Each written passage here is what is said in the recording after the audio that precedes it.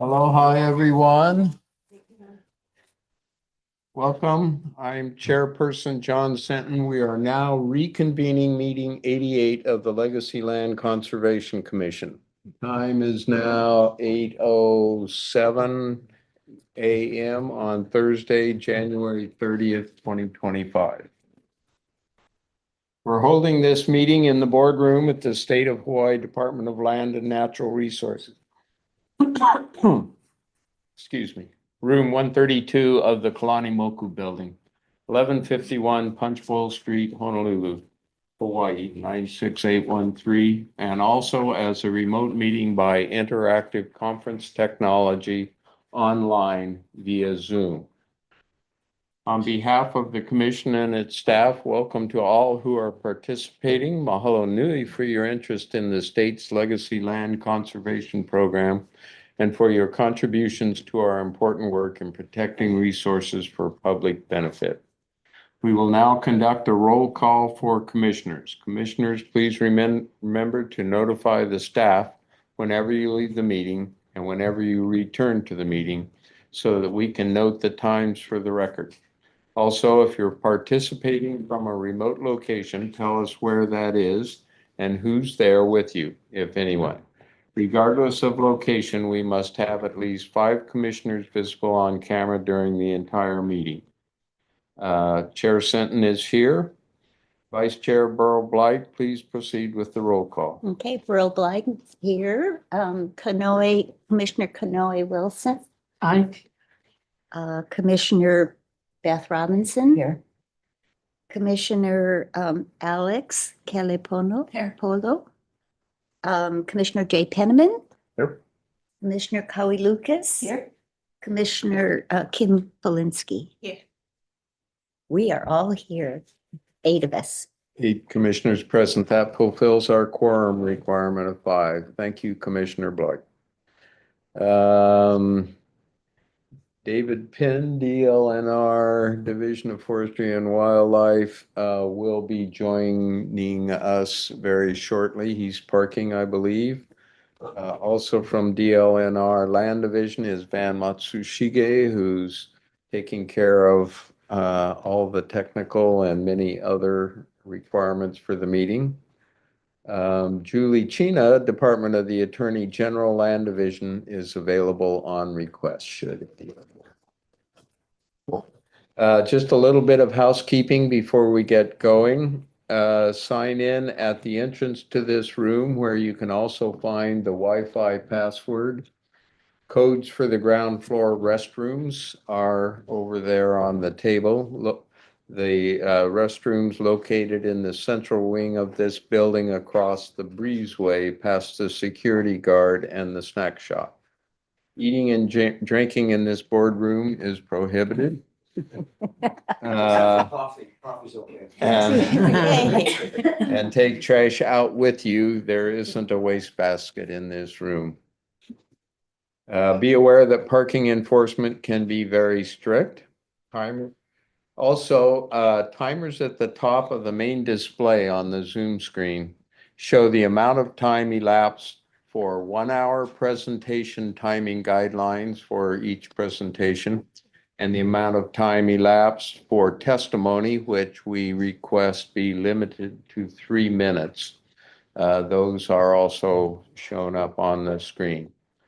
When participating remotely via telephone or Zoom, keep your audio signal on mute until the chairperson calls on you. When the chairperson calls on you to speak, please put the YouTube audio signal on mute. Please state your name for the record and put your telephone or Zoom audio signal back on mute after the chairperson calls on the next speaker.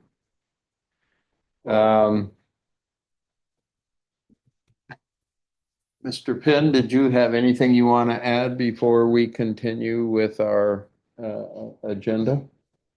Thank you all for coming in this morning, and hopefully we can move swiftly and get everybody home before something that might happen or might not happen does happen. Sounds good. Thank you. Yeah, no rush. Thank you. We will move along. We will now continue on our agenda for meeting 88 with item 2E. An application from Ho'ala Kealakekua Nui Incorporated for $1 million to acquire approximately 1.26 acres for Kokua Kealakekua, District of Kona, Island of Hawaii, tax map key numbers 38-1-009 007 and 008. Presenting, we have Shane Akoni Palakat Nelson with Heather Howard and the Trust for Public Land represented by Reina Ramolete. Welcome. Aloha. Aloha.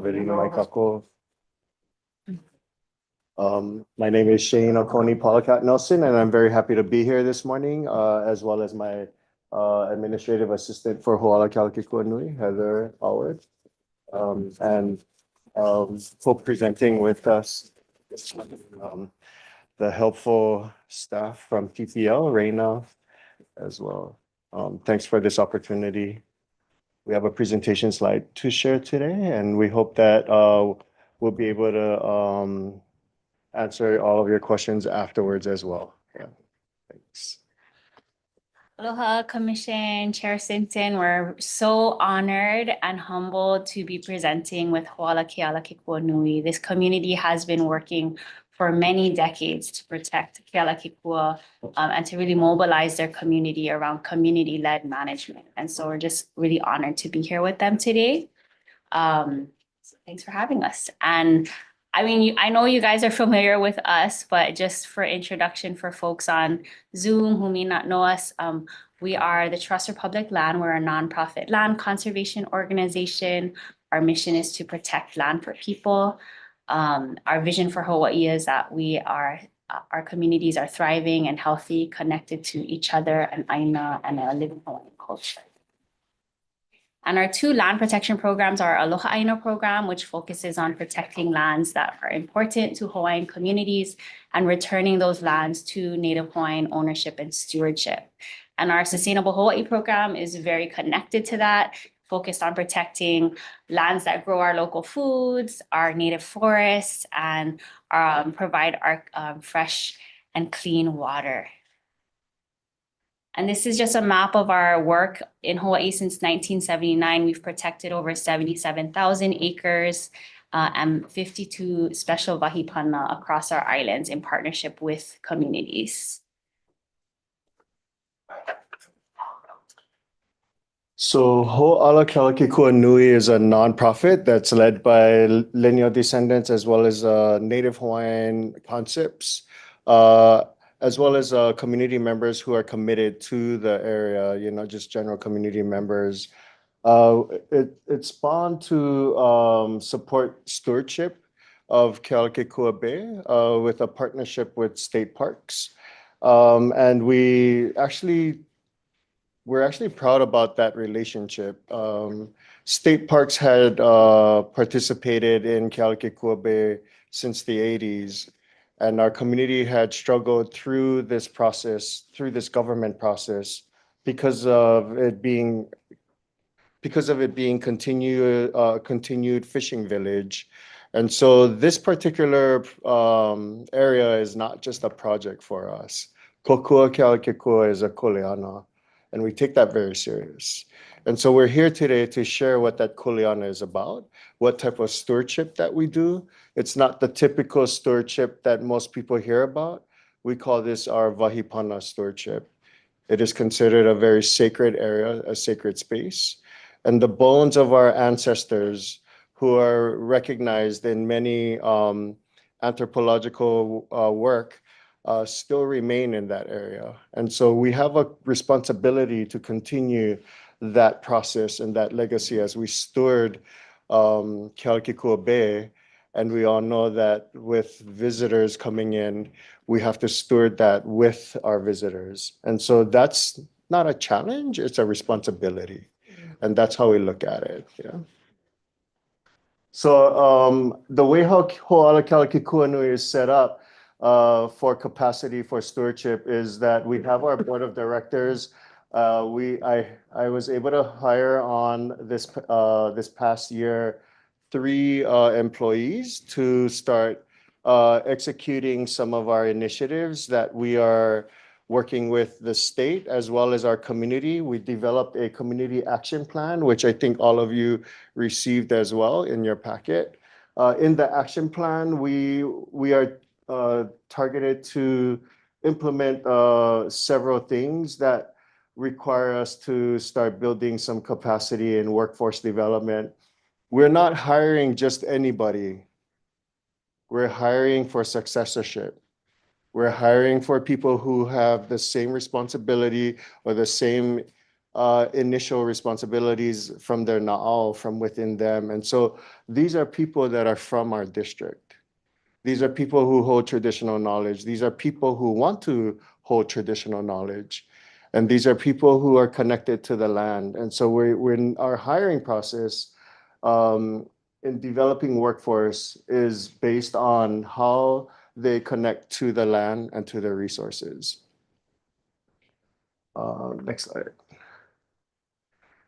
Our community support and partnership, Ho'alakalaki Kuanui was part of a collaboration of, as you can see, all of these partners, but even many more. I think through the pandemic, we got together and developed a community action plan through the Nature Conservancy that assisted us in facilitating our discussion. What this document did was pull all of our community members together. That was not an easy task. For over 40 years, our community had struggled to work on developing a community plan and a master plan with state parks. And I don't want to overspeak because I see Mr. Cottrell here as well. But I do want to mention that through this relationship and partnership that we built, we called ourselves an ohana, the Kapu Kapu Ohana. Kapu Kapu is the traditional name of Kealakekua. And Kapu Kapu Ohana means that we operate like an ohana instead of just a hui. It's not a group because of the responsibilities that we have. And as you see, we have some state offices as well as some nonprofits, as well as other community interests like Kupa from Ho'okena, our neighbors and our relatives in Miloli'i are also in support of our initiatives, as well as this particular kuleana with Kokua Kealakekua. And so you see a lot of makai initiatives, like things of the ocean right now. That's where we're focusing. But with the possible purchase of the Malka property, we're able to take our initiatives up Malka so that we can now focus on the entire Ahupua'a.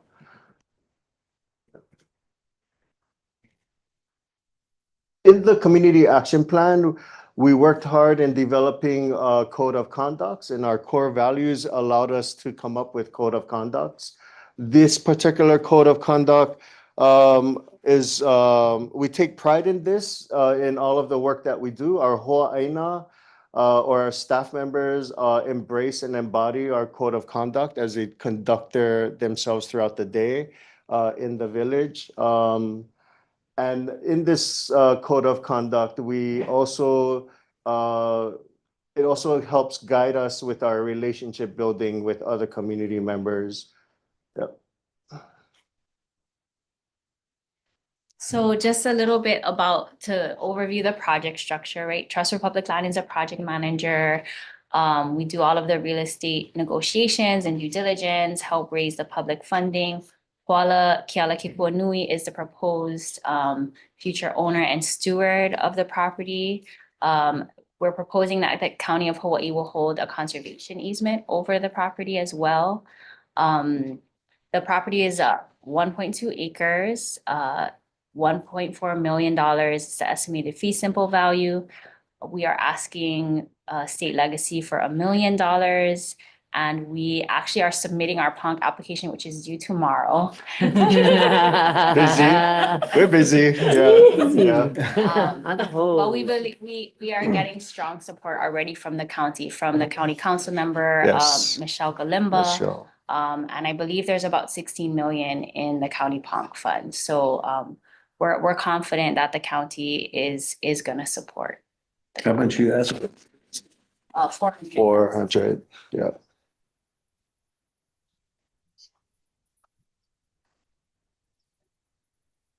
Oh, so this is a kind of a zoomed in map of the property, which is in orange. You can see Ka'avaloa Trail, just the very top part of Ka'avaloa Trail, but you can see where the trailhead sits right across from the property. The property is also very strategically located at this very busy and main intersection of the highway, which is really serves as a gateway into the entire Kealakekua. This is the only way you can get down to Kealakekua.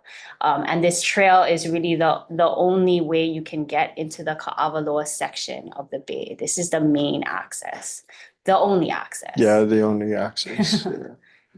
Yeah. Next slide Yeah. kind of is the zoom out map of, you know, the entire kind of landscape level impact that this very small piece of the puzzle, but very critical piece of the puzzle to managing this really incredible cultural and natural landscape. You can see the state park, which is outlined or shaded in green. You can see the Marine Life Conservation District in one of the most sheltered bays on Hawaii Island.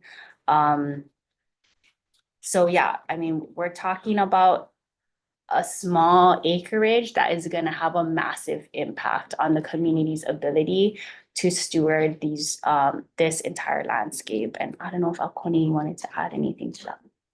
Just given the concept of hupua'a stewardship, again, like this is where this property is strategically located at a vow that or a location on the ahupua'a that's very critical, as Reina mentioned. Also the makaha, the only way to go into South Kona is through this intersection.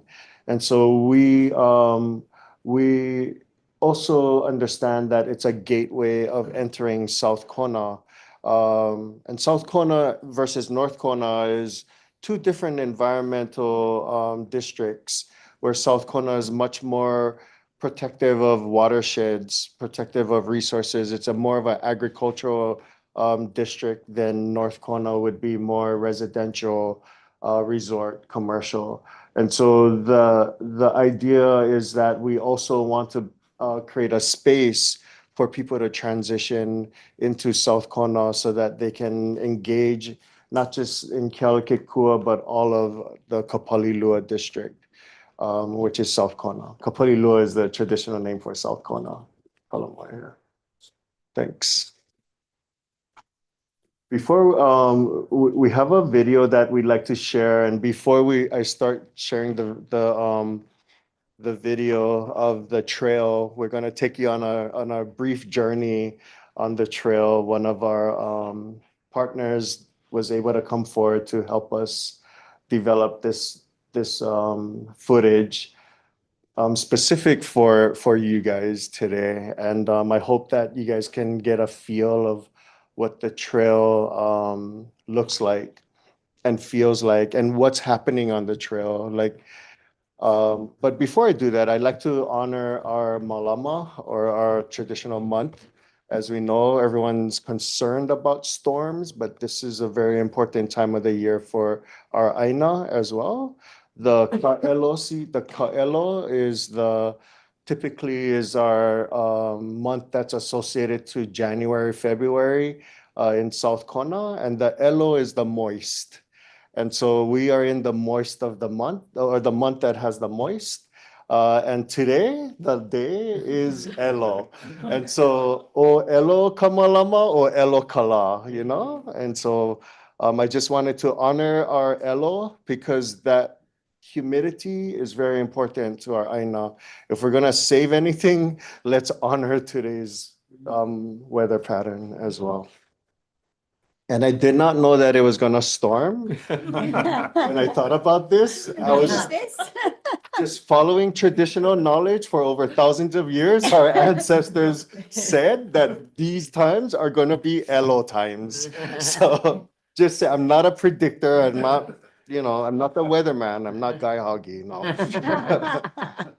Oh, sorry. Yeah, you can start there.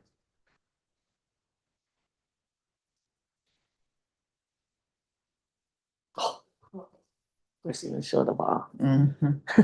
O mau kino e lono i kalani. He au loa, he au poko, he au ki he au loa. He au ho o paai kalani Mai uli uli mai mele mele. Mai ka hiki mai ulu nui. Mai hae hae. Mai o mauku ululu. Mai hakalau ai, mai ka aina o lono. E wahi o lono, e wahi aku ai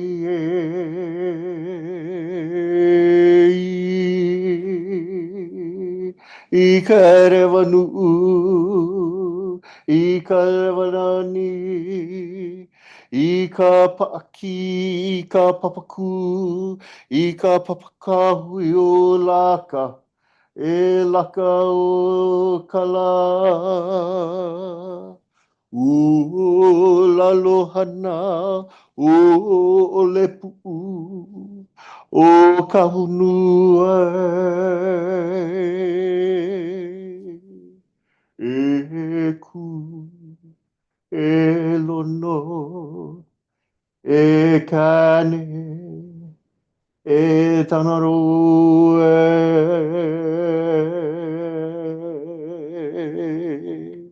e te atua I ta hikiku, mai ka hiki moi. E a ka mohei, e a ka alana, e ola e ke li.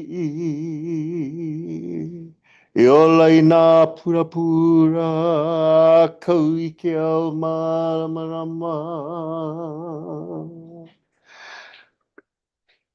E a ka ai o ka papahulili honua.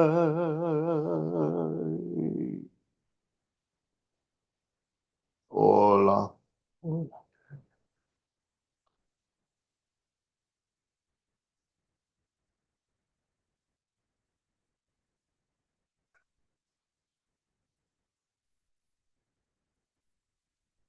So one of the main reasons why when the subject property came up for sale and we decided that our board decided that we wanted to take a pursuit to acquire this property.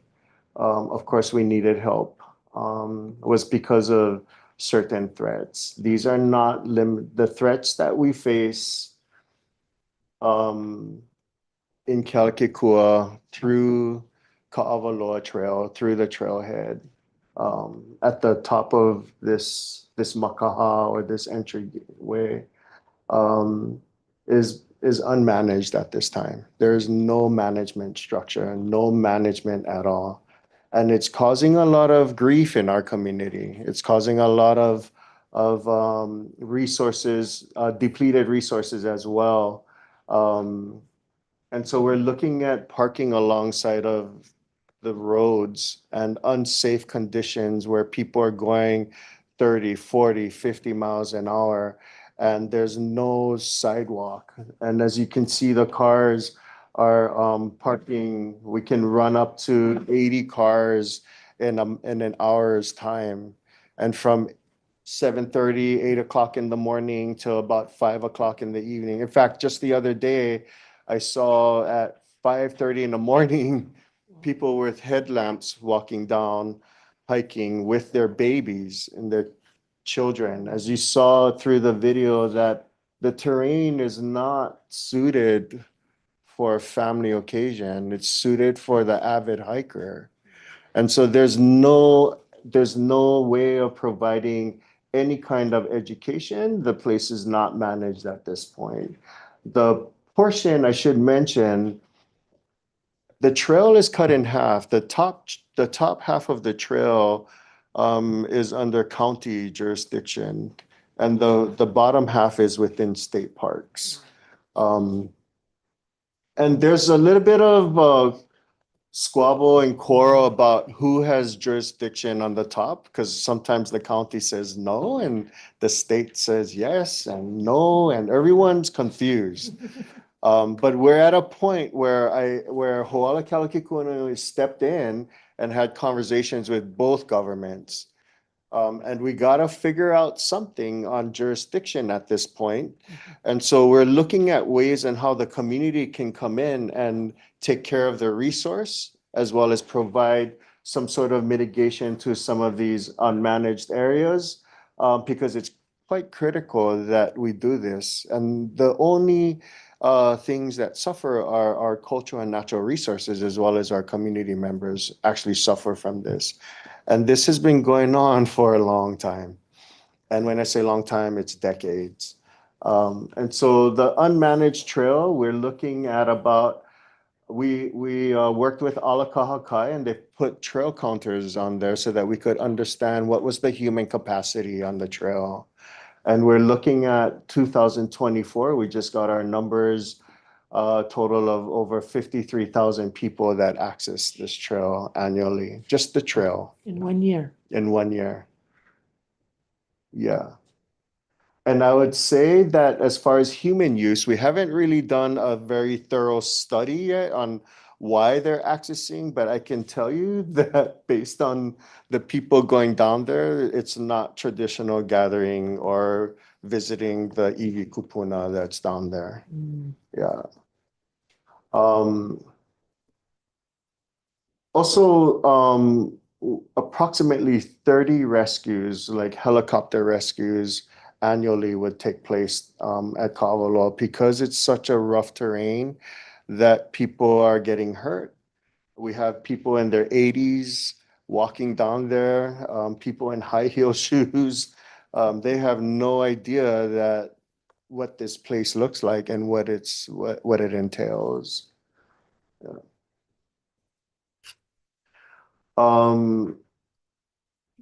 Yeah. Yeah, so as you guys might know, the property is currently listed for sale. And just an updated news, the day after we did the site visit with the commission, there was a cash offer that was put in on the property. And so if we're talking about urgency and threat, it is knocking on our doors. And we're really just so grateful that this opportunity is coming at this moment in time, and that you guys can be a part of the solution for Kealakekua. So, this is just some language from the listing. You can see how it's being advertised. It is a potentially very profitable location, a very attractive location for commercial development, to take advantage of all of the tourism dollars that are coming into the community. We really want to see regenerative tourism that's going to benefit this bay that is giving so much to the community and opportunities to visitors to really have a better experience than they're currently having. So after that cash offer came in, we worked very hard to secure a verbal commitment of a loan from a private funder. And so we are hoping that we can do what's called a buy and hold. This is something that Trust for Public Land very rarely ever does. Buy and holds are very risky for us. And we will only do a buy and hold if we know that there is, well, typically 100% of the funding secured, but the majority of funding secured, because of how risky it is to hold property, to pay, to pay all of what it takes to hold on to a property until we get the funds and all of the due diligence done to transition the property over to our partners. So I guess it's just to emphasize the importance of securing the funds today. Because like we said, we are preparing the documentation to do a buy and hold, but we need a positive outcome today.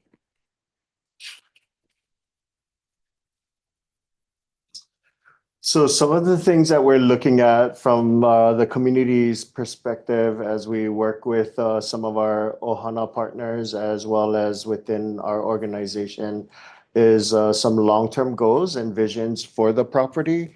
We're looking at restoring some of the native plants and the habitats as well as doing cultural interpretation so that people can follow at least part of that code of conduct that we established in the CAP. Also looking at a location for a stewardship center, a place that we can gather, a place where it was always used for gathering. Ironically, when we gathered with our commissioners, Uncle Davis Smith, who's one of the property owners, showed up at our site visit and offered some really good stories of his family and how they used to bring community every Fridays. His grandparents would host a community potluck gathering.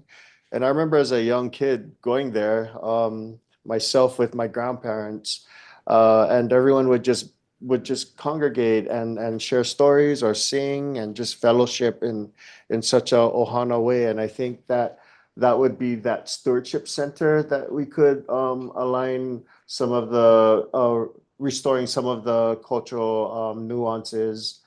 Also, the main point is to manage the trail access as well as parking. We're not going to provide parking for all of what the cars, all the cars that are there now, but we're also addressing with our other villages in South Kona on what the spillover looks like. We know that there's a population of visitors. We know what that number looks like now. And it's not an easy number for all of us to swallow in South Kona. So how do we address spillover? And so that's something that we are planning to, we already started working on the spillover population as well. And looking at partnering with other organizations like the Kona Historical Society and Amy Greenwood Botanical Gardens to help us with spillover for South Kona. We're also looking at, we already started implementing cultural protocols and part of the code of conducts in our Hanalima, our work days, our community work days. And we are we're continuously building ways on how to provide regenerative tourism that's specific place-based using traditional knowledge as as the foundation of doing regenerative tourism. So we're not just creating any kind of just money maker. It's like I said earlier, this is a kuleana. And so everything that we take into consideration must be aligned with the area. Yeah. We also will be creating a parking area for the area, and we're looking at building in the plan a shuttle service that we're also kind of mimicking Haena as well. And I think Kurt might allude a little bit with that about that in the entire master plan.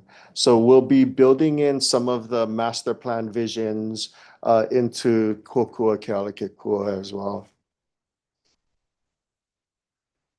Some of our short-term goals is we're currently rolling out education programs and cultural protocols to all of the boat tours that enter into the bay, which brings in about several 100,000 people a year.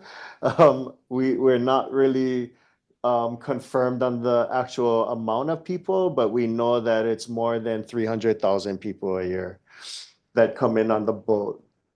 And so we're working on conducting cultural workshops with these boat tours. We start actually February 10th.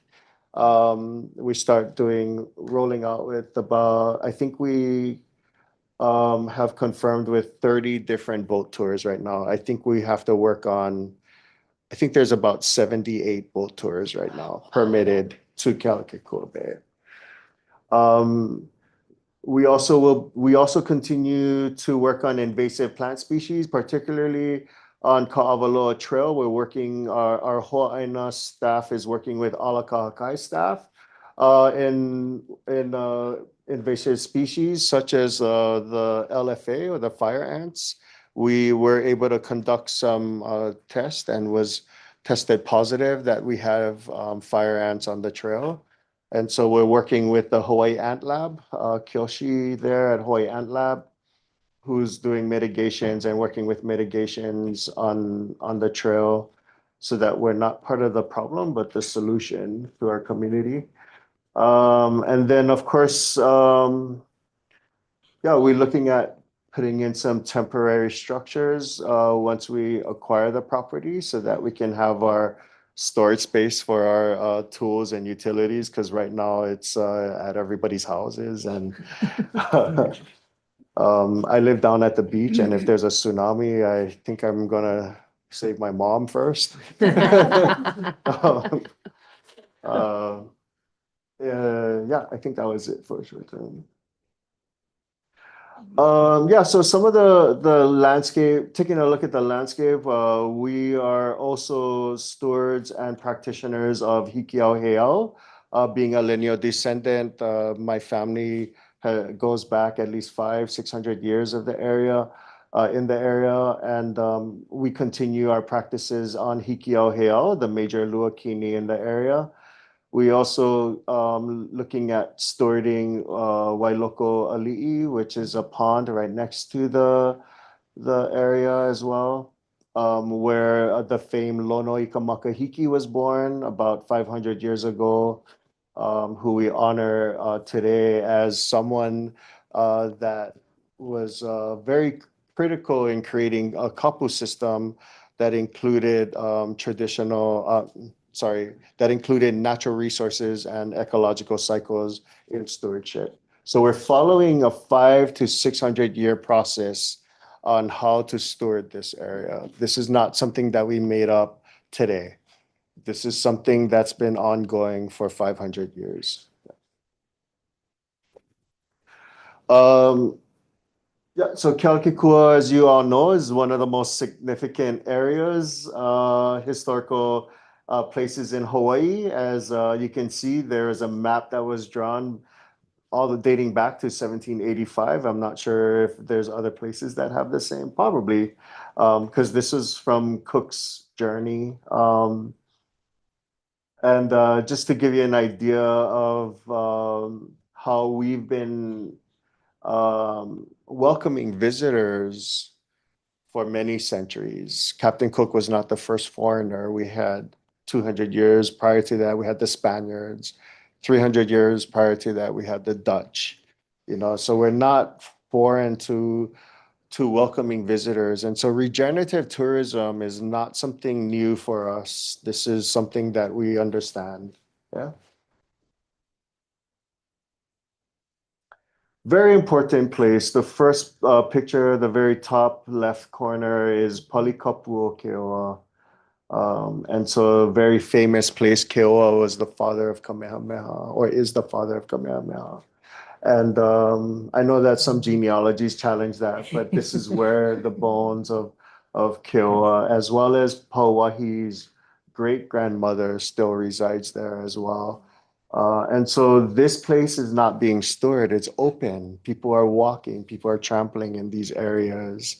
And also the other picture, I like this picture where we see the monument now, where King Kalakaua constructed the monument, and Princess Likelike was able to give this piece of property to honor Captain Cook's presence at that time, and not just Captain Cook, but honor the relationship between the Hawaiian government and the British government. And so that monument is not about just Captain Cook, it's about a relationship between two countries.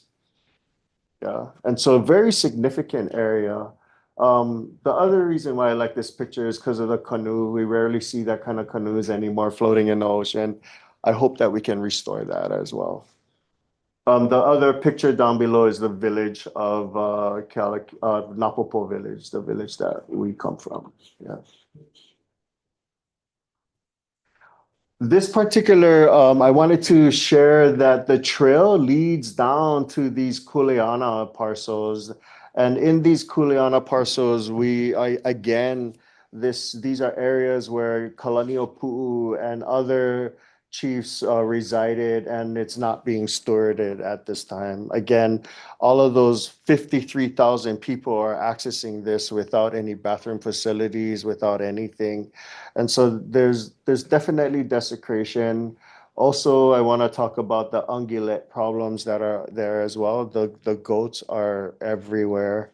And so there's no way of us stewarding the area properly so that we can make progress in our stewardship and preservation progress if we cannot start managing the access. Yeah.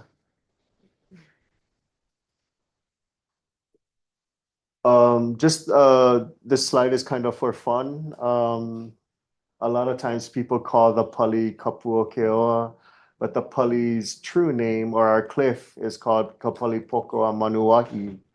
And just kind of giving you a perspective of all the different place names on the Pali and observation points of the cliff where a lot of our ancestors, so the Kapali Pu'ua Kaloa, these are the Kanaloa families, or the Lonoi Kamakahiki families are residing, those bones are residing in that part of the cliff. And so we're looking at hundreds of relatives that are buried there that are not being stewarded properly. Like people are flying their drones. There's not a whole lot of management going on right now.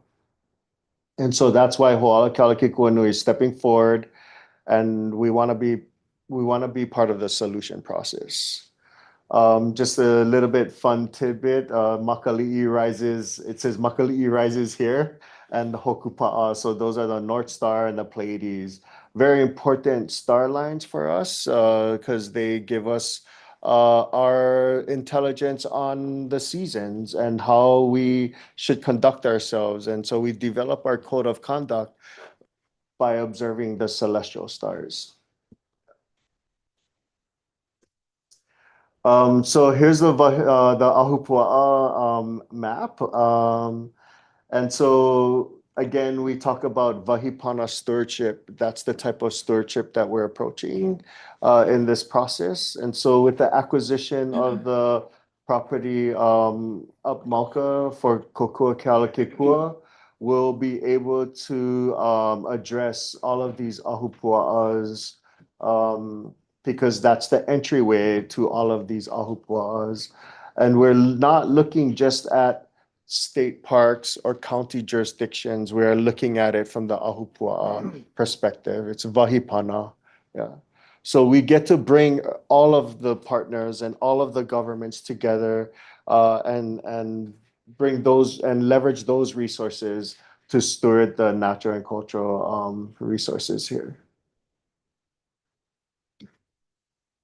One of the things that we are planning to work on this year actually we started with our coral project, which I'll talk about later. But we're looking at protecting our water sources. And so one of the things that I've done in our community was bring back the names of our rains and our water sources. In order for us to start protecting our water, we gotta bring back how our ancestors utilized the place as well as what these names are. And so we are looking at restoring the Opaiula as well, because that was part of the Opaiula was part of our kohanai or our fish koa. And so that's been depleted. I think I cannot give you any affirmative counts right now, but I know that it's been depleted to just sections of our bay now. So we don't even have Opaiula population at this point, which is alarming because that tells us that our ecosystem underwater has been changed. We're looking at Wailoko Ali'i Pond there. That's an old picture. I can't remember what date that was. As well as the Akule School, that's an actual photo of Kealakekua Bay with the Akule School, as well as the Ka'avaloa Trail head. These are the areas that we're looking at protecting our water sources.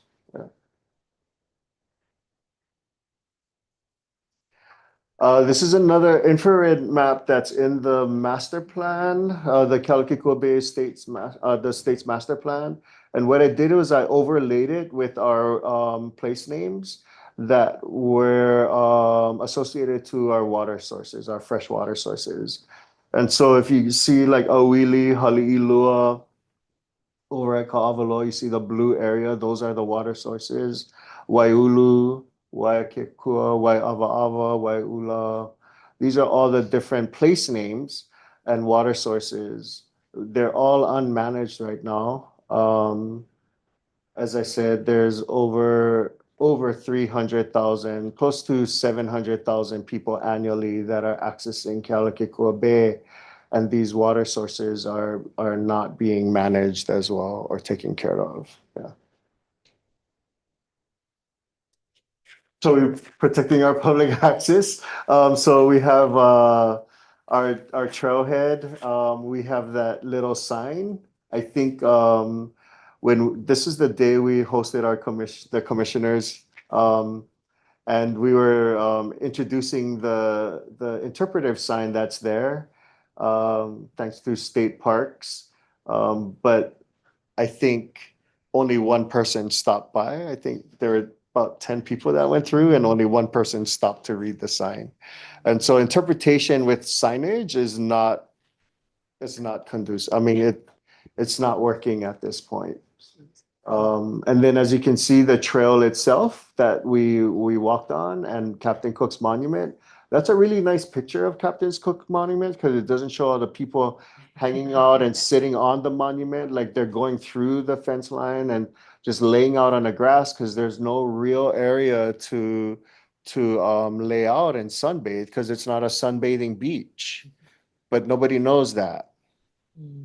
So people are hiking there or swimming there or kayaking there, and they're thinking that there's a beautiful sunbathing area. And the only place that they can sunbathe is on the grass lawn of Captain Cook's monument. I think I shared that yesterday with Mr. Cottrell over here, and he was like, oh my God, yeah. Yeah, next slide. So we're here. Oh, this is our Kanu project. So we are partners with the Nature Conservancy and Department of Aquatic Resources in West Hawaii. We launched a community-based. We're very proud of our community-based coral restoration project, as well as with other community members. We went and did a community-based coral restoration, and what I did was applied the kumu kanawai, which is an ancient kanawai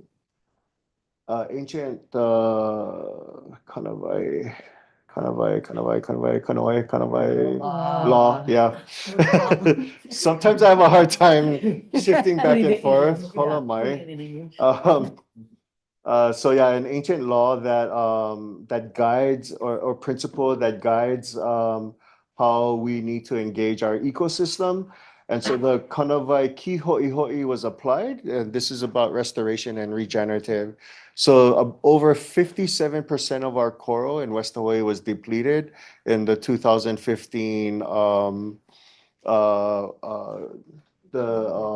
bleaching, the coral bleaching, and about close to 97% of our coral in Kealakekua Bay was depleted at that time. And so we started working with the Nature Conservancy, and actually next month, yeah, is a 1-year anniversary. And so we had some great success. Our community continuously assists in doing the restoration, and everyone had to learn the protocol. All 300 people that arrived, we had big signs of the protocol, and everyone chanted, and everyone did the protocol to plant the coral. Everyone went out and swam while we had the scuba divers. In fact, that's my nephew. He was 16 years old at the time, and he was able to go through the scientific diving course that most times it's only offered to masters divers. And he was able to plant the first coral there. And he also set the stone for the coral table to be set in the water as well. So very community based and aligned with our Kumulipo as well. Yeah, and so that's a success. We're continuously working on that. We're also working with federal agents on protecting our Nai'a every single day. Every single day, people are out there swimming and violating federal regulations, and there is no enforcement going on. And so the Nai'a population in my lifetime had dwindled from at least 1,500 down to 130 to 200 per in our pod. And sometimes they don't even return. They go to other bays. And so that causes a lot of problems because the Nai'a's job is to break up the big, large Opelu schools during their seasons and bring them into the bays. And if we don't have the Nai'a doing that on their cycle, we're not going to get our food. And so it's important that we protect these things. It's not people's religious rights. It's our right to food. That's been done for centuries.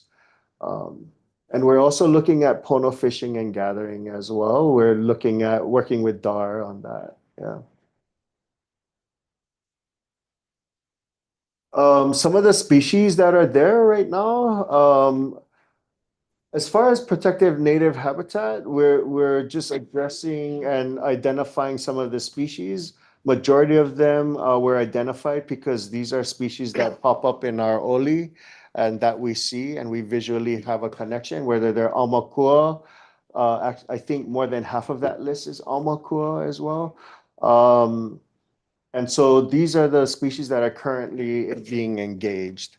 There are species that are not on this list that used to be there. We did not list them here, and we're hoping that we can restore that, particularly some of our bird species. We believe that the bird species was part of seeding, Malka and Makai. It wasn't always seeded by humans. So if a particular bird is not eating a particular seed and spreading that seed, then we're not having our native plants also growing in the area. So we're looking at ways and how we can continuously have our relationships with these species and or these habitats, and looking at ways on how we can probably and possibly restore some of the ones that are missing. But we're not going to do it unless we're confident enough to have a relationship with the species. We're not just going to bring something back and try and see if they just naturally occur. No, we're going to make sure that we have a relationship. Yeah. Again, for the plants, so in the plants, we also went back about 700 years to our ka'au, or our story of Kamiki, to figure out what kind of plants that were growing, and then what are the plants that we see today.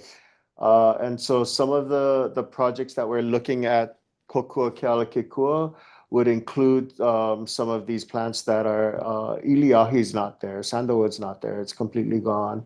The ava's very minimal, and the name Ka'avaloa comes from the ava that grows in the sandalwood tree. And so this particular ava does not grow in the ground. It actually hangs from the and that's the ava ilani that hangs from the sandalwood tree. So that phenomena is not happening, but that phenomenon is preserved in the name. So if we would like to restore that phenomenon, what does that look like? How did that happen? That was not induced by human behavior. That was some sort of animal behavior that took place. So those relationships we'd like to restore, and we see that happening at the subject property. Yeah, so we are also using our mo'olelo of different mo'olelo that were passed down from generation to generation. We are also looking at restoring the Kona field system. Manu'a and Kuapehu are the main field systems where the subject property is at. As you can see, this is where we're actually on the property the day our commissioners visited. There's a house on the property that was built sometime in the 1930s. That was Uncle Davis's grandma's house. And then we're looking at restoring some of the mala or the like kalo and the uwala and the ulu that we see kind of growing wild right now in the area. Yeah. Oh, sorry. One more thing about that picture was that Uncle Davis talked about the soil concept. So I know that in one of our songs that were passed down from generation to generation, actually honored the soil of Kuapehu of this area. And so I asked him about it, and he said that the soil is so rich. I feel like it's just going to waste if we're not gonna start using it for plant restoration. But yeah, I just wanted to share that. We have some view planes that we wanted to collect as well. So this is, as you see, the Ka'avaloa Trail, and part of it is damaged, as you see. So to get resources there, we have to bring them down on the trail. We can use helicopter, but that gets kind of weird because of the residents that live around the area. But that's the trail that goes all the way from Mauka to Makai with that kind of view plane. As you see the other one, the lower one, you can see Palikapu Keoa and Palipu'u Kaloa, where the bones are located inside of the cliffs. And then, of course, the view plane from the property as well.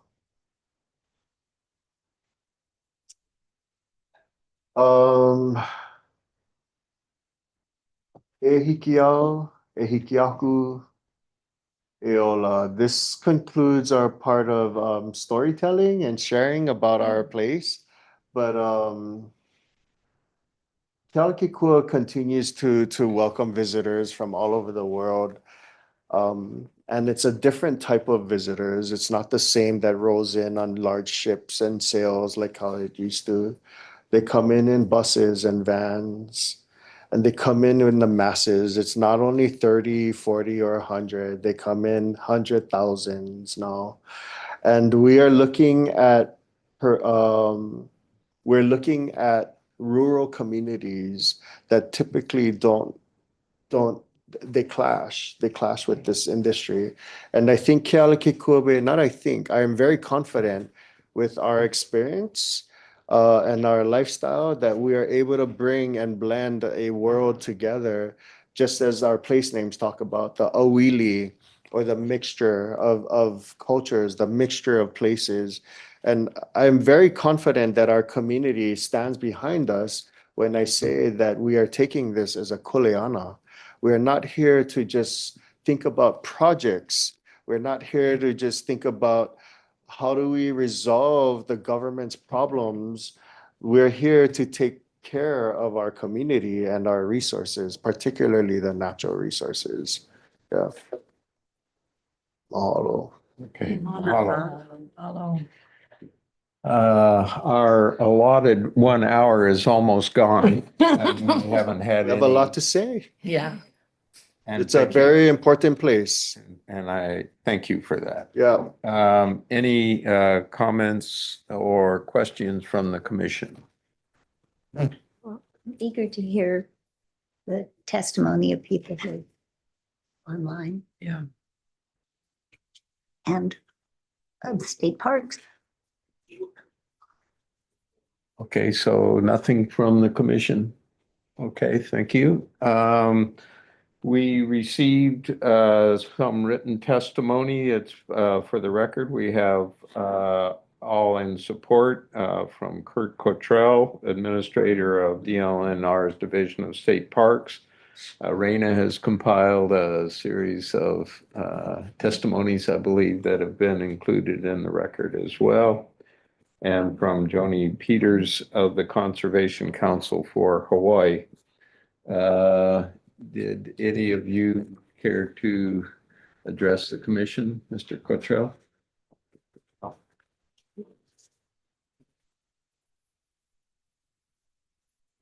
We asked the testimony be limited to 3 minutes. Yeah, I got that memo. My first request, besides having you approve item 2E, is I get 3 minutes and 47 seconds.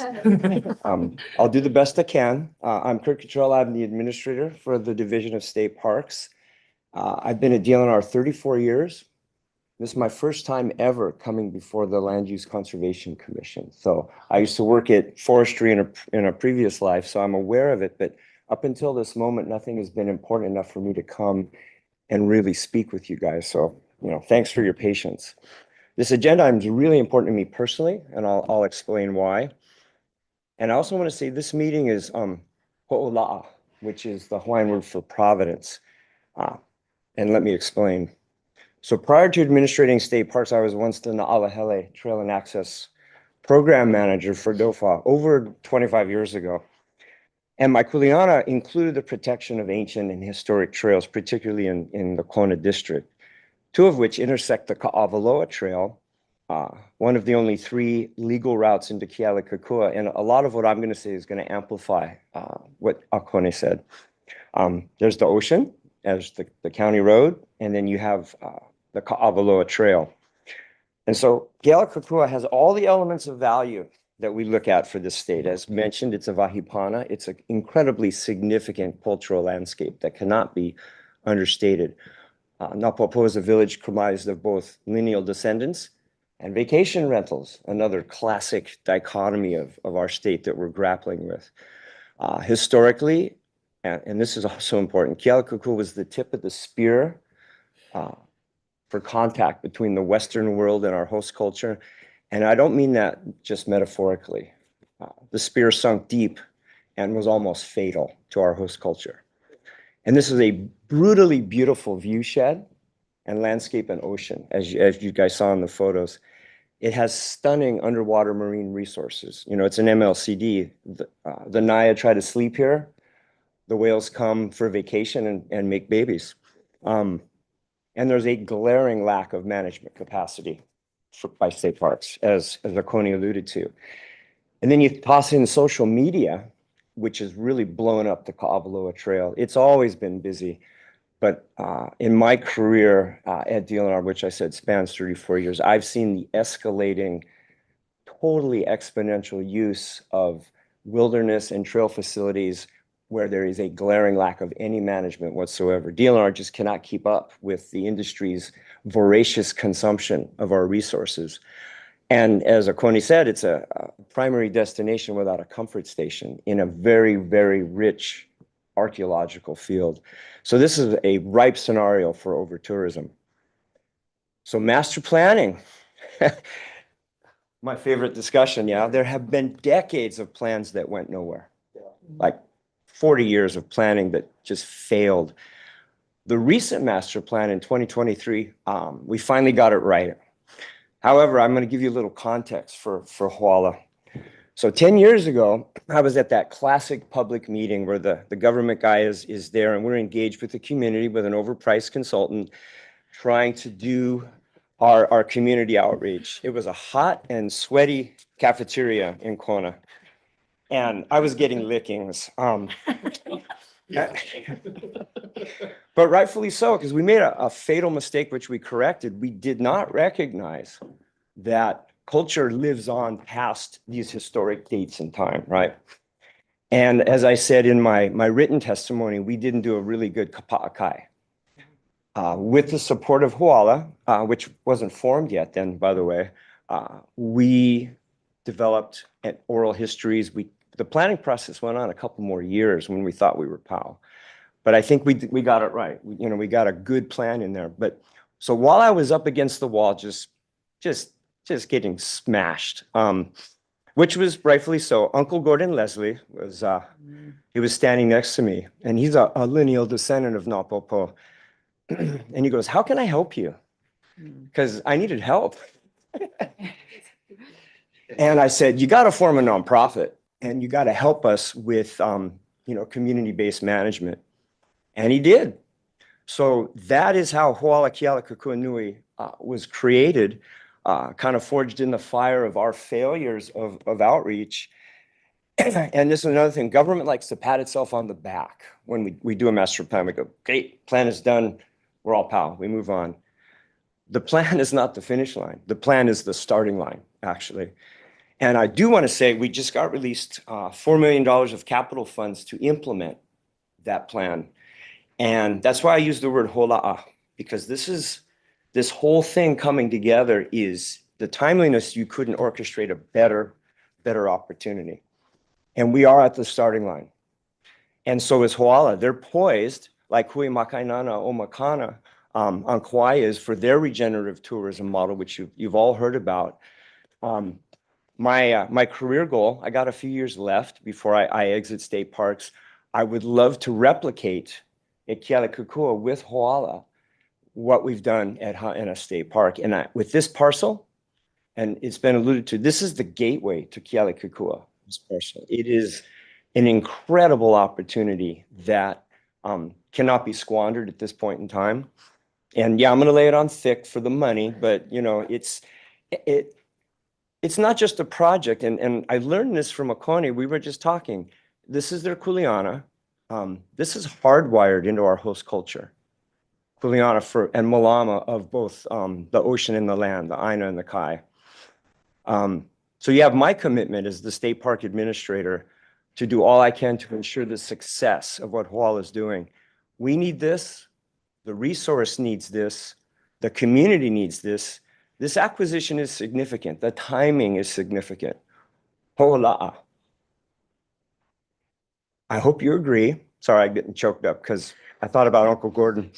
See, I'm not them. I don't even have the cocoa, but I'm Irish, so close. Okay, yeah, you're island people too. Yeah. Right. So anyway, thanks for the opportunity, and I would welcome, any questions. Okay, mahalo. Thank you for your testimony.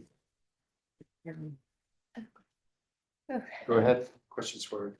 I unfortunately was not able to go on the site visit, so I don't really understand the relationships of all the places.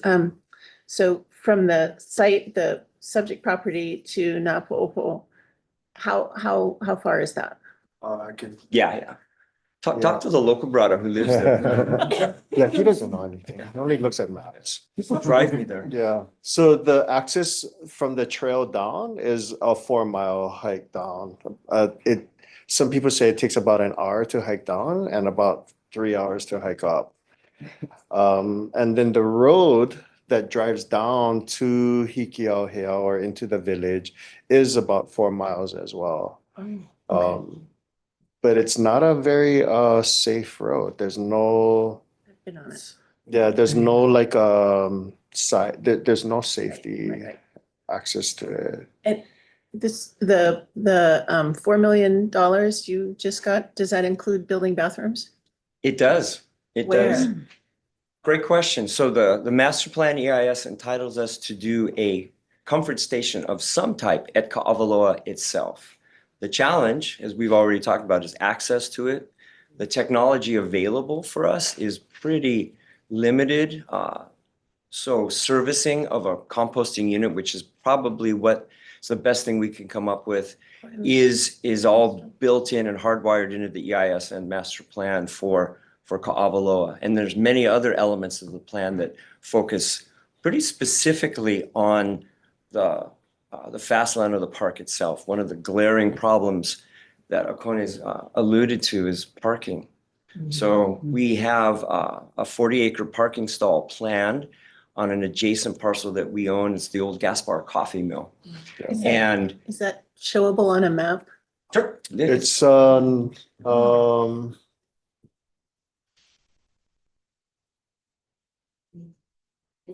the North Coast. yeah, it's just above it's in the village. Yeah, Yeah. that's my great great grandpa. The Yeah. Gasper Mill area was my great great grandfather's mill. Yeah.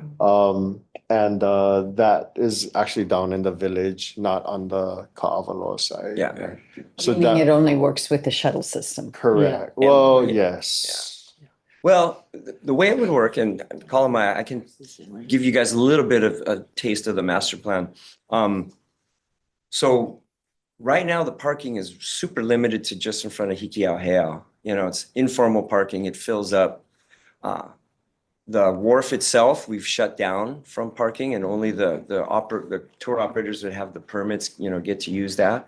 The plan would be with our modest 40 stall parking lot. When we were doing the plan, we've learned a lot since then. Reservation systems were not in our tool chest when we started doing this planning process. And again, Haena has been, you know, our learning curve on how we do advanced reservation in rural communities with lineal descendants that are plagued by over-tourism. And Haena is working. It's working super good. It's working really well. And so we've exported reservation systems to Diamond Head and Iao Valley, in addition to, there's one more. Oh, Wainapanapa. Yeah, Wainapanapa. Yeah. And again, there's a theme going on. Wainapanapa, rural community. We've hired lineal descendants from Hana to manage the parking and entry at Wainapanapa, at Haena. Diamond Head it's its own animal. We have a private sector company. But I'd like to replicate that with Hoala. So I'm really their best advocate, trying to build up their capacity so that as our CIP unrolls, their capacity is coming in right behind it, so that we can do like we did with the Hui at Haena, is give them a concession lease of some kind. We're getting ready to do that for the Hui, that would give them the management authority to essentially run the parking lot. The Hui built their own advanced reservation system. It integrates with the shuttle that the Hanalei Initiative did. This parcel is like the linchpin to them being able to replicate a shuttle-based access. So the 40 stalls can be reservation-based, so we can reduce impact. Income can be generated with the advanced reservations, ideally managed by Hoala. And then with this parcel, you know, and a shuttle, it's additional way to reduce impact along the county road to get people into Kealakekuk. But most importantly, it's a way to take this many people and compress them and organize them into an economy of scale where it makes a lot more sense. But Oconee already mentioned it, they're going somewhere else. So wherever we squish them, you know, here, the tourism industry is going to spill out in other places. But my motto has been, we can only deal with over tourism one park at a time. Yeah, so. I have a question. Yes, go ahead. I noticed you didn't mention about even national park, right? Because you have Pu'uhonua, Yes. Honau now on the Yes. other side. Yes. I'm just wondering that even that relationship, because I know that is also an entry point, right? So as lineal descendant of the area, it's connected to National Park, the Pu'uhonua. Mhm. And so they're overflowed already. Mhm. And their overflow spillage is going into the Hononau village. And so they have their own kind of, I guess, their own problems dealing with their natural resources as well and their access. And that's also a boat landing for all of us, because we don't really have a boat ramp in Napopo. So we have to go to Hononau to launch our canoes. Right. But that is also, they're also capacitated, and their numbers reach up to, when I asked them about their numbers, last year was 860,000 people that they received, but that's only what they counted, Mhm. right? When their booths are open, and their booths are rarely open. And so they're dealing with the masses from the boat days and all of that. And it's that they're a tourist attraction, and so they're only getting the visitors, right? The local community is quite small as well, same like Kealakekua. So the spillover is already happening. Mhm. And so the cousins are calling me from down south, and they're like, hey, keep your people to yourself, yeah? In fact, get some of them that might be able to do testimony today that probably will talk about the spillover effect and how it's gonna impact the rural communities and their sustainability, right? Like some of our households may make 20,000-30,000 a year in monetary economy, but the other part is supplemented by fisheries and farming. And so without that, if that's damaged, then they'll fall into poverty that we would not be able to help them with. The government would not be able to help them with, because their skill level is fishing and farming. Sorry, and then one last one. Did I hear correctly? So you guys already have a stewardship agreement with State Parks for Hikio? We had an adopted agreement. So I was just in the office yesterday. That's why We're renewing it. They have an adopt a park. we have an adopt a park that we have Yeah. to renew annually. Yeah. Okay, Yeah. okay. Yeah. And then do you foresee something similar like that with Ka'avaloa? Kavalo is inclusive. It's part of the park. Oh, it Yeah, is, Yeah. okay. It's So part of the- the 512 acres. As they build capacity, we got to produce the piece of paper to cover our COLA. So they have an adopt a park. The other option is a 5-year curatorship agreement, but we're going to accelerate their development. I'm going to help them move from do not pass go directly, ideally to a revocable permit. Yes. Because under a revocable permit, there's a really key element. You can generate income. Yeah. And We that's get to going to collect be revenues. for regenerative tourism to work. Yeah. The local community needs to be empowered with the legal tools to co-manage with the state in order to generate the income for their own capacity. Yeah. So that's kind of the plan, ideally then transitioning into a longer term Long-term, disposition. Yeah. Mahalo, thank you. Okay. Any other comments from the commission? I just want to say, having been on the site visit, it was impressive not only in its organization, but the kind of collaborative effort that we're seeing here between entities, between state and the nonprofit sector and the federal agencies is really impressive. I mean, it's so rare to see that kind of cohesion. And so I just really wanted to mention that to the other commissioners. I think it came across in the presentation, but it was, you almost couldn't tell who was who on the trip. Family, Ohana. Yeah. It was Kapu Kapu Ohana, Ohana. completely. I'm not seeing any hands raised on Zoom for testimony, but so I'd like to, Oh, Wait, there's there's Rebecca. okay, call on Rebecca Most. Please keep your comments brief. Aloha, thank you. My name's Rebecca Most, and I live in North Kohala on Hawaii Island, but I used to live, and my ohana still lives in Kealakekua Bay. So mahalo piha for the opportunity to testify in support of the TPL application for Kokua Kealakekua in collaboration with Hoala Kealakekua Nui. My career has been dedicated to supporting community-based management initiatives for conservation for the past 20 years. And in my previous role at the Nature Conservancy, I supported the community of Kealakekua by facilitating the Community Action Plan the presentation, a process that took over 2 years. The strategies that the community identified in that plan catalyzed capacity building for Hoala Kealakekua Nui and the partners to co-manage Kealakekua with state, federal, and county agencies, as you've heard. This proposal before you guys is a key ingredient for the plan's goals to be successful. I supported Hoala Kealakekua Nui to secure funding for the next 3 years to increase their staff capacity, including the on-the-ground Ho'aina and outreach coordinators to better manage the over-tourism in the Bay. And the Hawaii Tourism Authority identified Kealakekua as a tourism hotspot in need of additional support to manage the thousands of visitors daily.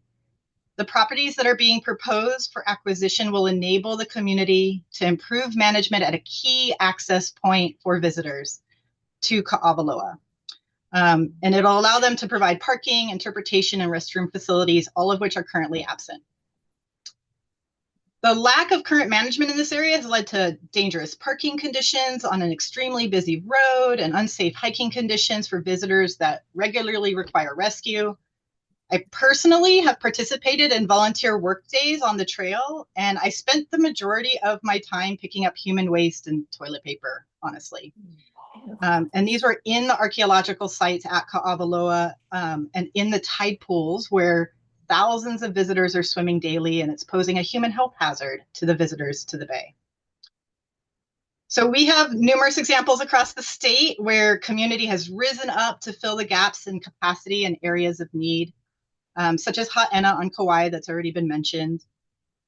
This area is in dire need of additional management from both the cultural and natural resource perspective, and I have full confidence that Hoala Kealakekua Nui is ready to take the Kuleana on. So mahalo for your time and opportunity to support this proposal, and hope you all have a very good day. I'll pass it on to the next. All right, thank you for your testimony. I see a hand raised from Uilani Napo. Please go ahead. Aloha mai, Uilani Naipo, ano ai me ke aloha ia ka kua pau. I'm Uilani from the village of Miloli'i. My organization that I represent is Kalani Hale, a nonprofit, much like Koala Kealaki Kuanui. Our kuleana is to malama our space. And, you know, it's been said, my testimony is really changing because I heard Akoni speak, and you know, I'm not crying, but I must say Place to cry. the bold move, unveiling the ike of the umeke, and it's a really bold move because a lot of us, we've had long walks in the middle of the night saying, what, you're gonna say that, you're gonna unveil that? But he's at the point that he has to make that bold move for his community to fix it. And, you know, everything he talked about the human impact to our Wahipana is the same thing I faced with Miloli'i. So we've had these conversations. I did similar moves of having to unveil that umeke of knowledge just to get the attention and the support we need. He ali'i no ka'aina. And so I just want to commend him. And we're a supporting partner for Kealakekua. We support him on his coral restoration. And as he works through his management plan in details with his nephews to monitor in the marine and the shoreline area. A great example is that his nephews that were certified, scoop certified, come down to Miloli'i and they dive in our waters to do our management of our marine resources. And very shortly, they're returning back up to Kealakekua to do their kuleana in their own home. And so this is the partnership we do to each other.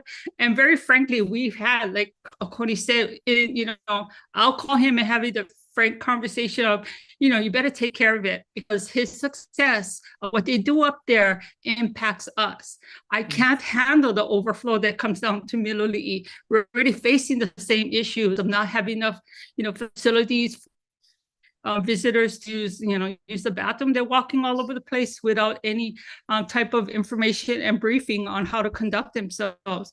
And so I wish them, and I'll always be there to support them. Thank you so much for the work that you do as a commission. It's very important. Mahalo. Mahalo for your testimony. Thank you very much. I don't see any other hands raised. Alina. Yes, I'm sorry. Ms. DeLima, you have your hand raised. Please go ahead. Aloha, my name is Elena Divina, and I am a resident of Napopo and the last of the original founding members of Ho'ala Kealakekua Nui. My late husband is Uncle Gordon's nephew, and so I'm his niece. And actually made a promise to Uncle Gordon on his deathbed that I would carry through his kuleana. And so this is very meaningful to me. My late husband, his family was one of the last families to actually live at Ka'awaloa.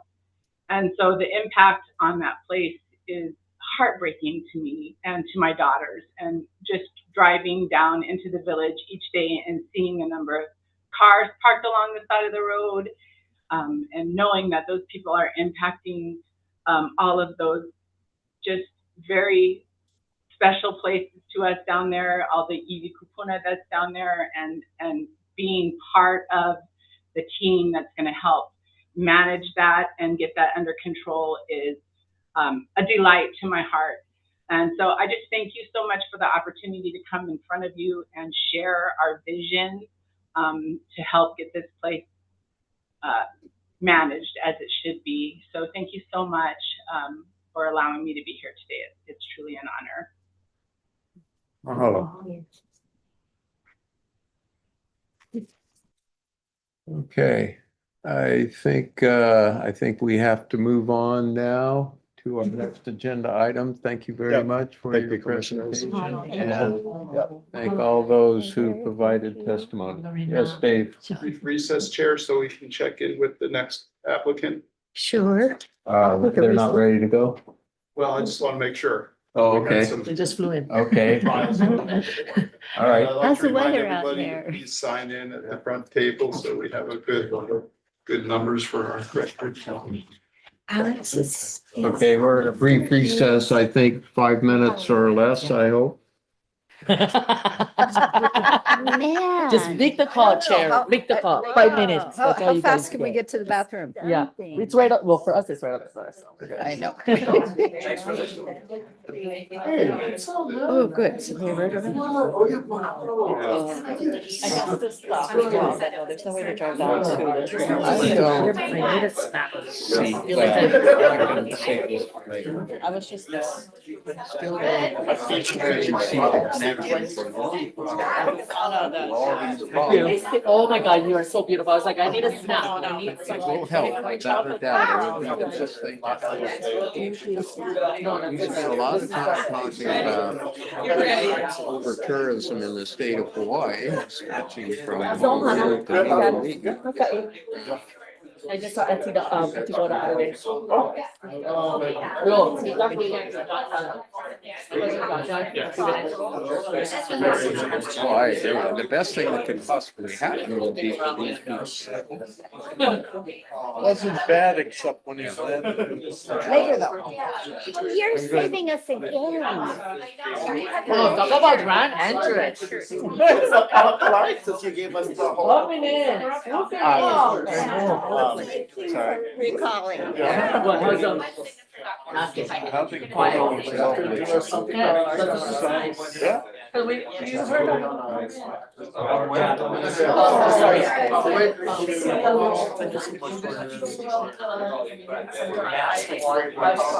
Just. This Friday? And then we're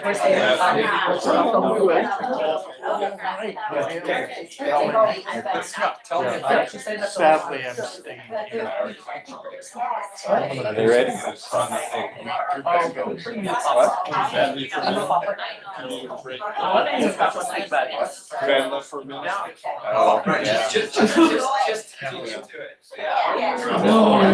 They had all kinds of stuff. Goodness. Anyway, well, I was thinking about specifying real quick, but then you were like, my meeting is open. He's like, I know.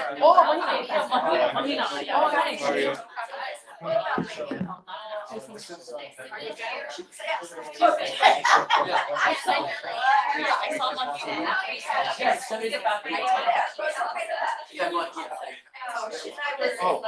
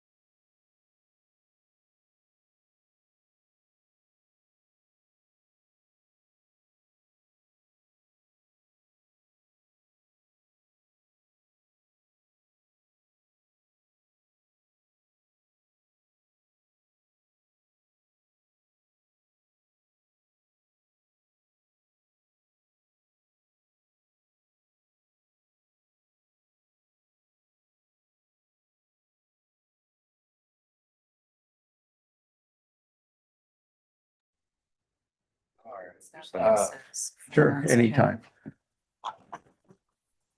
Okay, we're going to reconvene here following recess. All the commissioners are present.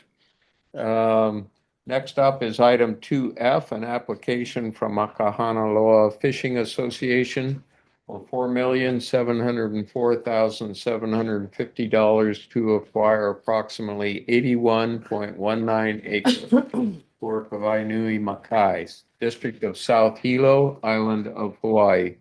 Tax map key numbers 2-7-010:027, 2-7-011:001. And Blake McNaughton will be presenting.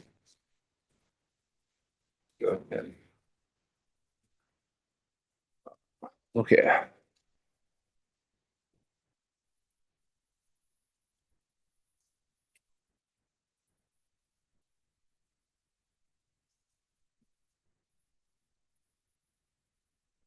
Oh, yeah.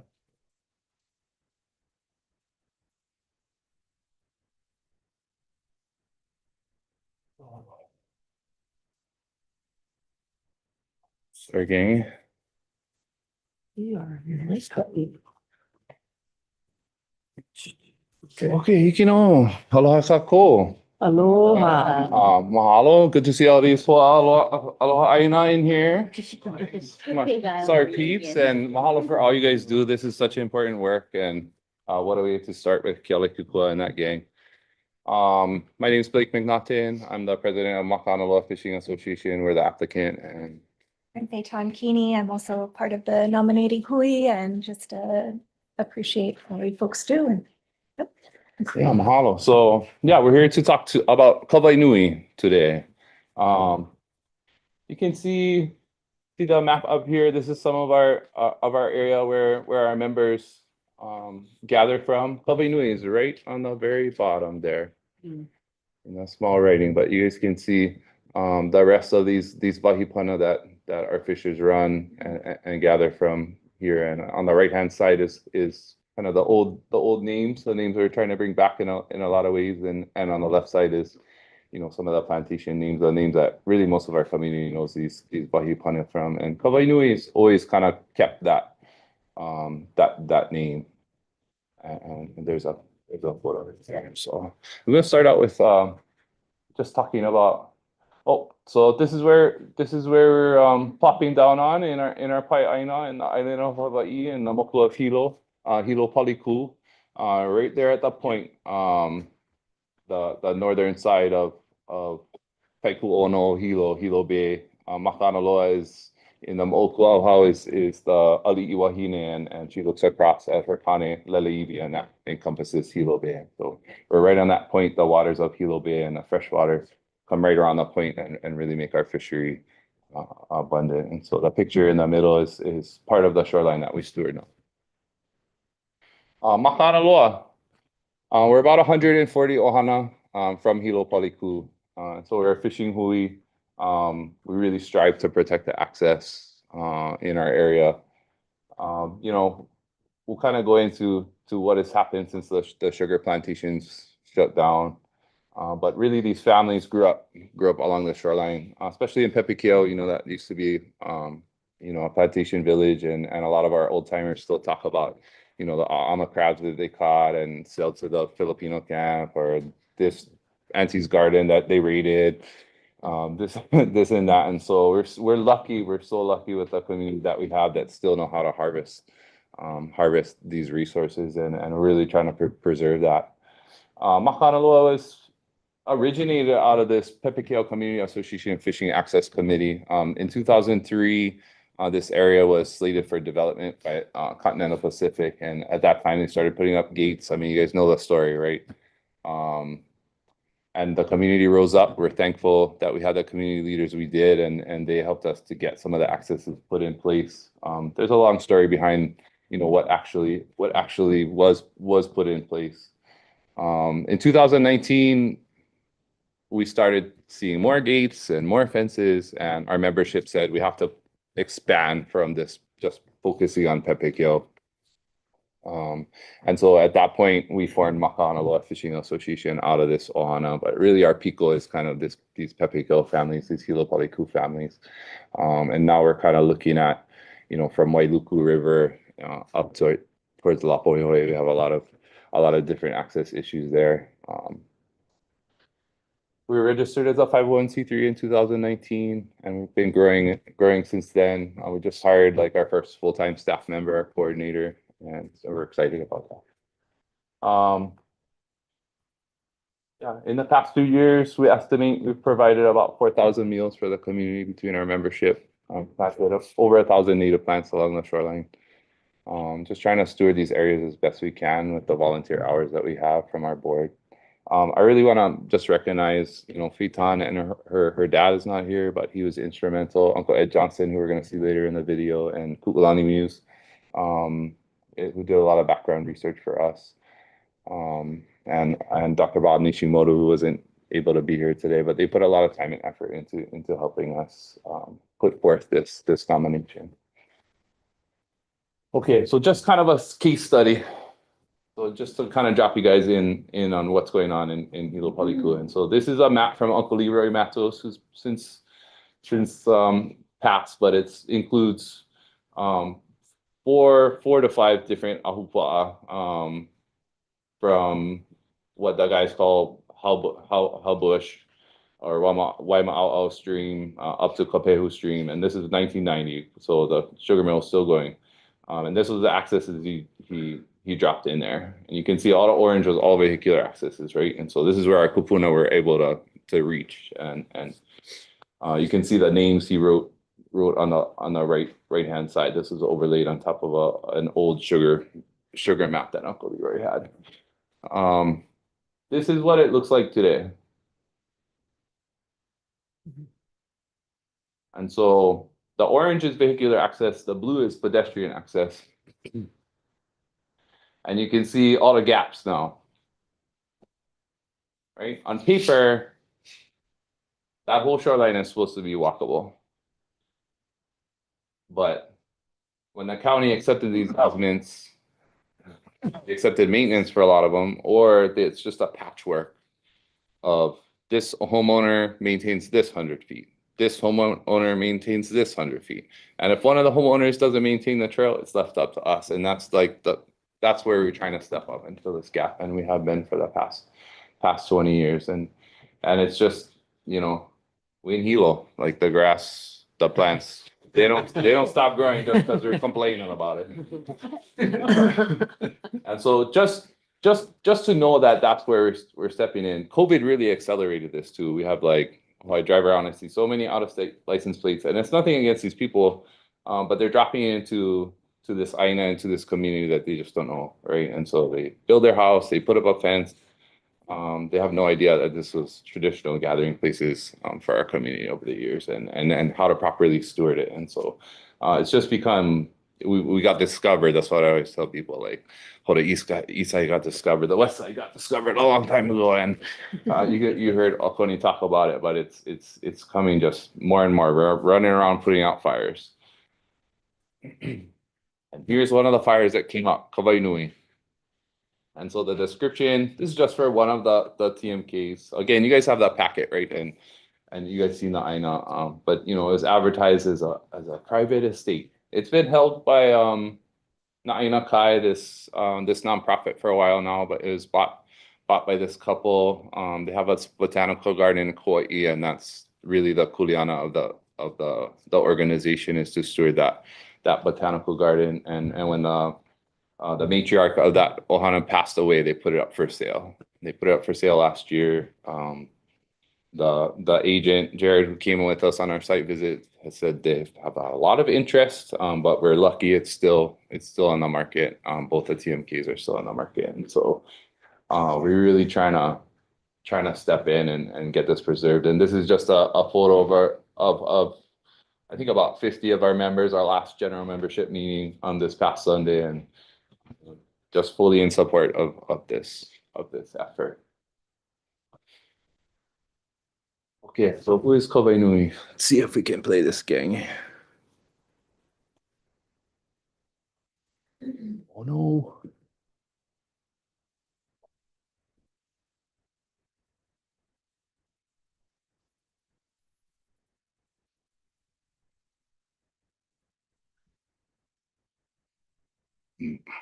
Well, this will be a problem for the next one.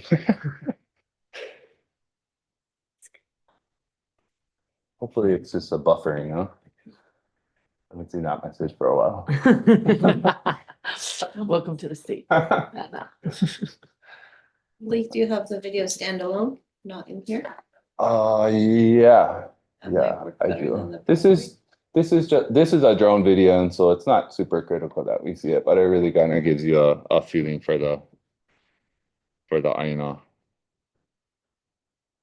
Yeah, you have like Yeah. a folder of them. It might be easier to play them Yeah. by themselves. I have it. Give me a second, gang. Take your time. You got an hour. 50 With all minutes, but your- who's counting? Yeah, we're gonna try to keep in our 20 minutes, if we can. I have it, but I have to. Restart off. Here we go.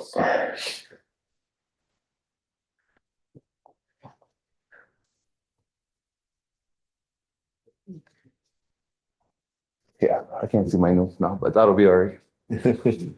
So you guys see that really our Fisher's relationship to this place starts right there. Yeah, at the Muliwai, at that intersection between Kane and Kanaloa and just the abundance that's in there. It's kind of a deep water estuary.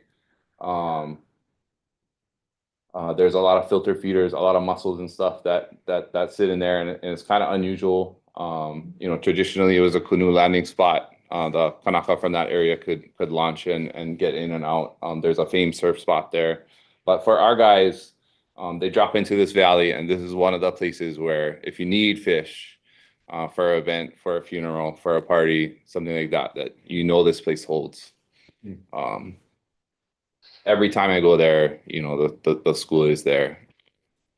And the fish run not just where the waves break, but up into the stream. You can see those folks right there in the picture. The stream runs up and then it crosses Old Mamalohoa Highway. It's a well-used site by our community. It's a place where a lot of the kids from the neighborhood walk down the road. They jump in the swim hole right there. You can see the cars crossing over the bridge.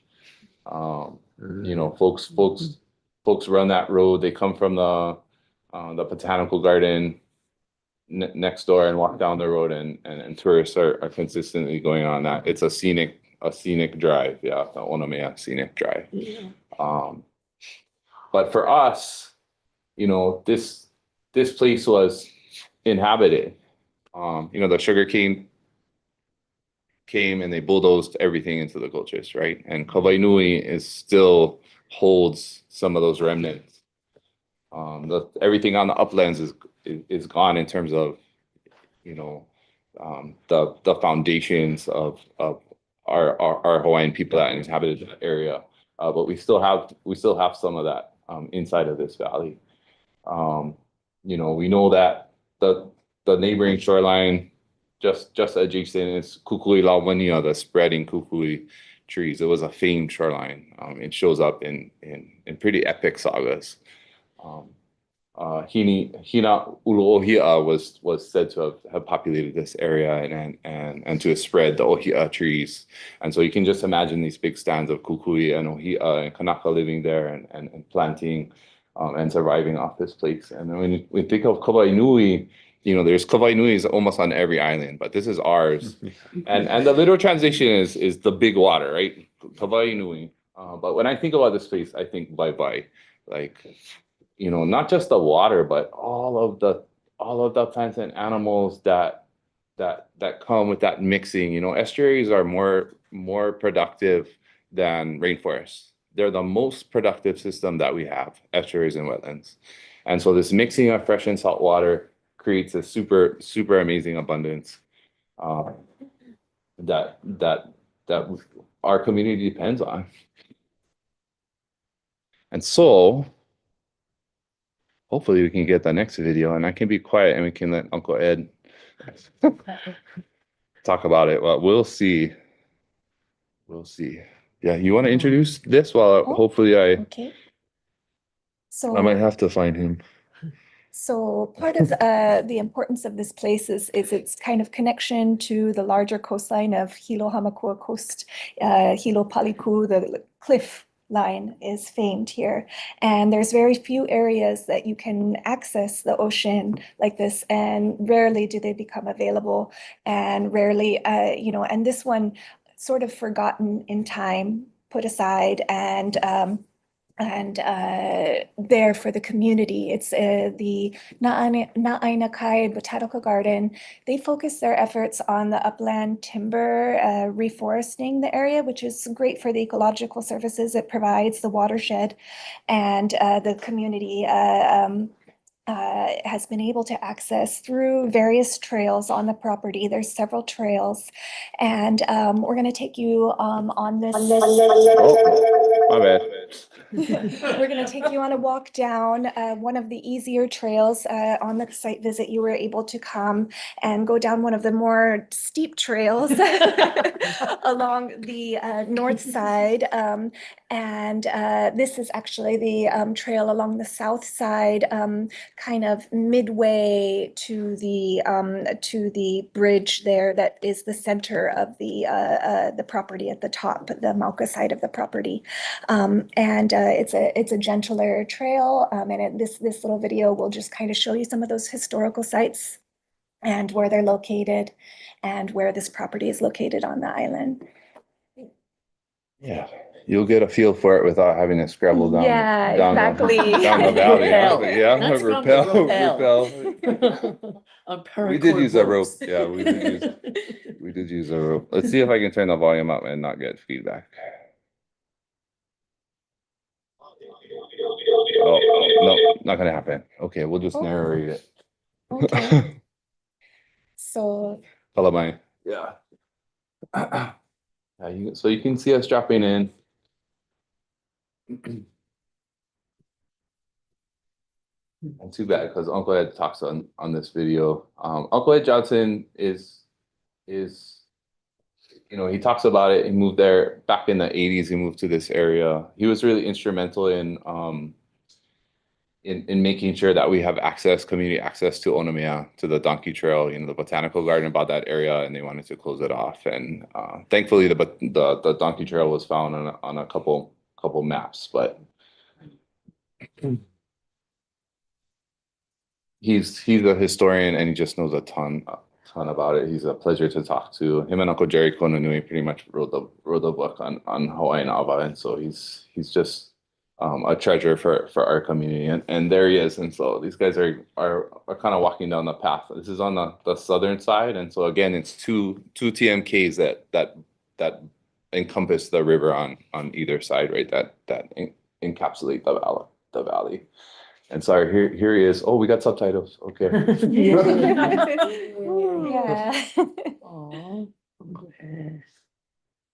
Yeah, so he's talking about it's a series of waterfalls you guys got to see on the drone video, yeah, and they're kind of in the mini one.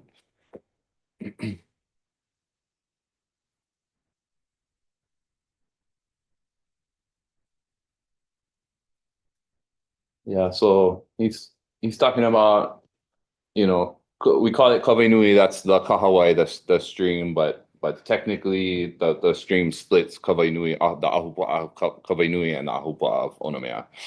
And so it's just kind of one on either side. So you could get two Ahupua'a for the price of one.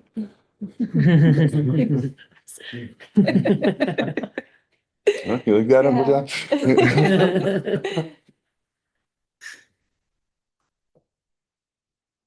So this is at the second level, the very first waterfall as you're dropping down the hill, and then there's another waterfall below him, and this is where the pillars are that supported the old sugarcane flumes. Historic. Yeah, you can site. see the concrete foundations in the very back there. The rail used to run all along the coastline, yeah, and so that was the foundations for actually the rail. And I think Uncle Ed says in the video, it's like the tallest section of that rail. Yeah, it's hard to highest believe it. sugarcane firm in Hawaii history. Yeah. And so for our guys, you know, you still have to drop down into the valley, and we drop down on the north side. And so there's a trail there, but it's rugged. I know I can tell you guys the story of that, but there is some other trails there that folks use to access the area. But technically, it's trespassing, and that's really our concern if it sells that. Who's gonna buy it? Yeah, currently the trails are maintained by the community somewhat, but it is trespassing. But Na'ina Kai has been gracious enough to just sort of not observe the community access and allow there's maintenance of the trail happening. So you guys can see the size of the stream, Kawainui. It's a pretty large stream. It rivals Hakalau, Honoli'i, Kolekole. It's of that size. And multiple viewing points along the trail. And right here where we're standing is oh, that was rather quick, but a large plateau, flattened terrace, and we're standing next to several large rocks that are on the promontory overlooking the waterfall and some sort of significant site. And then there's a long rock wall that kind of follows the back of this sort of valley, flattened area where there was agriculture of some sort. And then I have 360 view across this flattened area back to the waterfall, the stream and waterfall behind us. And then we're going to go along that rock wall. Oh, that goes so quick. It seems like the frame rates dropped out. So you can kind of see this long rock wall, and here you'll see a series of plateaus, platforms, stone platforms, with us. And you can see the area is rather large that it encloses. I'd say maybe 300, 400 feet. Yeah, it's a significant site. And again, like this is precious for us in Hilo Paliku. The only sites we have left are pretty much contained within the valleys, or like up on the pu'us that we have remaining. And so this terrace area, while not like completely unusual, if we can preserve it and reestablish it, would be really critical for our community. Yeah, and so Uncle Ed's just kind of talking about the bioresources now and those things that come into the estuary, and he talks about the fish as well.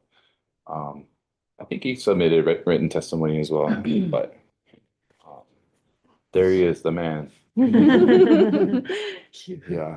And he's sitting along this area down at the lower Makai estuary area that is all sandy bottom for the most part, and individual rocks along in there.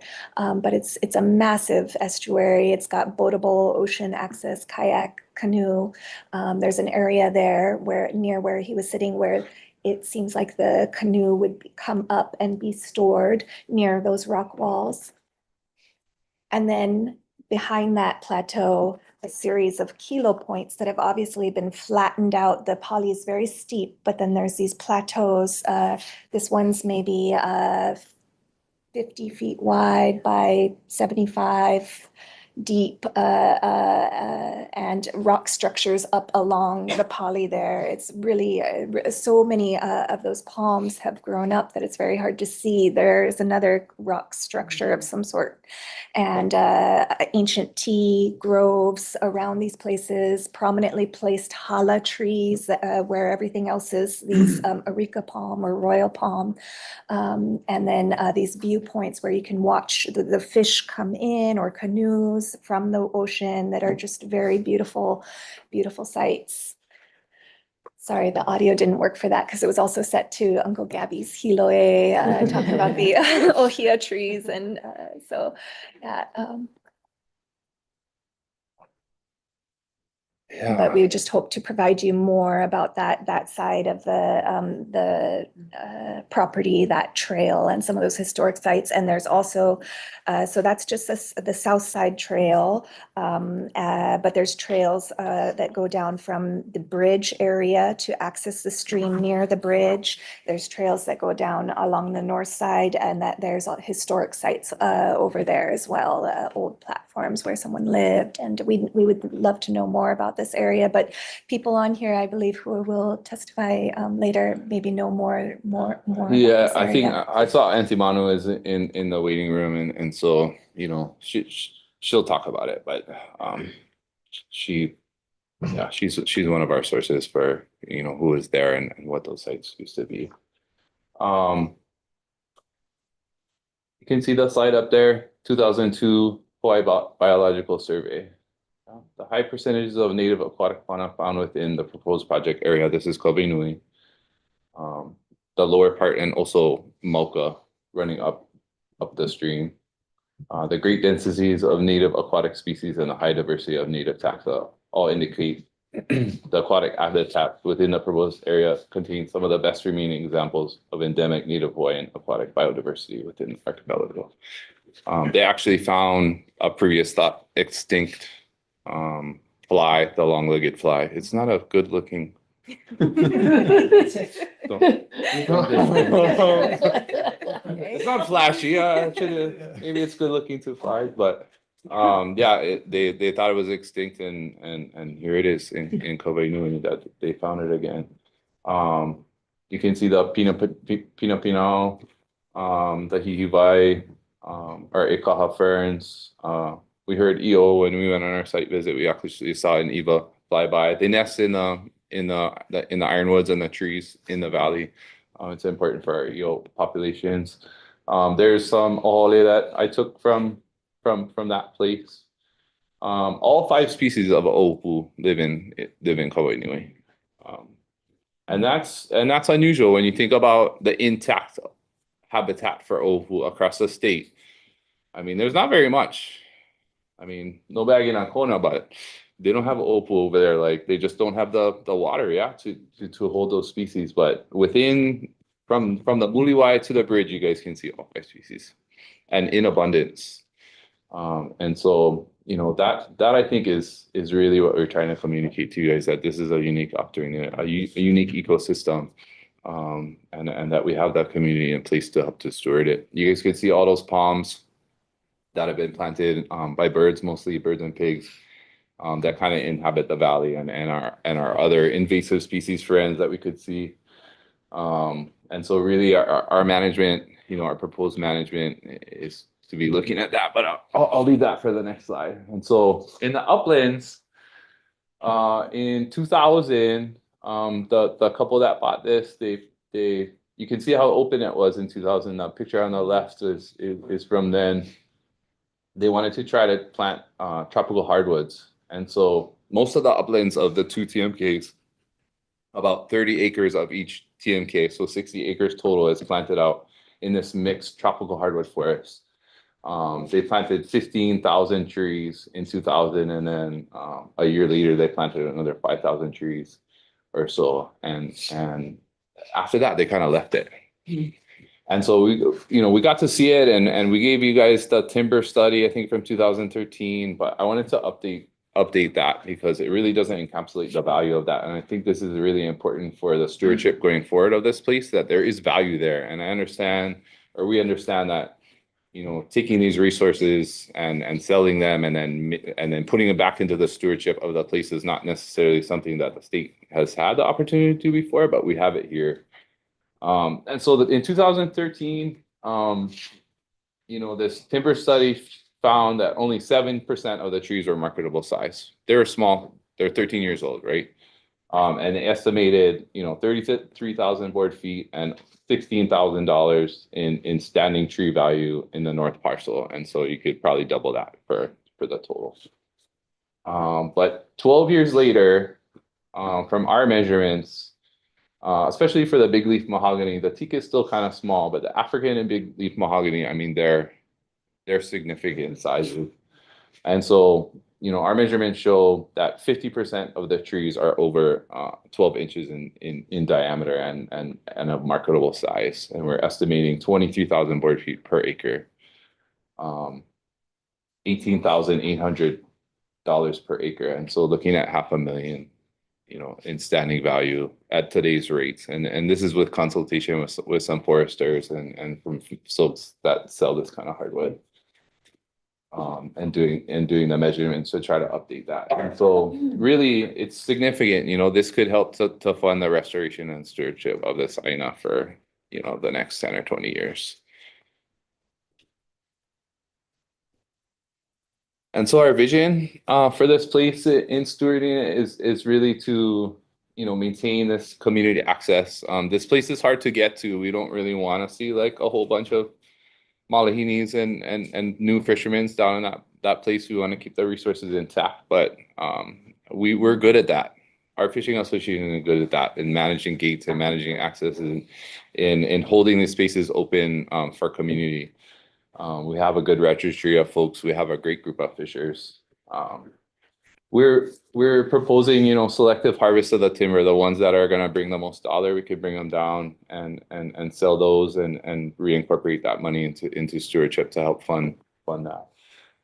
We'd like to see the transition of those uplands from this kind of mixed tropical hardwood and honoring, pakukui, the technique of taking kukui and taking nitrogen-rich plants, putting them back into the ground, amending the soil, and then planting that out and growing food for our community. It's super important for us. Our community is not wealthy. Pepekeo is down there on the list of or up there on the list of communities that hunt and gather, and we have those folks still, and that's important to us. And if we can grow food for our community and for our kupuna, that's just critical. There you can see there's a lot of invasive species. We got the two-legged kind, we got the four-legged kind, we got the plant kind, and so managing those is important. The fire ants found us, and so doing away with them, fencing, that would be high on the list. Improving the trail system, doing some outreach and education with our community, but also with the tourists that visit the site. I think there's opportunity there. You get quite a few people coming through that scenic trail and stopping at the botanical garden and running the donkey trail. But really for our community, it's a plantation community, and so we have skills, but a lot of our Hawaiian families, were displaced when the sites were displaced. And so bringing back some of this old names and some of this old knowledge and some of the practices for this area is important for our group. And we have some great resources to be able to do that. We'd like to build some community spaces. There's a lot of holly we could build with those trees. And we don't have a lot of traditional community spaces, within North Hilo. And so providing those spaces for practitioners and for our community to gather and kind of learn from each other is important. And so we see that happening in those upland sections, especially along the Pali. It's pretty flat up there at the top, and so the access is pretty easy from Mamalahoa. There's a well dug already that we could reincorporate for water if we needed to. But there's a lot of potential. There's a lot of potential there. And then of course monitoring our biocultural resources, and we'd have to inventory that area and try to do a preservation plan and look at those cultural resources especially, but also the biota there, because it's a special place. Just to end with, we wanted to highlight, oh yeah, there she is. This is pre-Klein. Nice. Started at the bottom, still smiling.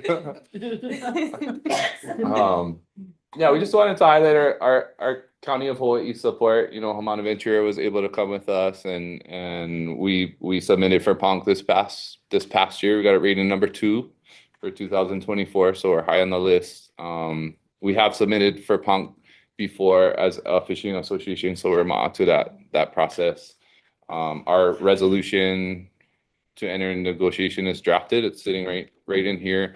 I know our county council person Heather Kimball is in support. She sent a letter of support, and she's on board with trying to get this purchase. And so Looking at our application, we didn't feel right with putting too much funds coming from PONC, and so we're asking for quite a bit. We understand from the state legacy lands, almost 73% of the purchase price, but we anticipate that when that PONC purchase goes through, that the county could actually do more of the lifting and actually provide a higher percentage than the 24%. And we're hoping the county will step in and hold the title, but we can't get that commitment from the county without that resolution. And so you guys know the time frame is probably around March or April we can get that resolution passed. And so Makanaloa is standing as the applicant, but we're hoping we can work with the county to purchase this fee simple for both TMK.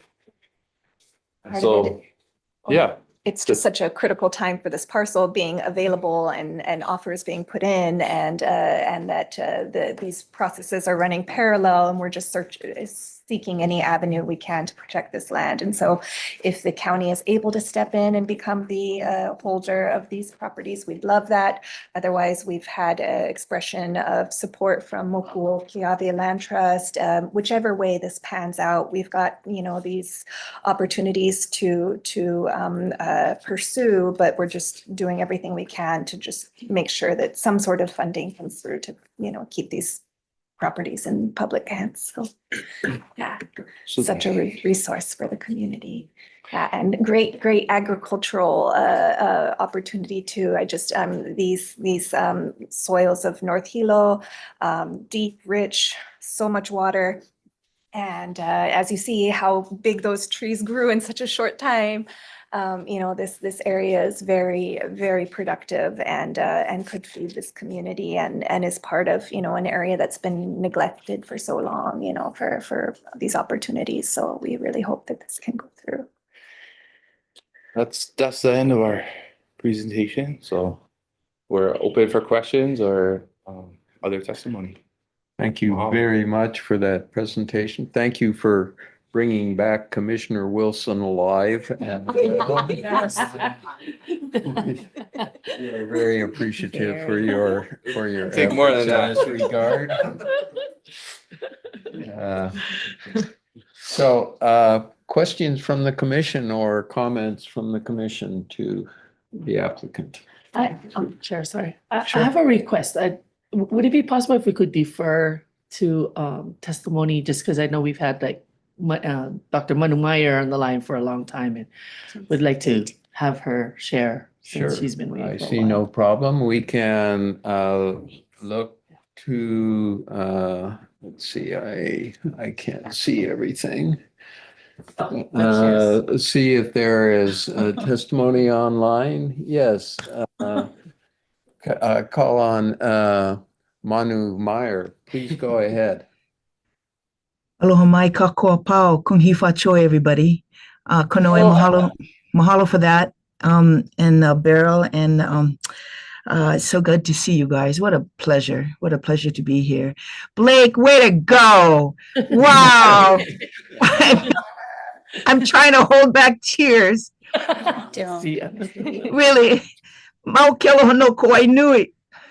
I'm the one that Ginger had to come down and stop the cops from, I'm the one that they, hundreds of times I'd go down there. I'm the one that put the rope down there, Konoe. If there's a rope still there, that's me. And the kilo is not on the south side, it's on the north side, on the cliff overlooking. One time I was over there in the Kilo Hunter over there site, the la'i, I mean, when there's old tea leaves there, that means we planted, we kanu.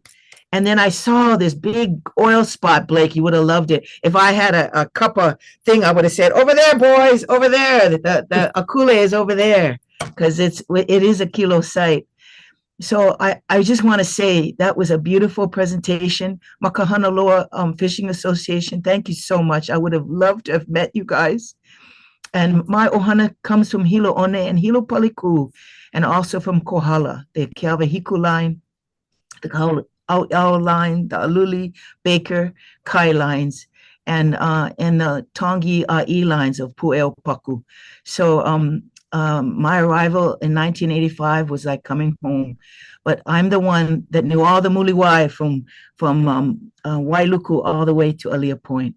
So I just so want to say that I would so have spent my life there, Blake, being your kokua to what you guys are doing, because it's so rare to recover our ike kupuna.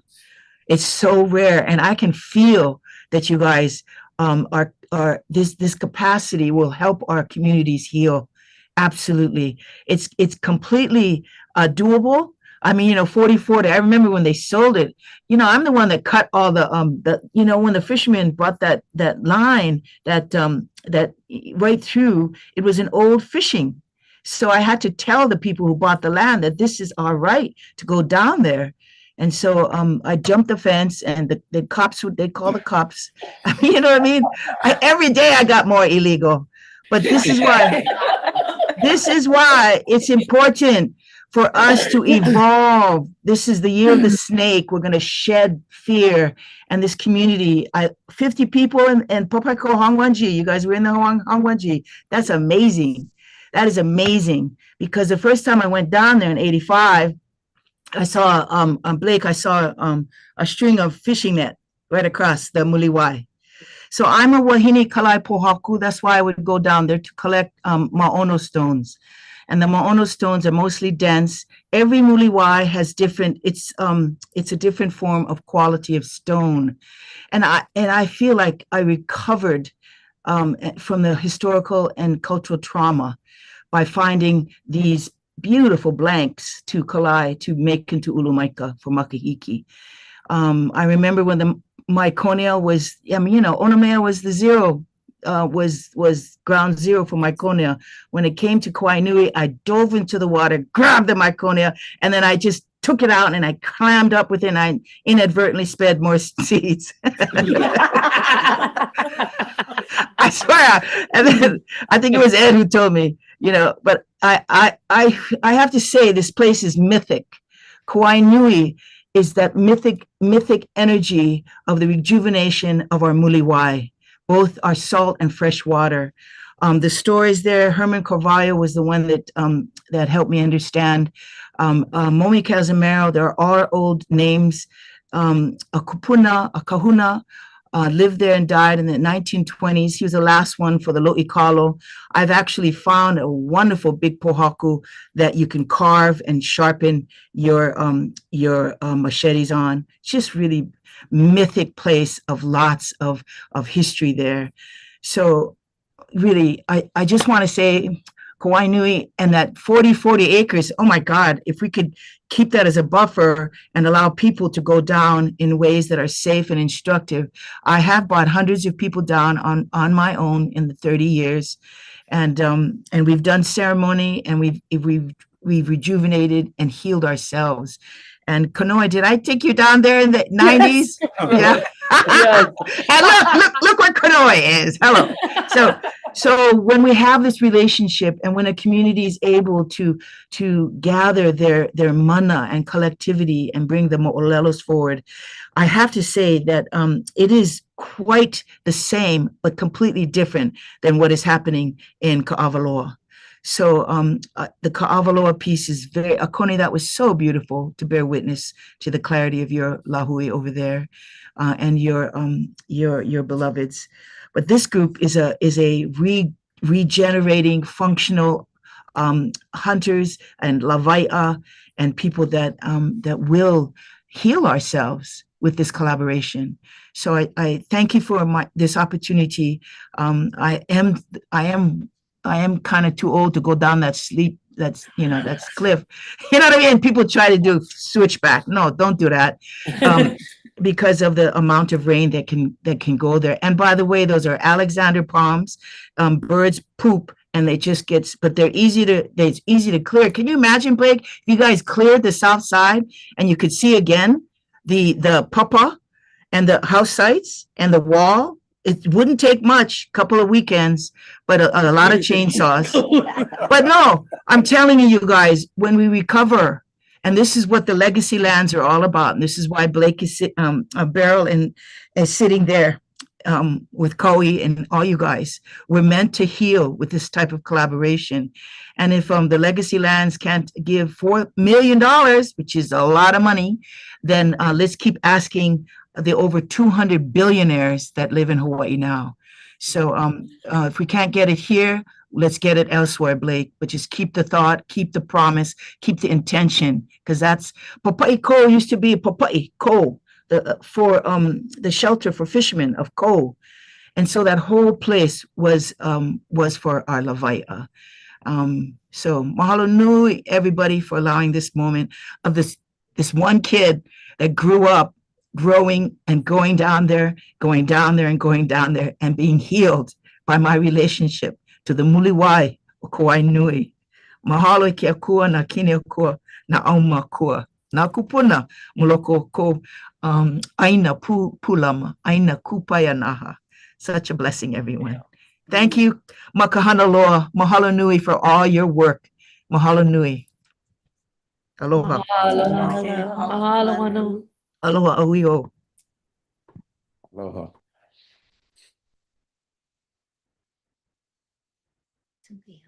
I don't see any other testimony online at this moment, but we still have time for any discussions from the commission. Yes, Beth? So I do have a question for you folks, and Manu dropped off there, but since we're all sharing our tears and stories today, 20 years ago, almost to this day, within a week of this day, I accepted an invitation to swim in her Bailele, and she gave me the charge that day that if I was coming to this island, I was coming because I had something to contribute, and I truly believe I would not be sitting at this table today had it not been for that moment and that connection. So I wasn't able to go on the site visit, but I'm very moved by all of this and feel very personal kuleana here. I'm a realtor. And so I do a lot of practical thinking about how to structure these transactions. There are 2 parcels here, yes. So is there a possibility in all of our structuring on this, assuming you do get conservation easements, so you know at least that part, that we can look at this in 2 pieces, for example? I'm not sure how that would work with the owner's desires, but if there were a way, and Manu is suggesting too, that, this commission could award for part of it and at least protect one of those parcels, and then we could find resources collectively to finish protecting the other. So I don't know whether that's a possibility, but I'm just always trying to think of the kind of structural solutions that we can, because we do have such a great hui between the county with PONC and this program and other resources that maybe we could somehow piece this together if it can't all come at once from one source. Yeah, mahalo for that. Yeah, we're in the right place in the universe. We're open to any and all ideas. All of us, yeah. Now Aina Kai has been pretty firm about their desire to sell both of the properties at the same time. But with that being said, I mean, it's been on the market for a little time now, and so they might be coming more flexible, especially if we're coming in without, an offer. So I wouldn't say no, but they've been pretty firm in wanting to sell both at the same The time. property line's right down Kauai Nui. Is that correct? It's not, it's Between the 2 lots. the south, actually, it runs along like how do we explain this? Along the south lot encompasses the river. Yeah, as far as we know. Yeah. That being said, it's state water, so. Yeah. Yeah. Got it. And with the nature of the forestry operation, it would make it difficult if it was 2 separate entities, doing the project. I would imagine that would present, unless they were able to access the both sides. I'm not sure how that would work, but anything that we can do to move this forward.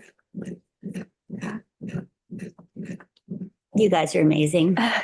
And you're moving in an amazing direction for your community. It's so really moving. Do you have an insight why Na'ina Kai is selling it all? Because I live in Kilauea And that's the home of Aina Kai and of the Doties and of their original botanical garden. And I know their commitment to forestry is real. But there's no, I'm just curious whether you had any understanding of why they would be divesting when this property is just coming into fruition, so to speak. Yeah, I mean, we've talked to the CEO of the company, and it seems like they're wanting to sell and put those resources into the management of the botanical garden, and it's more of kind of a business decision and an Ohana decision. Yeah, so I don't know if you have anything to add to that. I think that's as much as Charles Thank you. said, yeah. Anything else from the I commission? have a question. It can be wildly inappropriate. I'm sorry. We have two commissioners here that are also on PONC, and I wish I understood that system more, but I mean, we only have like $5 million, but PONC has 3 times as much money. I'm just curious about why ask us, and we have all islands to look at for so much. Yeah, I mean, as I said, I don't think we felt right like asking so much when we don't have that resolution from the county. But that being said, I think it's a very strong possibility that the county PONC will come in holding a lot more funds. And so the ask is the ask, and it is what it is on paper, but that's our anticipation, and we're happy to work with you guys and figure out those numbers like going forward. As I said, the resolution is drafted, and we should come in, in March or April, and then we can see what the county can put forth. But we can't speak for the county at this time. Yeah, as soon as Hamana has permission to negotiate, they'll be able to tell us numbers, but currently we just don't have any numbers or guarantees. And so as that process moves forward, that totally anything that works for both the county and any funders that would like to help with this project. Hopefully the abundance of applications, of Yeah. strong applications, where Yeah. Hawaii will spur the legislature to give us some more funding into the commission's work. Yeah. That's actually what I was gonna say, yeah. We second that. Sincerely. For the record, we have 6.7. Can I ask one? Yes. go I ahead. just wanted to add that, to base off what Kawi just said, I understand, yeah, we're so limited in funding, whereas PONC has a really nice, healthy fund. But the fact that you took the time to come here, put your paperwork in, come to us, it's so important. It does make a huge impact. It shows your commitment of what you do in your community. And this is just an amazing property. I've had the pleasure of working with your organization in previous PONC properties, and thank you for all you do. Thank you for bringing this to us. And we have a really tough decision, and we only have so much money, but I still appreciate you coming to us, even if the funds are limited, not healthy like the PONC fund is. But yeah, thank you for being here. Yeah, no, this is critical, and I would like to add, like, every other moku on Hawaii Island has had properties bought and preserved, and Hilo has been, for a lot of reasons, maybe we didn't step up enough, but we haven't had any, and we never had the, when Wahele happened, when the sugar plantations took over, the trails were not mapped. It was too hard to run all those valleys, and it's the land of 40,000 streams, right? You can run out of breath in Hilo, but you never run out of water. And so, this area is kind of, forgotten for some of these remnants and for the Kanak that lived here, and we're trying to step into that gap. And so we're really hopeful that you guys can help us out with preserving some of these. I know in Hilo, it's really important. Wow. I hope I didn't sound like I didn't think your project was No, working. not at all. I actually spent a lot of time in the last year near there and walked through there. And the Myconia is just horrific. It's unbelievable. I'm so excited to hear that there's hope. Yeah, absolutely. Yeah, we have the hands to just need that home base, need that aina to put them on. Oh, yes. Yeah, mahalo, you guys. Oh, dang it. I wasn't gonna do it, but I'm sorry. I appreciated going on that aina that day because I can see how much it resonates. You guys being able to share the mo'olelo and the ike kupuna of that place, even though, as you also mentioned about the erasure that happened because of the plantations and the effect that it has. But I love what Ate Manu said, because this is a time of healing now. We see this happening across the Pai now, with more of our communities being empowered and coming before us. And this is definitely a sign for us as a collective, as a kako, understanding that as we get more of these kinds of applications, it's almost putting the legislature on notice, going, yeah, there is more need out there for our communities, where we're looking at Aloha Aina initiatives and protecting our Aina. Especially on onslaught of hearing there's 200 billionaires entering into our spaces now that are buying up these Ainas, buying up entire islands. And having that kind of impact on our ohana and everything like that. So yeah, I just want to echo the sentiment of our other commissioners by saying, mahalo to you guys for coming. And, this is a good thing for us, because then it also has to have us also think about the larger portfolio of how the Legacy Land Commission program then has to look at the larger portfolio of how we are helping, throughout the Pai Aina kind of thing. And you brought up a good point, that, there's not a lot in Hilo that we actually have listed on the program. And so, it's moments like these are those momies and those pebbles now that we have to, start to be more kupa'a about bringing those forward more and more. So mahalo to you guys, and makahana loa, and all that you guys are doing in regards to being here, sharing space, sharing your mo'olelos, and being resilient and continuing that for our next generation. So mahalo nui. Oh, yes, go ahead, Jay. Yeah, mahalo nui for all of that presentation. I was extremely disappointed to injure myself a few days before I was supposed to be on that visit.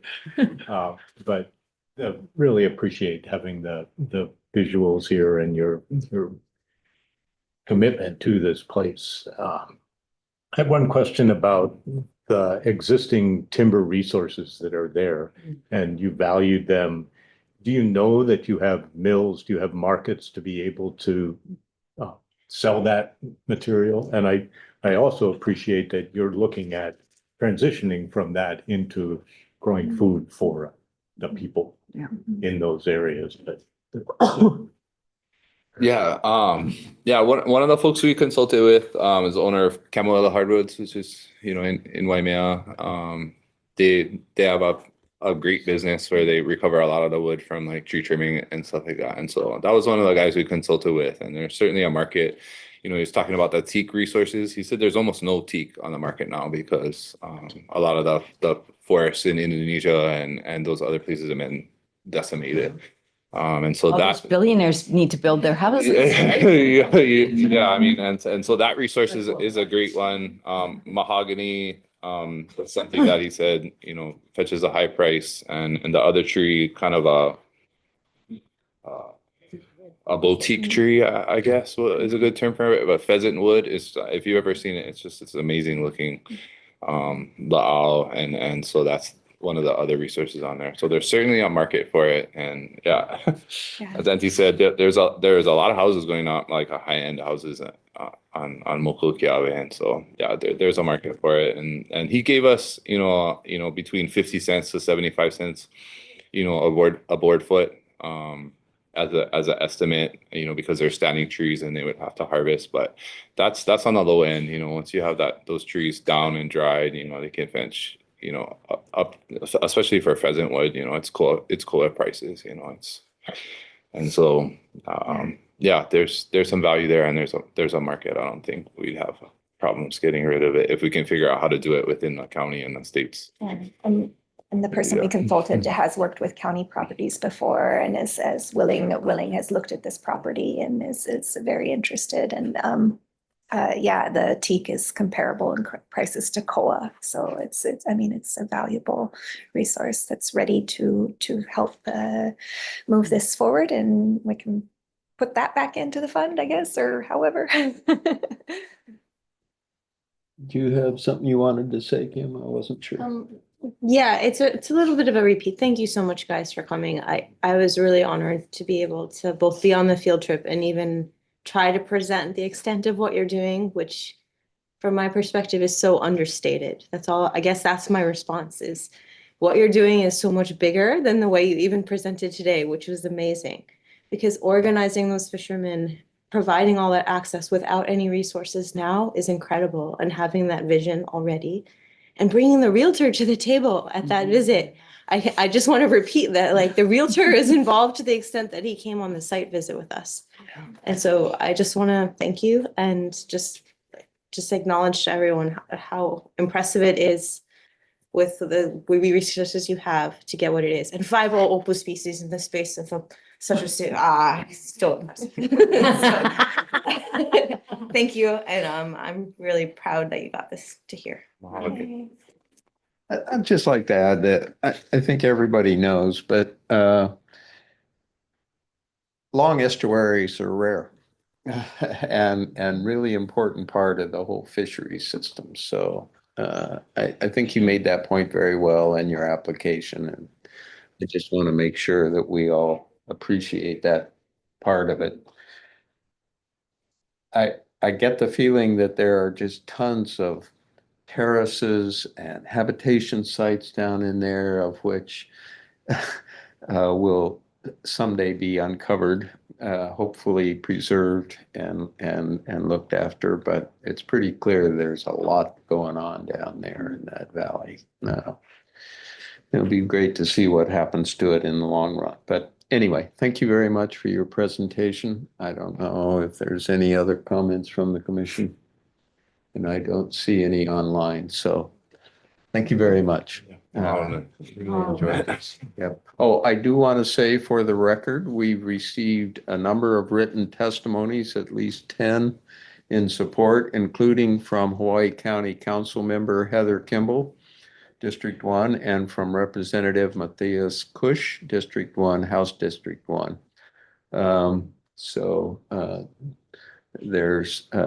We're getting support from the community for this. So thank you again. Okay. I could use a 5-minute break. Sure. So let's try to reconvene at 10:50. That's a 9-minute break. Better get ready for Ka'u. Yeah, that's true. Yeah, we need a break. Yeah.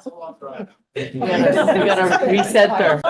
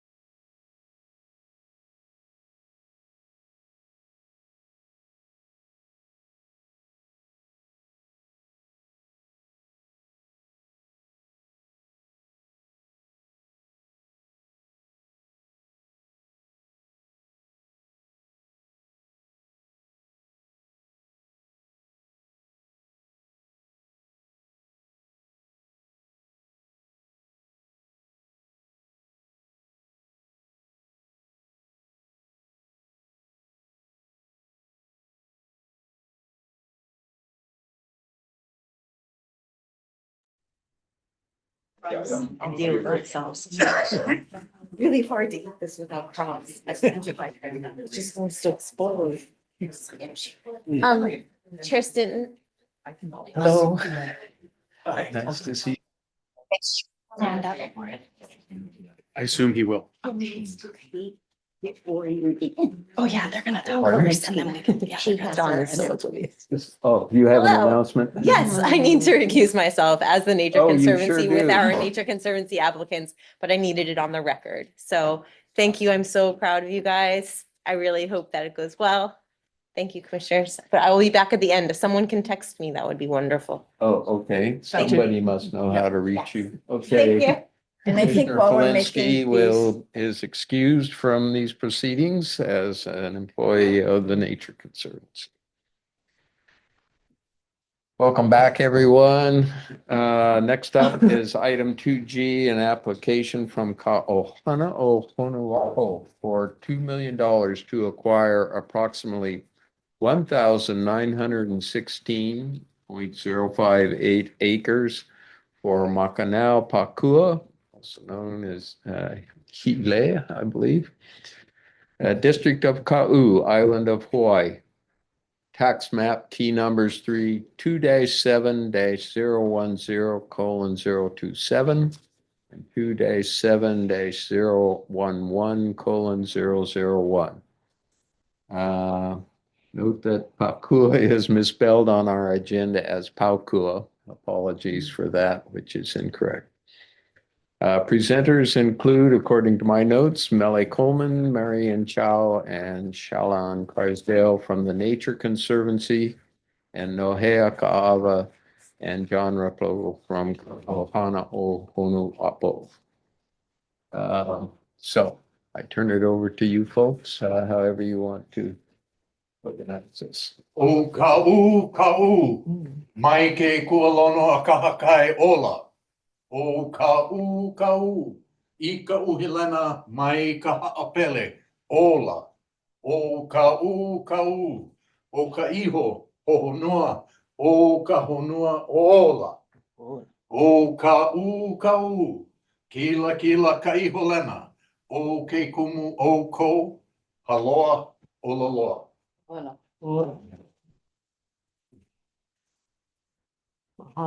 That chant basically translates to Kau, you are mine from your mountain ridges to your coastal shores.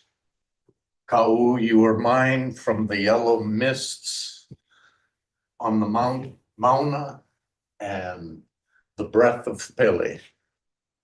Long life. O Kau, you are mine, the sacred land, the home, the cradle, if you will, long life. Ka'iholena, you are the source of life. And here I would say that's because of the rain and the water that Ka'iholena generates. It's the highest point in Ka'u. Long life, long breath. Thank you. And that was written by. Oh, yes. For our native plants class visit. Mahalo. Aloha, commissioners. And mahalo for your hard work serving on this commission. Really appreciate it. My name is Mele Coleman. I'm a protection specialist with the Nature Conservancy, Hawaii and Palmyra chapter. I'm Shalan Crysdale. I work as the director of the Hawaii Island Forest Program. I had to make notes so I stay on track. Aloha kako. My name is Nohelani Ka'awa. I am the president of Ka'ohana Ohonuapo. Our vice president in the slide, in the gray is Daniel Durking. Megan Lamson, what is she wearing? The darker gray shirt.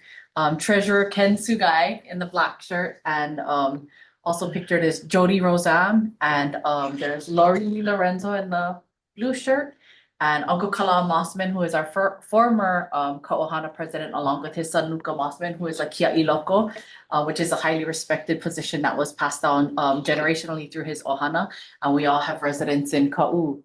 Ka'ohana was formed in 2004 by Ka'u community members. In 2006, Ka'ohana registered and became an official 501c3.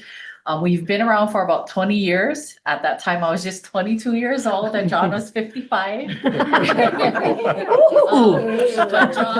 Now I'm 25. Awesome. John Raplogo is one of the co-founders of Ka'ohana o Honuapo and is now our Honuapo Lokoi'a coordinator. John will introduce why and how Ka'ohana was formed and will give us a brief history about this Wahipana. Thank you. As Nohea said, we formed in about 2004, but it was years before that. And it started out, the property, when the sugar company closed in 1996, began to liquidate all its property. And this piece of property here, 225 acres, was planned, had plans in real estate and what to build $1 million homes along the coast, dredge Honuapo, make a yacht harbor. Yet this Honuapo was a very special place to the community. So the community got together, we began to clean it. We were of the mind that we'll just take ownership. And then luckily for us, we met the Trust for Public Lands and they officially began to guide us. And that was how Honuapo was eventually purchased for $4 million. And yeah, for your information, it was a purchase and a community action that took place before there was a PONC, before there was legacy lands. And I like to think that this Honuapo endeavor is what brought about these, that's why you're here today. Because of us. Ka'u, ka'u. Anyway, I just, but I would, part of what I want to say is, this is the land of Kalani'opo'u, Iwala'o, Kamehameha, the Keoa twins, and that's a deep connection. The people of Kau loved Keoa. And these pu'u, as will be shared with you, have heiau. There's a hula pa right next to it that's, I don't think, a mile away, that has a sister heiau in Haena on Kauai. And it's a place of deep meaning and connection to the people of Kau, which aren't a lot of us. But when we talk to people, when I talk to people and they say, "Oh, where are you from? Kau." And they go, "Kau, oh yeah, that's the place with the mountain when you drive through." They're talking about Makanao. It's something that, and Kaiolena is the first thing you see when you come off of Kilauea and you look down, there it is. And this purchase would connect all that. The native habitat, as was described earlier, is being pushed back. If not for our state forest reserve, who knows what would be left. But this purchase will allow us to bring the state forest down to the coast. The coast at the bottom of Hilea is already protected. So this could be a complete intact ahupua'a. Thank you. Oh, I just had some statistics I guess I should share. So Ka'ohana hosted 58 wetland, fish pond, beach cleanup and work days since March 2021. And after securing our local permit in 2019, we hosted a total of 1,173 people, 475 keiki. In 2024 alone, we hosted 22 work days totaling 411 people. Thank you. I see. All right. So the Nature Conservancy, also known as TNC, is a global nonprofit conservation organization. We work in 81 countries and territories across the world. Our mission is to conserve the lands and waters on which all life depends, and we have ambitious goals to fight climate change and biodiversity loss. But we started off as a small land trust, protecting 60 acres of forest from development in 1955. And so protecting lands for people and nature is truly a cornerstone of our conservation work.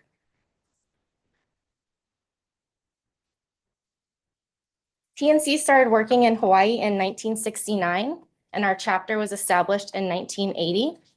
And since 1969, we've helped protect at least 23 places in Hawaii and Palmyra, approximately 195,000 acres, through real estate transactions.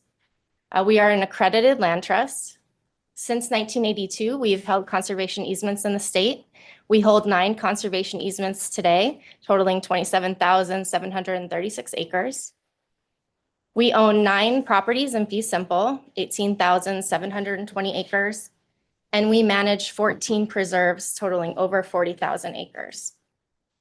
And this map has the color-coded dots to show you where we work. And we are here today because we want to do everything we can to help protect a spectacular property in the Hilea Ahupua'a from the imminent threat of development.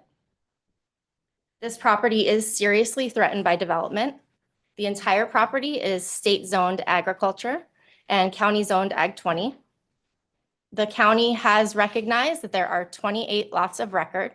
So what that means is that with just some simple paperwork, this 1 TMK can be transformed into 28 TMKs.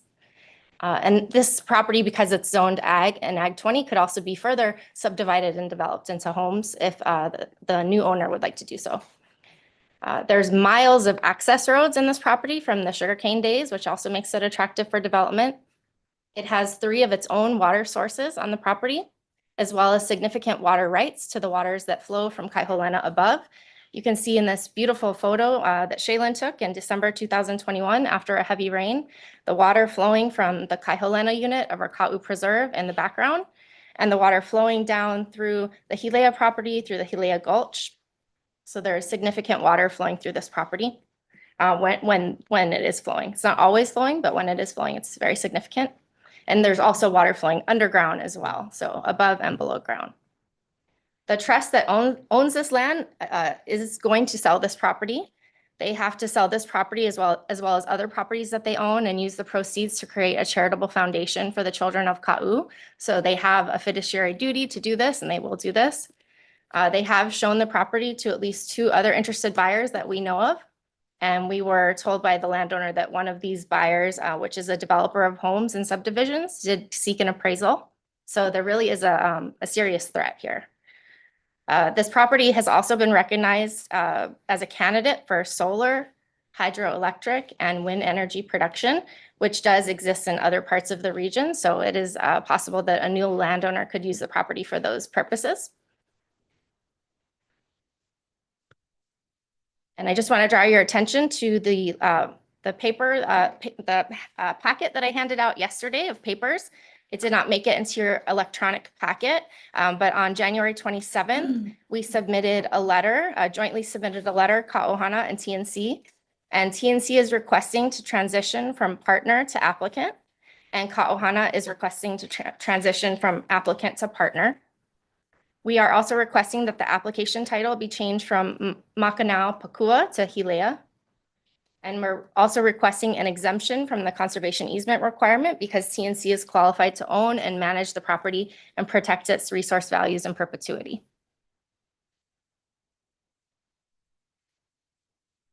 I've got a outline that I'd like to share for the next handful of slides. What I'd like to share with you is the exceptional conservation value that the Hilea property holds. A bit of a outline of the work that the Nature Conservancy has been doing upslope at Kaiholena and the Ka'u Preserve since 2002. And the Nature Conservancy's intentions for the short term and the long term stewardship of the property at Hilea. and the engagement with the community and the support that we've received thus far for the proposed acquisition. But first, let me introduce the team that's based right there in that little green hallway with the red roof in Waiohinu next to the county park. The far left there, that's myself, Shaylin. I'm standing next to Joey Mello and Francis Benavides. They were teaching us some firearms training. I look back and I realize I don't take enough photos of our team together. Just have Joey and Francis there. Behind Francis in the blue shirt is Chris Balzotti, our natural resource manager. Mel Johansson is next to him. Lori Lorenzo. Mahia is there in the foreground next to Stance, kneeling, as well as Greg Kurth. And Mel left at the beginning of last year, and Jody Rosam is now doing his work at Konahama Preserve. So that's our team. As I say, we're based in Waiohinu, and this picture is meant to give you an idea of the landscape that our community holds so dear. Those are the hills of Kaiholena, and behind Makaalia and Pakua. The exceptional conservation values.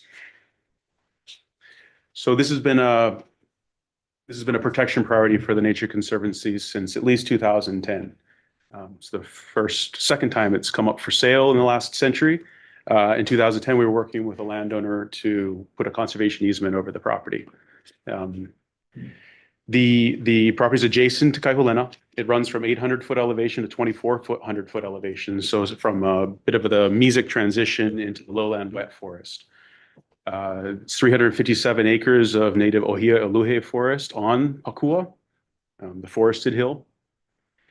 The high-quality agricultural lands were historically used for intensive crop production. It's understood to be the most inland area of traditional agriculture in Hawaii, wetland agriculture in Hawaii. Then sugar, and now cattle grazing. The protection of the property would certainly benefit this watershed. As John outlined, we're looking at something much bigger than just the parcel size itself. The benefit to biodiversity will be made clear as we talk about what species are located there and what species could be restored to the forest that it helps. The protection would enhance the connectivity to the protected landscape that Hilea is at the edge of and above and within on sides. The protection of this property also enhances the Mauka to Ma'akai connectivity of the water and of the habitat for the species that depend on. And there's a map that thank you, Mele, for drawing my attention to the property so what we're looking at, TNC's Ka'u Preserve, Kaiholena is in orange dots at the very top, and it is fully in Hilea Nui. You can see that as the two Ahupua'a come down, Hilea Nui, Hilea Iki cross over the center of Pakua, the forested mountain, and then come right down in the vicinity of the Heiau, reaching down to the sea in the area of the Hilea Gulch's entrance into the sea. And the Kawa Bay down in them. And the protected shoreline at Kawa Bay, purchased as a PONC project, the first PONC project, if I'm not mistaken, back in 2000, the second PONC project back in 2000. Also legacy. Yeah. Thank you, David. Twice. I'm in good company here. As you will see in this presentation, it's not me that knows these things. Okay. So this is a map showing what's called the Resilient and Connected Network. So this is a GIS layer that has been produced to help show where it is that we expect major impacts as a result of climate changing. For our island and for this area, we're expecting drying to occur in those lower elevations and drying to occur in those upper elevations. And so effectively, the wet habitat of our forests gets squeezed. That has implications that I don't want to go into right now because you don't need to see me get depressed. This is an opportunity for something incredible. The main thing that you should take away from this map is the property is shown in red there, and with TNC's preserve lands shown in green outline. The property has a good amount of this green and blue color, which are both, they identify the resilience, flow, and recognized biodiversity of the forested and steep slopes of Pakua and Makanao, and then as well as Hilea Gulch, which is understood to be, it's this water, this flow of water, which is what it is that will create a more resilient future for this particular part of the mountain. On either side, you can see we have very little of that same resilience at the same elevation. The freshwater flow is unique to this area at this elevation. It's making this property extremely special, as John and Nohea had alluded to. The water that flows through Kaihulena and then the Hilea property, it feeds Hilea Gulch and the estuary at Kawa Bay, as well as Ninole Springs, not shown, yes, shown on this map as well, but not called out. What's unique about that is that, as you would imagine, the estuary at the bottom of a river or bottom of a stream, this is an underground hidden water flow. And as it's understood, dye tests that were conducted by the sugar plantation showed that when dye was put in up at the very highest elevations of Hilea, it came out at the shoreline at two different sides of the lava flow that divides Kawa Bay from Punalu'u Bay and Ninole. So the fresh water is important to more than just a single bay. Second public open space conservation project there at Kawa. You're seeing an aerial image. So we're looking at Hilea Nui, where Kawa Bay, the estuary, or the flow of water from Hilea Gulch comes and enters the ocean. Immediately outside at Ka'alaiki, not shown on the map, but just on the left side of where you see Hilea Nui, is the fish pond that Kawa is also known for. And the fresh water that is coming out of the ground there is also issuing from Hilea.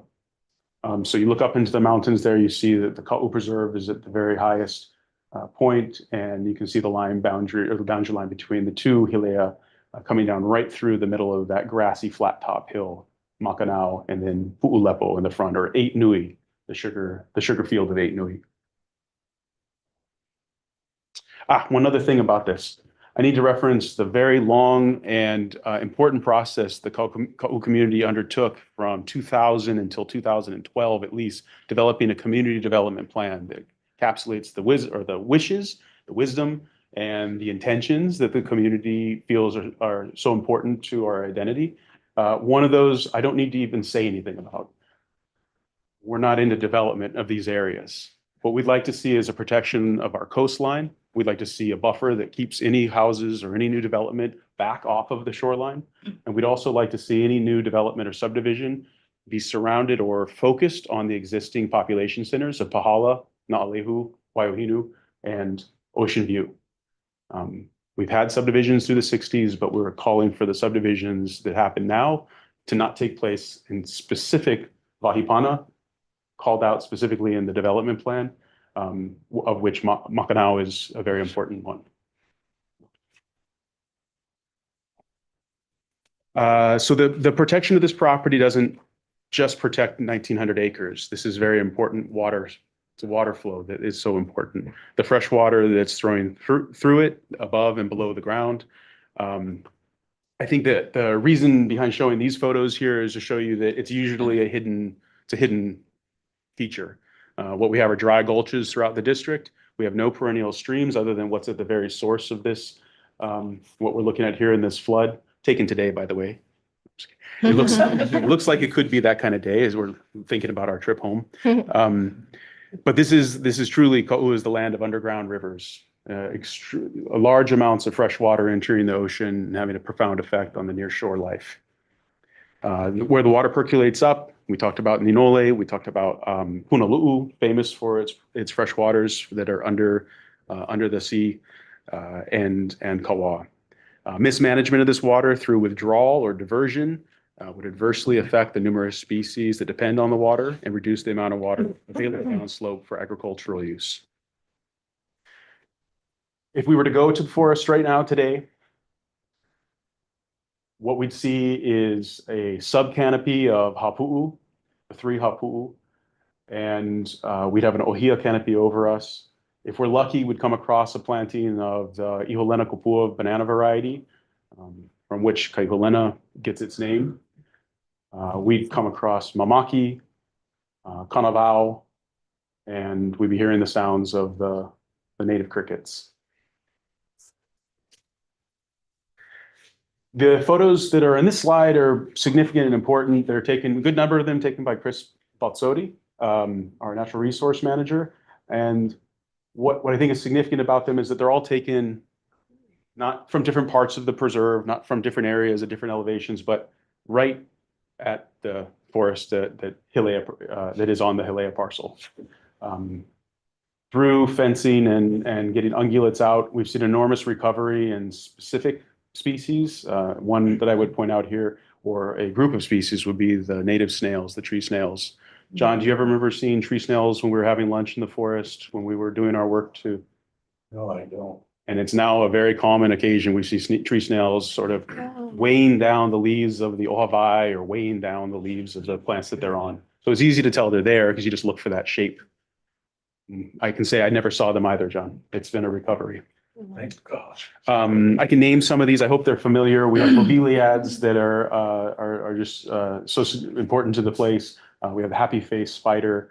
I'm not going to try to name the snails because I just know them by their Haole names. And there's the Kamehameha butterfly in its caterpillar form, and the eo having its lunch overhead while we were having ours. What's the forest bird? And that is an amakihi drawing nectar from a cyanea. So this is one of the oldest parts of Mauna Loa, and as such, it's a refuge for these rare species not found in the surrounding forest, a kind of living seed bank. In all, there are 18 species of listed endangered there are 18 species listed under the Endangered Species Act that will benefit, plus many other rare, native, endemic, or indigenous species. No, hey, you took this photo. I did. The opea finds its roots there, and we often see them making their travels up from the coast at Kawa or at Punalu'u on their way home up to the tall trees up in the forest at Hilea. The orange-black damselfly is known in its last population on Hawaii Island, documented by Pohemus in 1990s. There at Hilea Gulch at the estuary at Kawa and at Ninole. The Kinaula, Amakihi. Why I point that out is it's not the most showy or it's not the rarest of birds, but still finds its way through the forest and draws from the nectar at Hilea, even though it's at such a low elevation, which is usually not very well frequented by our rare forest birds. Because of the avian malaria. Because of the avian malaria that had such a profound impact on our wildlife.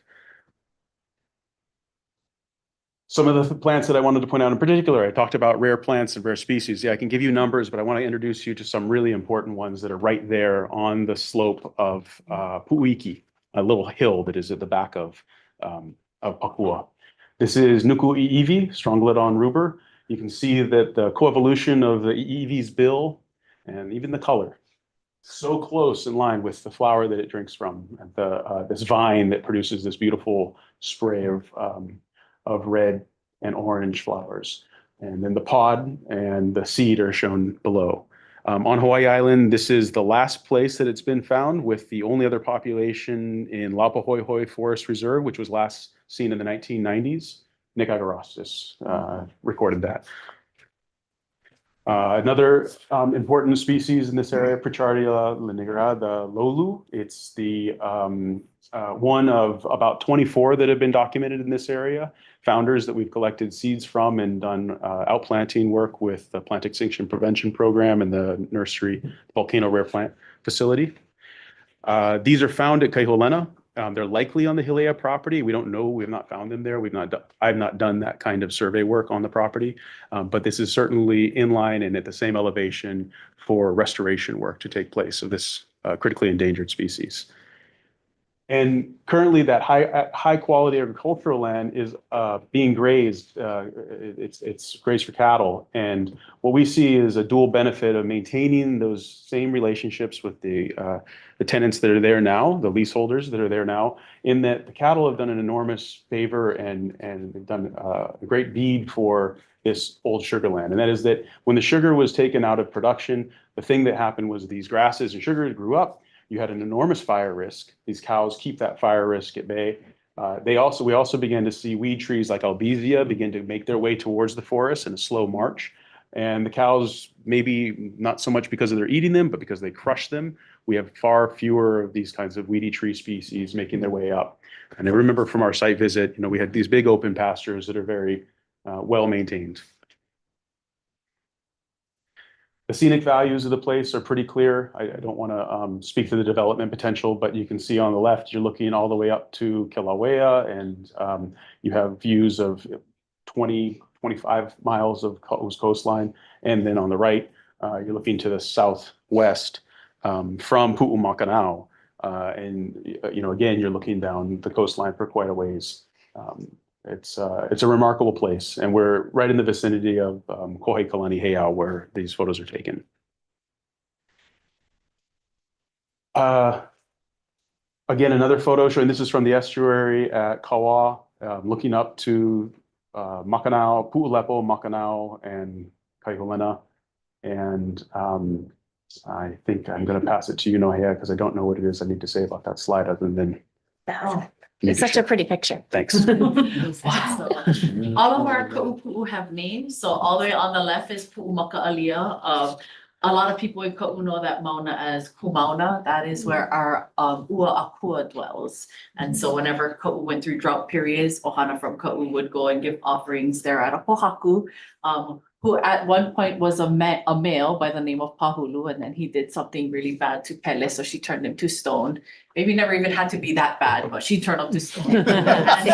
In his stone form, he's there at Pu'umaka'alia, and so that's where we go to chant the clouds in, the rain comes, and Ka'u had water. The other pu'u to the right of Pu'umaka'alia is Pu'ukaiholena, and Shaylin kind of spoke to that variety of bananas specific to Ka'u came from that pu'u. It said in Old Mo'olelo that Kane and Kanaloa came to Ka'u digging for water sources, and they had a hard time finding water because it was deep down. So they planted the iholena. As we understand, when you chop the iholena down and pour out the middle of the stalk, that banana has the ability to draw water into the poho and had water. The other thing is that when they grow in tight fat fingers, like this, the water falls, and that's where you could find water. And then we have Pu'upakua. Kua is our akua mano of Ka'u. Kua is also in our hula chants of Ka'u. Kua is the mo'opuna of Wākea, so his grandfather is Mauna a Wākea. Pu'umakanao, of course, that is where we have Kohikalani Heiau, and then Pu'uenuhe. All of our pu'us have mo'olelos, and we can spend a whole day dissecting all the differing layers, but I know we're on a time frame. So up on Pu'umakanao, right where you see the trees growing, that's where we call it Kohikalani Heiau. I'm not sure if we ever found the exact name, because that is the name of a chief that was put to death by the people of Ka'u. And so the heiau was never completed. So we just referenced the heiau to be of Kohikalani. So we say Kohikalani Heiau, which means like thundering sound in the sky. What else? So hei, of course, means to ensnare, and au means current. But the location of Kohikalani Heiau is noted as a primary focal point within the Hilea Ahupua'a, where one is able to kilo or observe the entirety of the surrounding environment. All of our pu'u, like I said, have mo'olelo associated with them. Our Ka'u mo'olelo teaches history, teaches lessons of truth, and serves as a guidance on how we behave in the spaces of our environmental landscape, along with how we conduct ourselves within our ohana and in our larger Ka'u community. The land and these specific pu'u are part of genealogies that we actually descend from. I wanted to share this quote from Auntie Pua Kanakaole Kanahele in regards to mountain, and her quote reads, "The thread of ancestral memory reminds us that the mountain, like our parents, are the wellspring and provider of spiritual and physical nourishment." End of quote. And so we come here with the intent to protect our mountains from falling into the wrong hands that would otherwise seek to develop and destroy for profit this place that we call Ohana. These mountains who I introduced you to by name are our family. They are our kupuna of Ka'u. And when a place nourishes and feeds, it is our kuleana as Kikio Ka'u to reciprocate with aloha aina. So mahalo for having us today. There's more, but that's the end of my part. Oh, sorry. So I wanted to talk a little bit about potential management planning for the property. The 357 acres are referenced at Pakua, that would likely be an area we'd want to focus a fencing strategy, much like we did at Kaihulena. We want to give hunters I'm jumping ahead of myself. Okay, so that's where we would want to, we would call for fencing of that forest. We would then go for pig removal, which we'd like to do the same way that it was done at Kaihulena in 2007 and 8, which is to give community hunters first opportunity of going into the forest and removing pigs. If we can push them out as the fence is being constructed, all the better with one-way gates. Any pigs that remain, we would use staff and contract time to make sure that we get the number down to 0. Due to the steep terrain of these pu'u, it's likely that the forest will remain in good condition at this time. We don't think there's cattle up in the forest there. There are pigs, but certainly fence construction and pig removal would do a lot to benefit and make the forest more resilient. So future actions would include management of invasive weeds, resource monitoring, habitat restoration, outplanting to establish recovery populations, and predator control. We'll explore public and private funding opportunities to ensure the land is properly managed in perpetuity.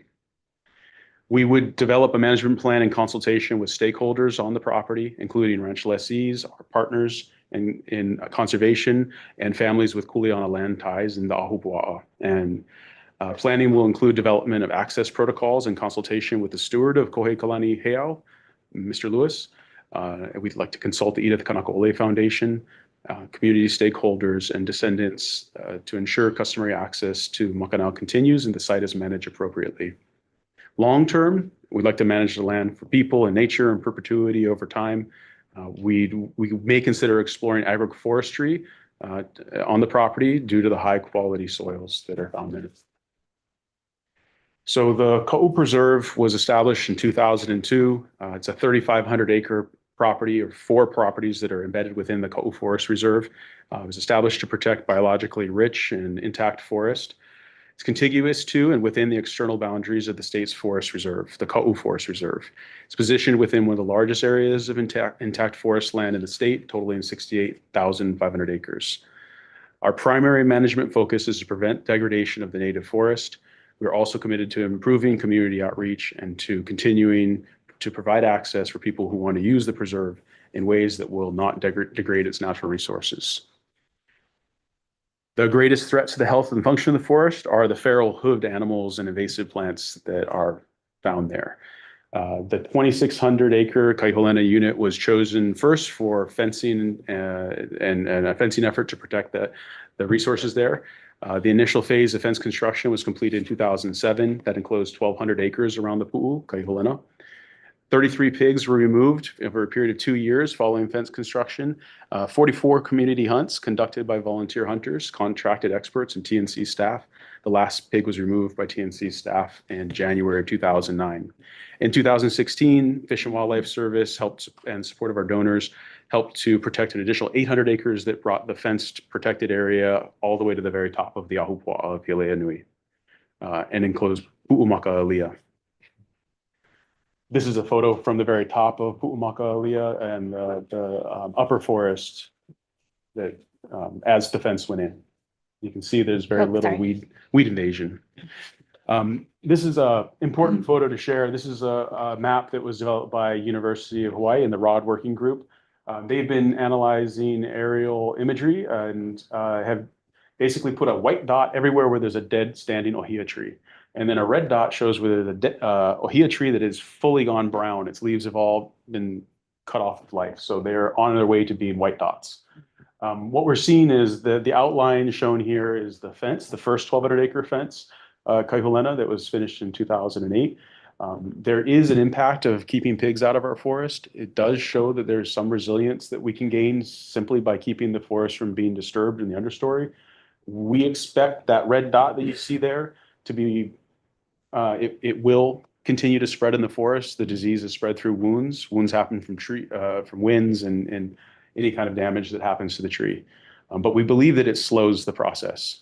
And so that's what we'd like to do for the forest at Hilea. The map we're looking at here is a bit of a focus on the long-term vision for Hilea, including into the Ka'u Preserve and the larger Ka'u Forest Reserve, where the red shows areas of planned fences that Division of Forestry and Wildlife intends to construct that'll protect an area, a corridor, a band of rare bird habitat. This is thought to be above the mosquito line, and so their focus will be pretty much entirely above 4,500 feet. The yellow shows where fences have already been constructed. And of course, the blue is the Kaiholena fence that was built first in this forest. What TNC will be doing differently than what DOFA is doing is that we're going to be building fences that come up in a 1 mile wide corridor across the watershed, Hilea watershed, and will connect up to these state fence units. And what that does is it provides hope for a future where the mosquitoes that are causing these birds to die will not prevent them from making their movement up and down the mountain as the lehua bloom descends down to the lower elevations and moves back up to the upper elevations, putting the birds at great risk. But without that protected habitat through a Mokamakai corridor, it's really just a holding pattern that we're offering for these forest birds. We've got a hunter access program that's continued from that initial effort to collaborate with the community to bring the number of pigs down to 0 in Kaiholena. It's been ongoing. It's a hunter access program offered on a weekend basis. It's first come, first serve. You don't have to be from Ka'u, but your dogs do. That means you just need to be sure you know somebody who's able to bring you up there and show you what the forest is like. And we know you'll get back safe that night. Print out that ladder. Oh, yeah. And so what's significant about this photo, of course, I love the people and the dogs that are doing the work there. But it's just to show you that at the end of this road that goes up into the forest, there's a crossover, and it is an example of crossovers. I think we have 7 of them all throughout the fences at key points where we know there is either a trail or there's a reason for community to access the Forest Reserve outside of the preserve where the pigs still are. And it's 400-pound test. This is one of my favorite slides. So we've had Nohea has run a program. It's been a remarkable experience. John, you have an enormous hand in this. This is a group of teachers from Nalehu Elementary School. And so what they're doing is going on a loop trail hike at Kaiholena, where they're getting the sights, sounds, smells of the forest and getting the names of the plants. And they're going to then incorporate that. Well, they're going to go on the hike that day. They go home. Everybody's happy. But they're going to incorporate that hopefully into their curriculum for the year. So as they get towards the time of the year where they're second graders, and the next photo over in the forest, come up, all 3 classes, right now that's 3 classes of about 20 kids, come up in the second grade cohort, and they do this loop trail. And they've had some experience of the forest prior, and they've been given some indication of what they're in for. And what we're hoping to do is imprint upon them pride in this enormous resource that is theirs. That's been ongoing for years now. Nohea, I think there's about 1,000 kids in the very first 6 years we were doing it. And now we're getting, with the participation of kids that are coming for a Makahiki event held offsite, in the realm of 1,000 kids participating with schools as far as Miloli'i or South Kona, all the way to Puna, all participating in Makahiki events that to celebrate the beginning of the Makahiki. We understand this is going to be a long-term community engagement project. And there are stakeholders, many stakeholders in these lands. We're fortunate to be in a situation where we have not seen the subdivisions occur. We're hoping that we can get out in front of that. And so the community that feels such pride and responsibility for these resources are who it is that we will be working with first. We'll be working with the current caretaker of the heiau, the ranches that have leases to graze the property. We're fortunate to have the support of board members of local nonprofits such as Ka'ohana Honoapo, Hilo Branch Division of Forestry and Wildlife staff, University of Hawaii research faculty, and Kupuna with ties to the lands. We will continue to engage the community as this project progresses. Shiny locks, mine.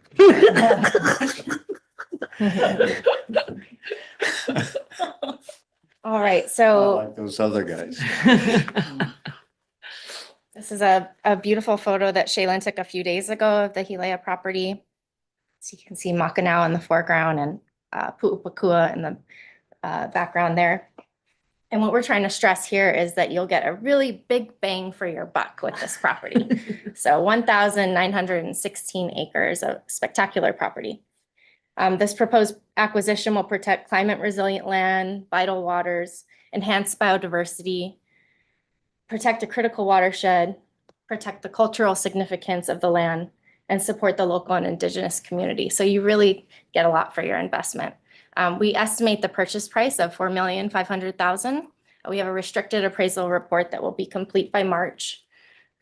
So just to break that down, that's $2,349 per acre, exceptional value. We are requesting $2 million from Legacy Land Conservation Program. And we requested $2 million from U.S. Fish and Wildlife Service Recovery Land Acquisition Grant Program. And we should have our pre-award notifications for that program by the end of May. And we have secured private funding to cover our due diligence and our closing costs and our option, our deposit for our option agreement. And we are exploring other public and private funding to cover the gap. And so our estimated timeline, well, we have a willing seller. We don't have exclusivity yet, but we hope to execute an option agreement in May and lock it in, or by May. We could close as early as January 2026 if everything goes well. But we are going to try to negotiate for 3 years to close because the Fish and Wildlife Service Recovery Land Acquisition Grant gives you 3 years to use the funding. So that's going to be our goal, is to ask for 3 years, but we would take less if we have to. And if everything goes well, we could close, like I said, in January 2026.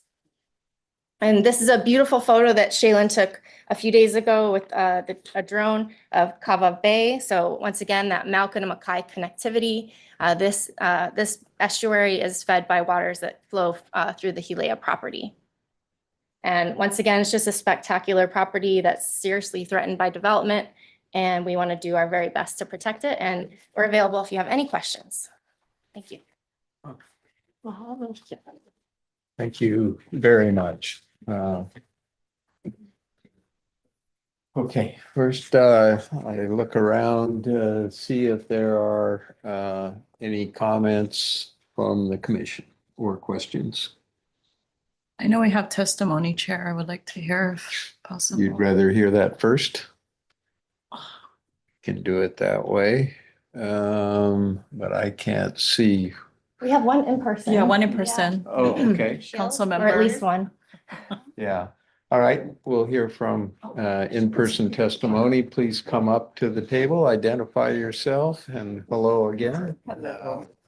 Thank you. Thank you so much for this opportunity. I'm Michelle Galibba. I am the council member for the District 6, which is a big district and covers a lot of territory, including Shane's property as well. So I'm definitely support that, but strongly support this project. I don't really, you've heard a lot of great things, so I'm not going to repeat that. But this is obviously just a rare opportunity to protect an entire landscape and 2 whole mountains with native ohia forest of high quality. I'm here actually, my family is one of the ranchers that ranch this property. So I'm mostly here to represent the ranchers. We love this land intensely and are just terrified that it's going to be sold, by the Olsons, because we've all spent decades working this land. We're willing to work with TNC and Ka'ohana one of the ranchers already does work with TNC, leases lands that they already have. We all are leasing former sugar cane lands that were already bulldozed, and so best used for now as pasture land. And buffers to this conservation land. So just speaking for them, like we're very willing to work with TNC and Kauhana on protecting this land and whatever it takes to do that. Let's see. Yeah, that's kind of it, I think. As far as what I wanted to say is from the ranchers. And just willing to be here as a resource for any questions you might have around that aspect. But yeah, this is land that is just beloved by the community. Like they talk about charismatic species, and this is sort of like a charismatic mountains that everyone in Ka'u just really identifies with very strongly. And they love to go, just drive around and look at it or go hunting there. Gathering, just different ways of being with this landscape and this mountain. So thanks very much. Oh, thank you for that. May I ask a question? So how many ranchers are actively ranching and what's your total acreage? There's, I believe 3. Yeah? There's 3. 3. In the Yeah. So it's application. 3 ranchers. My particular ranch, from my family's ranch, we only have about a little over 100 acres on one edge. One of the other ranchers has the top of Macanao, and there's like a little valley that you might have seen in the pictures. And that's probably about 200-300 acres. And then there's another ranching family, the Andrade family, and they have that egg nui skirt as well as the other side of the mountains. And so I would estimate that maybe like 400. Yeah, That's about 400 or right. 500. Yeah. So they actually are the biggest. The land, say that's 1,300 acres of pasture land, but I didn't know how many were leased, so it's good to, yeah. Good. That's Yes. Yeah. So we currently have leases with Olson. But we've been on licenses and, so we're happy to work with TNC, whatever makes sense. Thank you. Thank you. And thank you for making the trip over, and we really appreciate your input. So thank you very much. I appreciate you guys. You have such a hard job. Just Yeah, even horrible. today's, much less yesterday's. Oh my gosh, such a difficult job. I agree. We're all going to have to put pressure on the state to give more money to Yeah. We need to do it. support David in that endeavor. Thanks. It states in the application, but maybe just for the record, you can refresh us. It's most likely that these ranch leases will continue, or at least ranching will continue on something like 2/3 of the property or so. our intention is to maintain the status quo. However, Michelle mentioned license versus lease. We haven't quite figured out going forward how it will work out, but we have a license, Kai Helena, if you want, Shaylin could talk about that more. Yeah, license that's been ongoing since 2010 with the Andrade family. It's about 300 acres of former sugarcane land and kept in much like the photos you saw. Yeah. So I think technically the distinction is that a lease has to correspond with a TMK. And if you have something that's different than the boundaries of a TMK, it's in a license. I see. Thank you. Thank you. Entirety. How long We'll is- consult, I'm sorry, we'll consult with our attorney. There might be something to do about our nonprofit status, but we're not sure. We have to talk to her about if it matters, but we definitely want to maintain the status quo and keep the ranching. Yeah. I was just gonna ask about the length of the license. What's your length, as far as licenses for the ranching? We've put together a license that's really just an annual license. We've offered a 8-year license with the opportunity then extended to the rancher to go for for federal funding to improve the pasture. I'll just say that it turned out it didn't work for that longer term, largely just because of the I think it was a little more legal of a document than the current one that we have going, which was 1 page. This one, the other one was 8. Each year. And then in regards to the license, is there any conditions that you guys also include in there with the rancher around conservation measures and things like that? We do. We have a very it's a well thought out agreement that with the, I believe, 6 paddocks that are in the 300 acres that are in Kaiholena. Each paddock can go no longer than 70 days between the herd's rotation back into that paddock. And so that's intended to keep the grasses low, not offer the kind of the guinea grass an opportunity to get high and dry out, and also ensure that we're keeping those animals kind of tracking down and pushing down the weed trees that would cause a real threat to the forest. That also improves the quality of the feed, that it doesn't get old and they're rotating through, so that it's good benefit to the cows, the ranchers, and us guys. And do you envision something similar then in this regard with the current ranching?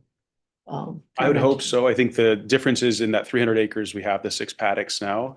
So I don't know that the same system is in place. You know, the same number of paddocks would be in place for that kind of rotation, but it's kind of an ideal we'd like to aim for.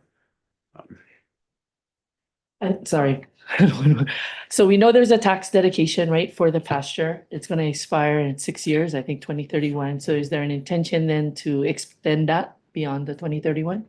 No intention at this time, but that's just to say we haven't really talked about it. So we've just been busy trying to get our grant applications in and, but I don't know if there's a reason, like a benefit to us to do that, then I'm sure we would do that, but I don't know. Well, the entire ag property tax regime has just been changed for Hawaii Island and is likely to get changed again by the current, well, I should let the council person say, because it's kind of law of unintended consequences as they came up with administrative rules. Turns out that some of the things are not as beneficial as were originally thought. So my guess is that whoever owns this property is going to have to do some things differently under the new regime. But for long-term, it shouldn't be that different than a long-term dedication. It's just a little bit more involved with the filing of the farm plan. I know under a different circumstance, there was a different property that we own and we didn't pursue an ag exemption or something because we wouldn't get any financial benefits. We're already a nonprofit. We already have a nonprofit exemption. I don't know if that applies here too or not, but there might not be any financial benefit to us. So I don't know. Speaking of the council. You all just stay here with them. Different hat. Actually, was one of the co-sponsors of that. I think it wouldn't be a problem for this property to get another 10-year extension of that tax class, and it could potentially even get lower, put part of it perhaps into like the native forest dedication. So at the very least, get the ag dedication, if not something better than that. So yeah, it really, just speaking for that piece of legislation, if you're really doing agriculture, you have no worries. It's like a tagline. Yes. I'd like to recognize, we have someone in the Zoom feed, Megan Lamson Leatherman. Would you care to provide testimony on this project?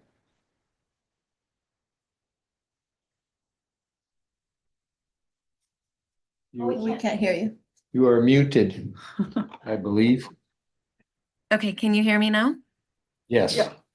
Okay, and Jody also has her hand up and she was there first, but I'm happy to kick us off. Aloha kako. I'm Megan Lamson Leatherman, and I am actually a volunteer board member with Ka'ohana, but I'm here with you today on behalf of Hawaii Wildlife Fund.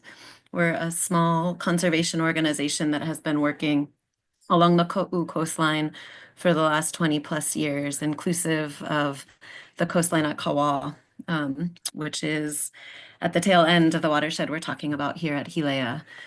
So before I go further, I do want to mahalo nui all of the commissioners for all of your time and effort and energy. I know between the site visits and the reports and these meetings, it's a lot. And echo what Michelle was saying, we need more money in our legacy land funds because I don't envy your job choosing even between all of the exceptional Hawaii Island proposals today.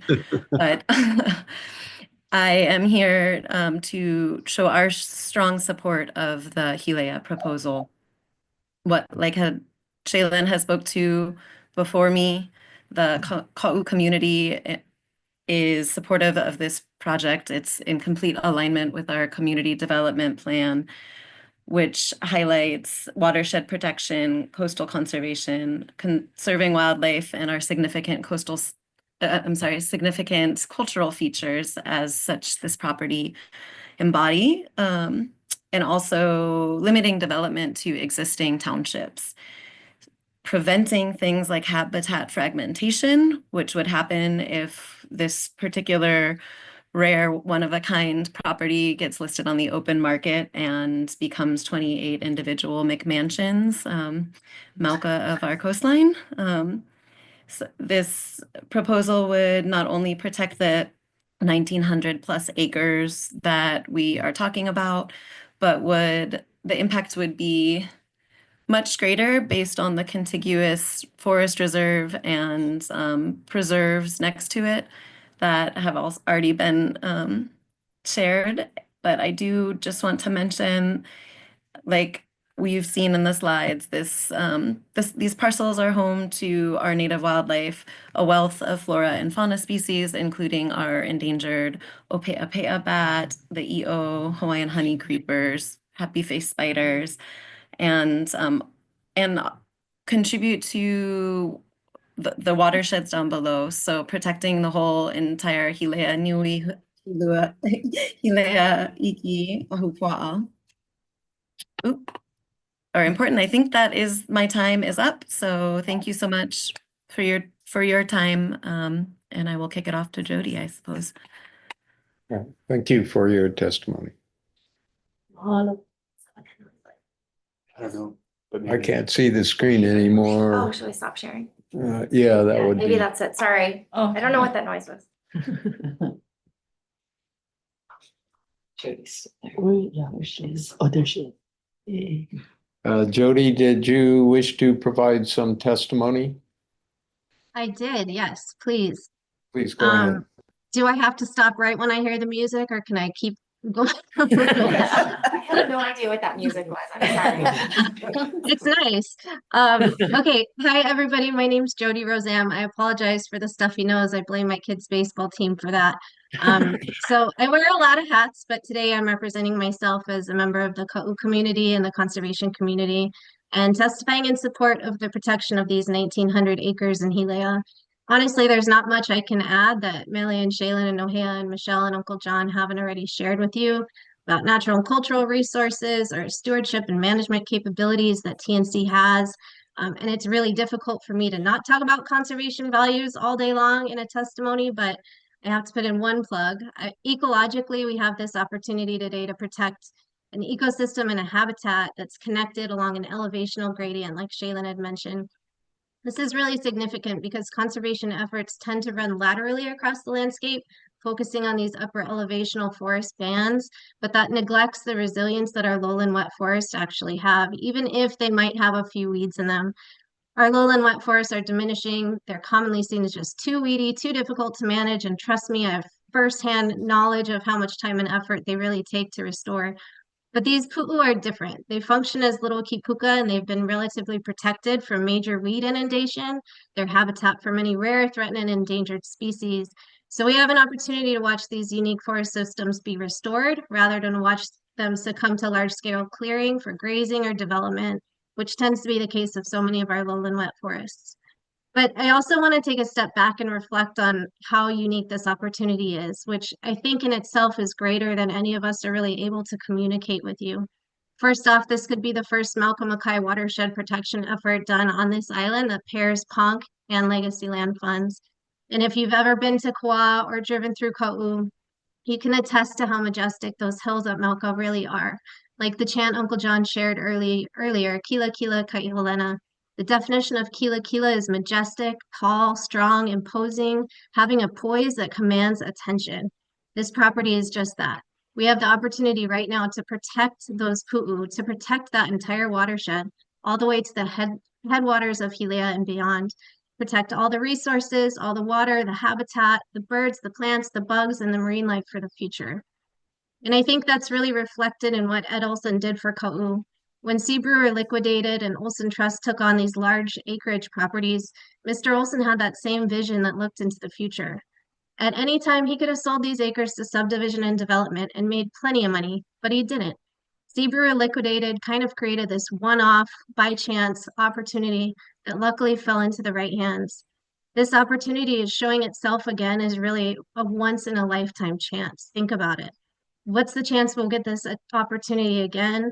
The chances we see such cohesion and cooperation like this again, where land managers, neighbors, ranching lessees, partner agencies, state, county, everybody works together. Not only that, but all these stakeholders have known each other and worked together for decades. And I can tell you that if anybody can make this happen successfully and respectfully, if anyone knows the ins and outs of this property and all the little things that go along with it, there's that music. It's the folks sitting at the table right in front of you. Opportunities like this don't happen more than once, and I fear that if we let this door shut, it's not going to open again. People of Ka'u have worked tirelessly to find ways to protect our lands and to keep Ka'u Ka'u. We've protected over 10,000 acres, nearly 80 consecutive miles of coastline, and we won't stop. You had to take a break before we came on. You've seen us, you've seen Ka'u before, and you're going to keep seeing us. Oh, Ka'u Ka'u. We love this place with all of our being, and we won't rest until we know it's protected. This is more than a puzzle piece. This is integral. So I urge you commissioners to please recommend this property. Don't do it for me, not for you, not for anyone in that room, but do it for the future generations of birds, plants, bugs, and marine life, for your children, for every future child of Ka'u who deserves the best that Ka'u has to offer. We owe it to them. That to me is the true meaning of legacy lands. Mahalo, commissioners. I really value all the hard work you do. Thank you. Mahalo, Jody. Thank you for that. We have a person under the handle Ka'ohi. Are you there? Yes, I am. And I apologize if the reception is very spotty. If I turn on my camera, I may lose you. I've had to reconnect a few times already. So can you bear with me without turning on the camera? Sure. Okay. Well, first of all, aloha kako. And aloha to the commission for being there, because like John said, you're there because of him.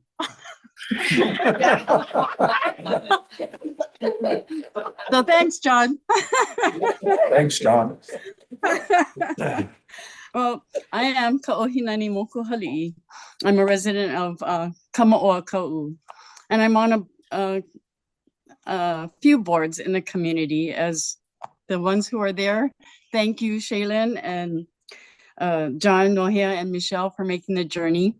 We all work together in different ways and are all involved in preserving our precious Ka'u. I also owner operator of my own farming ranch.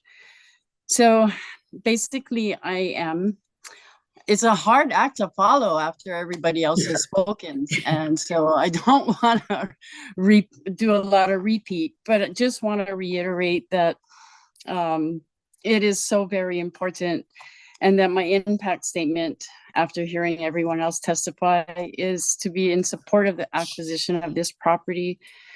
It would enable basically local management and agricultural stewardship for the biodiversity, including and not limiting it to our water conservation, reforestation, which would aid in protection of our soils, assist in air quality, protection for rare bird and plant habitat, manage invasive species, preserve the archaeological sites and cultural practices in place, have this great opportunity to have a full ahupua'a in place. The TNC has already proven the benefit of their management skills in that area. What they do and what they have done is incredible. The efforts that everyone has put in just because of their personal aloha for the Aina and what they do is so special. So thanks to all of them. This area also, I would say, is very crucial as well to be kept in agricultural for pastoral lands and practices instead of a subdivision. And like Jody says, or Megan, the MEC acres, right? That would happen if we were not allowed to be able to manage these properties. Also, I would just like to point out that as a member of the Community Development Action Committee, it does state in our bylaws, and we have a map that includes in our land use policy map, excuse me, it includes this property or this special place of Hilea. It puts it in important ag and extensive ag designation. So it is already within the CDP laws that this Aina is so very special. So I could go on, but it would be only repetitious. And I just wanted to reiterate on what everyone else has said.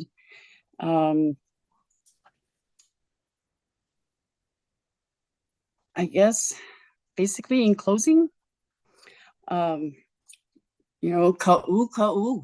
And I appreciate the time that the board that you have given to listen to everyone.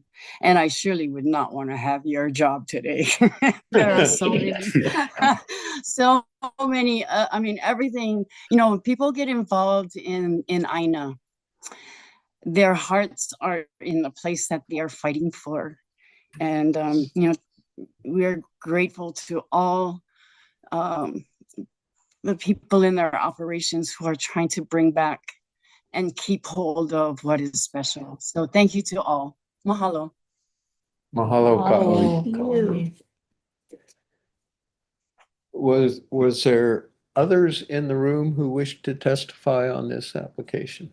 I guess not. Just, yes, We David. did have one late written testimony that came in. Oh, good. Yeah. From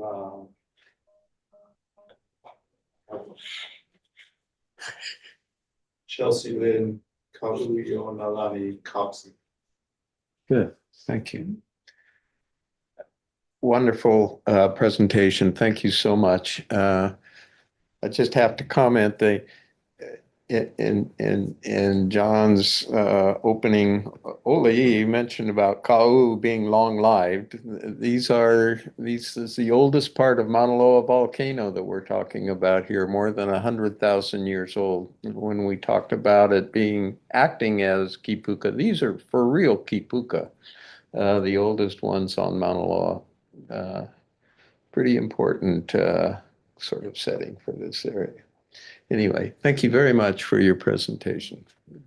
Thank you, Commissioners. Okay, mahalo.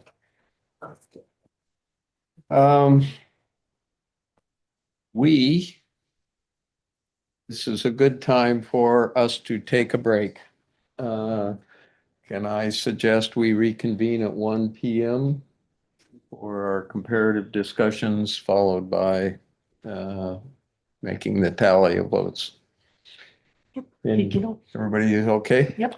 Okay, we will yes, David? I'd just like to mention that after the comparative discussion, the commission will do the ranking.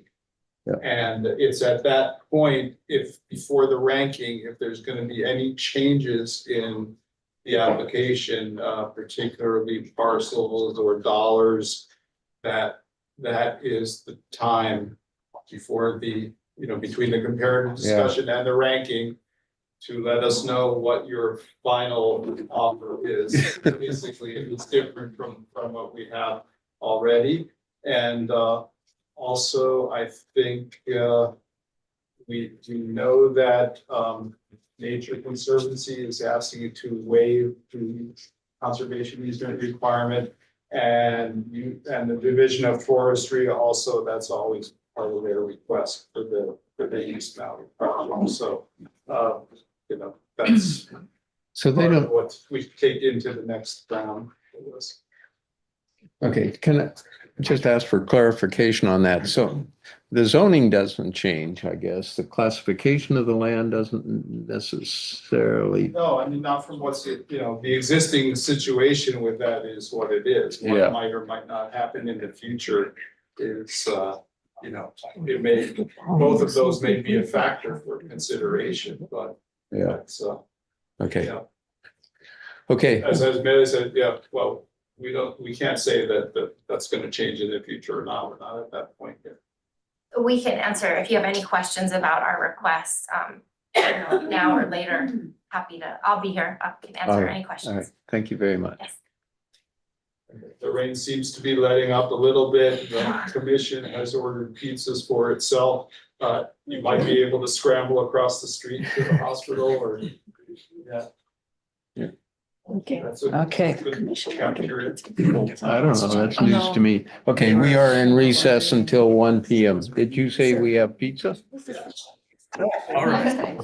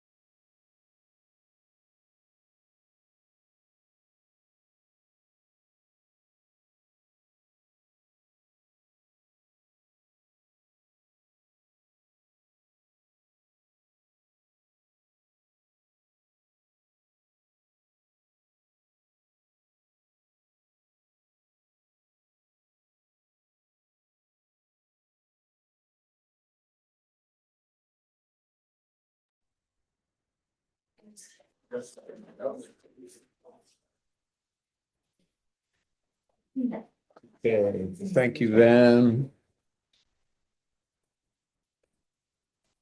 I'm calling meeting 88 back to order. This is we've set aside some time for the commission to discuss each of the applications, just kind of give our impressions, maybe we can ask for clarification if need be. But it's a chance for each of us to communicate with each other about our concerns on these projects. In the past, I found this to be pretty useful. My intention is to just follow the sequence that we had on the agenda. So we'll take them in that order. So the first one up then will be the one that we call Hane-O'o. Just if I can start that end of the table, Kim, would you care to? You can defer and come back later if you wish, but. Okay. Hi audience, how are you? Thank you for coming back. So the positives of the application are that the property really is on important promontory with ancestral ties next to a fish pond that's taken care of now. The property is imminent in its possible selling, although some of the logistics of that being that there can't be an SMA permit granted or it was turned down really make me feel like it might not be imminent for development as much as imminent for sale and transfer of hands. The family cares deeply about the project and it has some level of community support. Some of the challenges are that I think this being the second time this application has been submitted, I don't see a clear management plan, whether it's access, whether it's kind of what the future of how to take care of the place is in a more concrete way. The nonprofit's only 6 months old, and there's, I think, going to be some logistical challenges in what actually gets done with the land. And I think the track record for the properties around it might signify that as well. So, yeah, I think those are some big points for me, and there's an entire line of view that can help fill in. Thank you. Jeff? Jay? Sorry. I basically agree with everything that Commissioner Polanski said, and I would add that I had discussions with a number of people in the Hana area, and the biggest question was what is actually being proposed. I did not see any level of community engagement, and I think we've seen examples of how community engagement is so important and vital in other applications that we have to review, that this one clearly didn't meet the bar there. I think the value per dollar that we would get out of doing it would be easily questioned, just given the land values surrounding it and the probable inability to do any real development on it, that threat does not seem to be too realistic. Thank you. Alex? Yeah, I agree. And I think it's probably not ready at this point in time.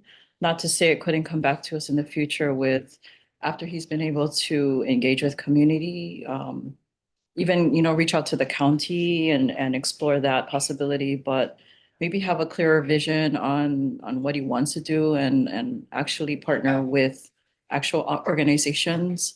Because one thing I've learned with volunteers, and I know there wasn't a lot of support that was submitted, all of these kupuna and community volunteers that love our Aina, they don't necessarily come to these meetings. They don't necessarily want to testify because that's not why they do it.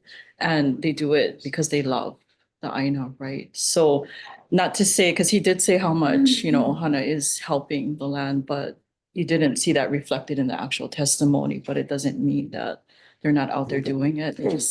They're the hard ones to get because they're so humble in what they do. And Yeah.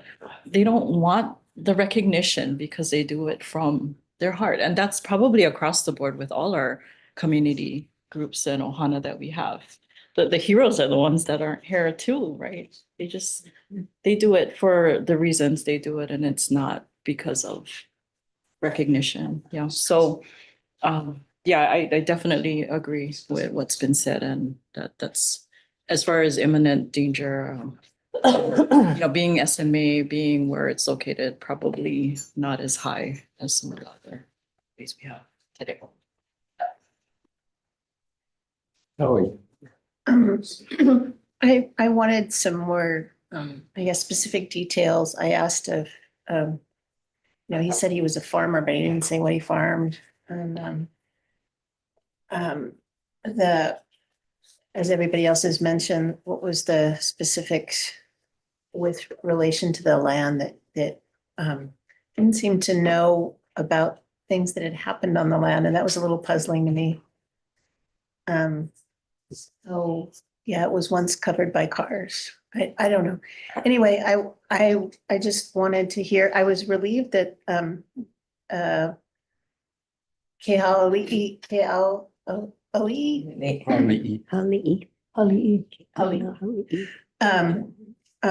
spokesperson came on and said, oh, yeah, you know, she was confirming that the project had support in the community. But it would feel better to have some evidence of that. I understood when he says, oh, they don't want to come on Zoom or show up in the community, but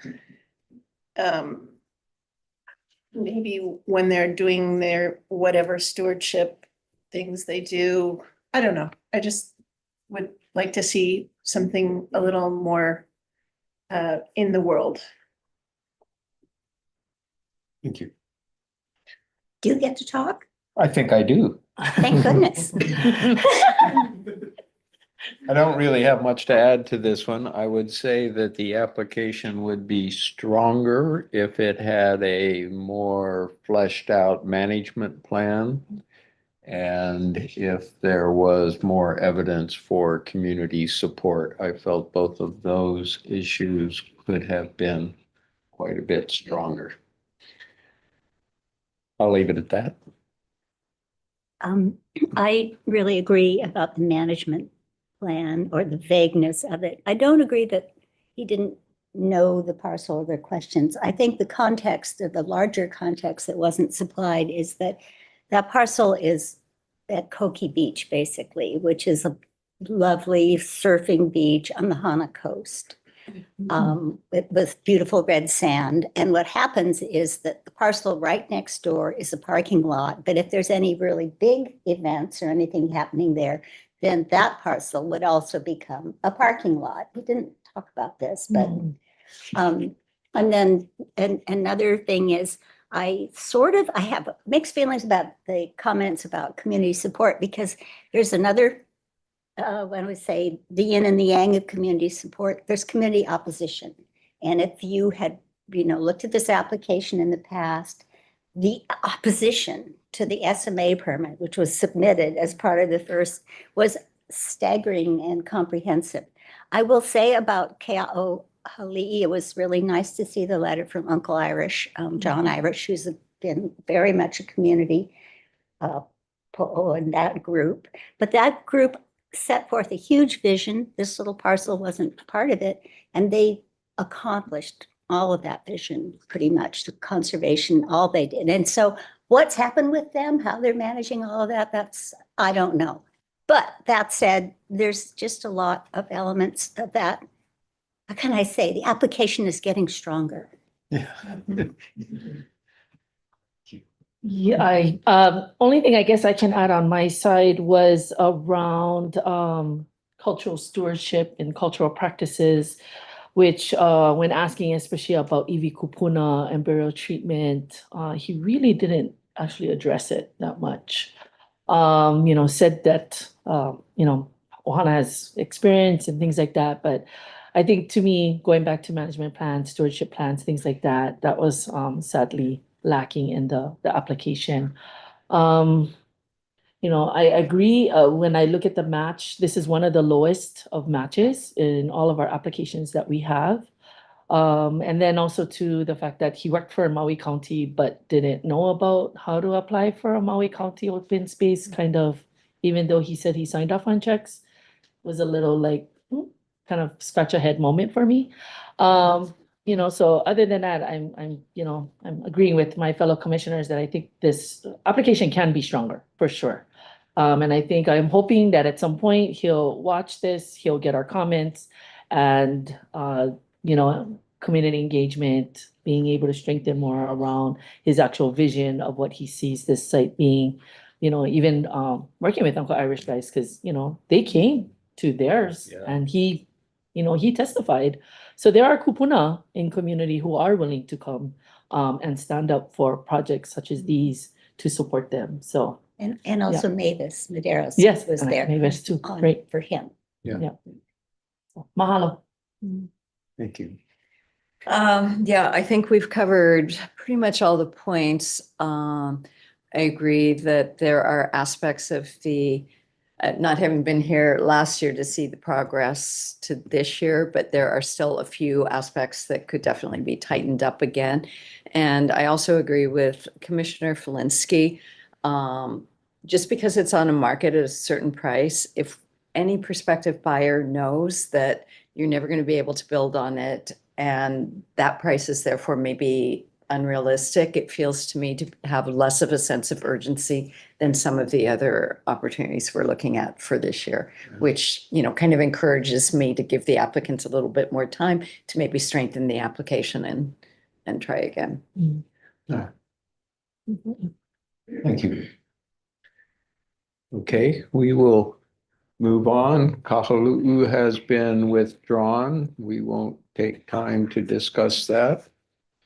The next one up was Kekipuka o Kalaiwila. You want to start again, or would you rather I change the order? Yeah, that's fine. It's easier and harder that way. Yeah, what a lovely project. It checks all the boxes, in my opinion. It has both the urgency, it has the ecosystem properties, it has the uniqueness, it has the community support, and everyone really showed up. It has the partnerships to make the real estate deal go. All those things are great pluses for this project. And I appreciate seeing the next generation of restoration engineers in person as a part of the development, because it's one thing to get the land, it's another thing to learn how to take care of it. And they seem to be well on their way to be able to grow into that next stage. I'm more challenged on finding minuses, other than I hope we can consider the budget and figure out how that would play into this one. Thank you. Jay.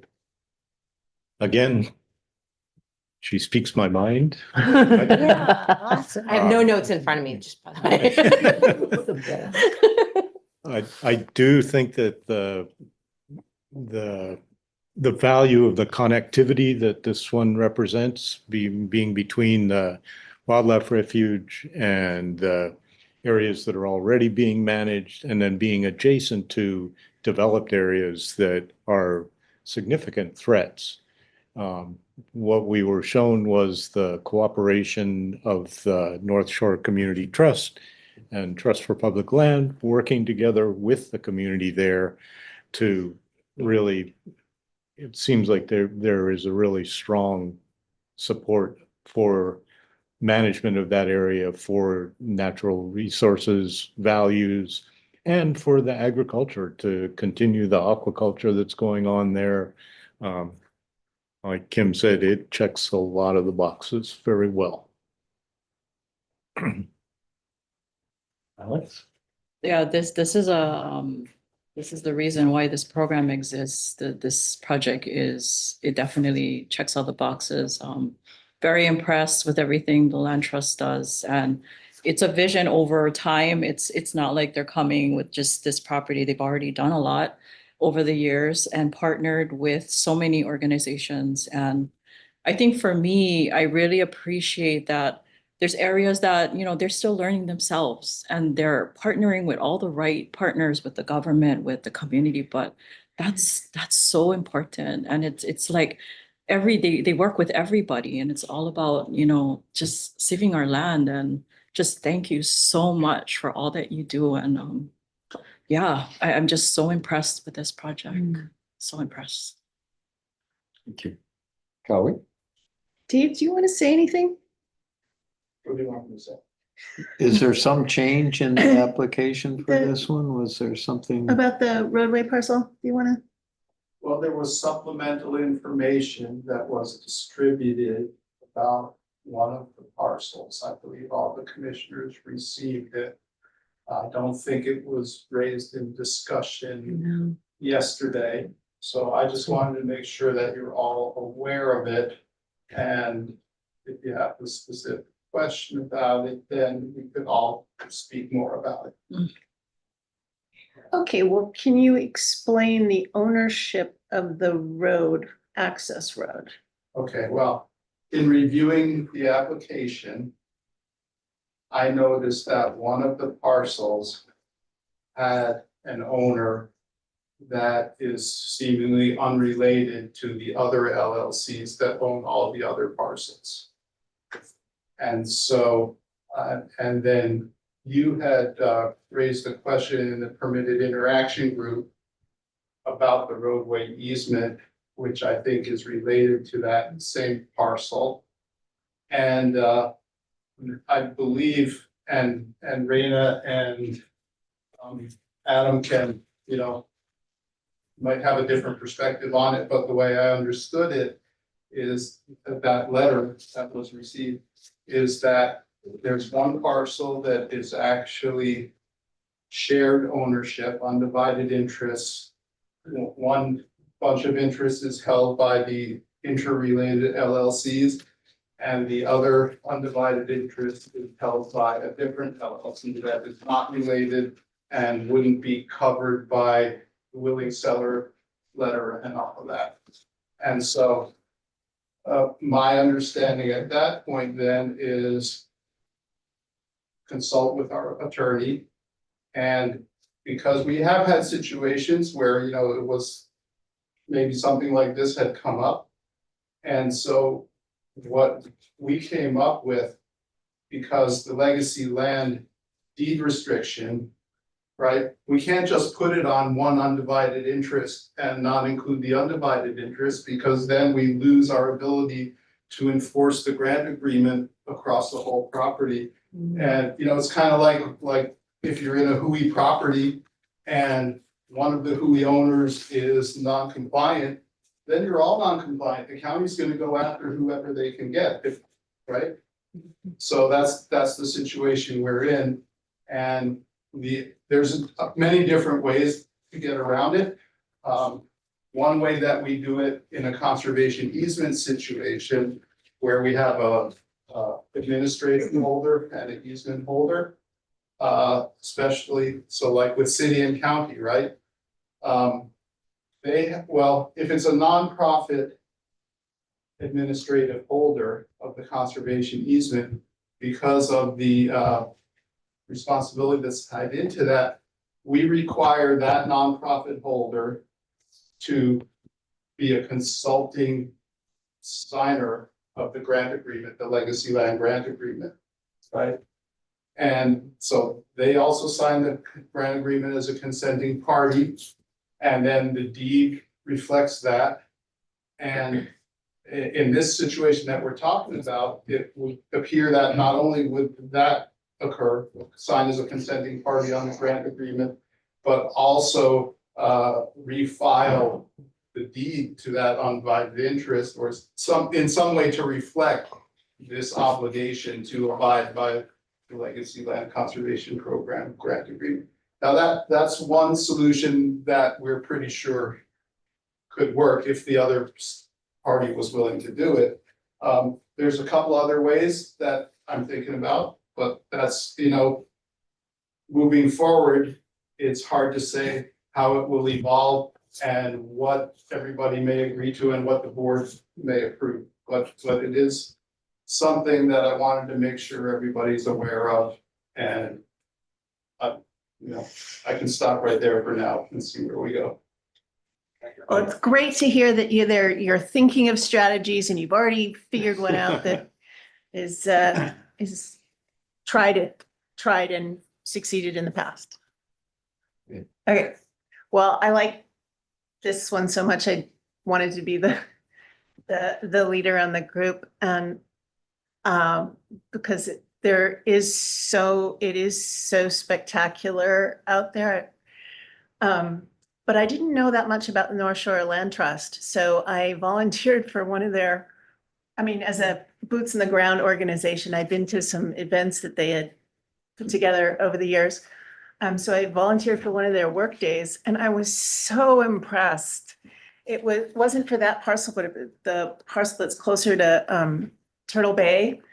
It was just one of their routine workday events. And they did such a good job.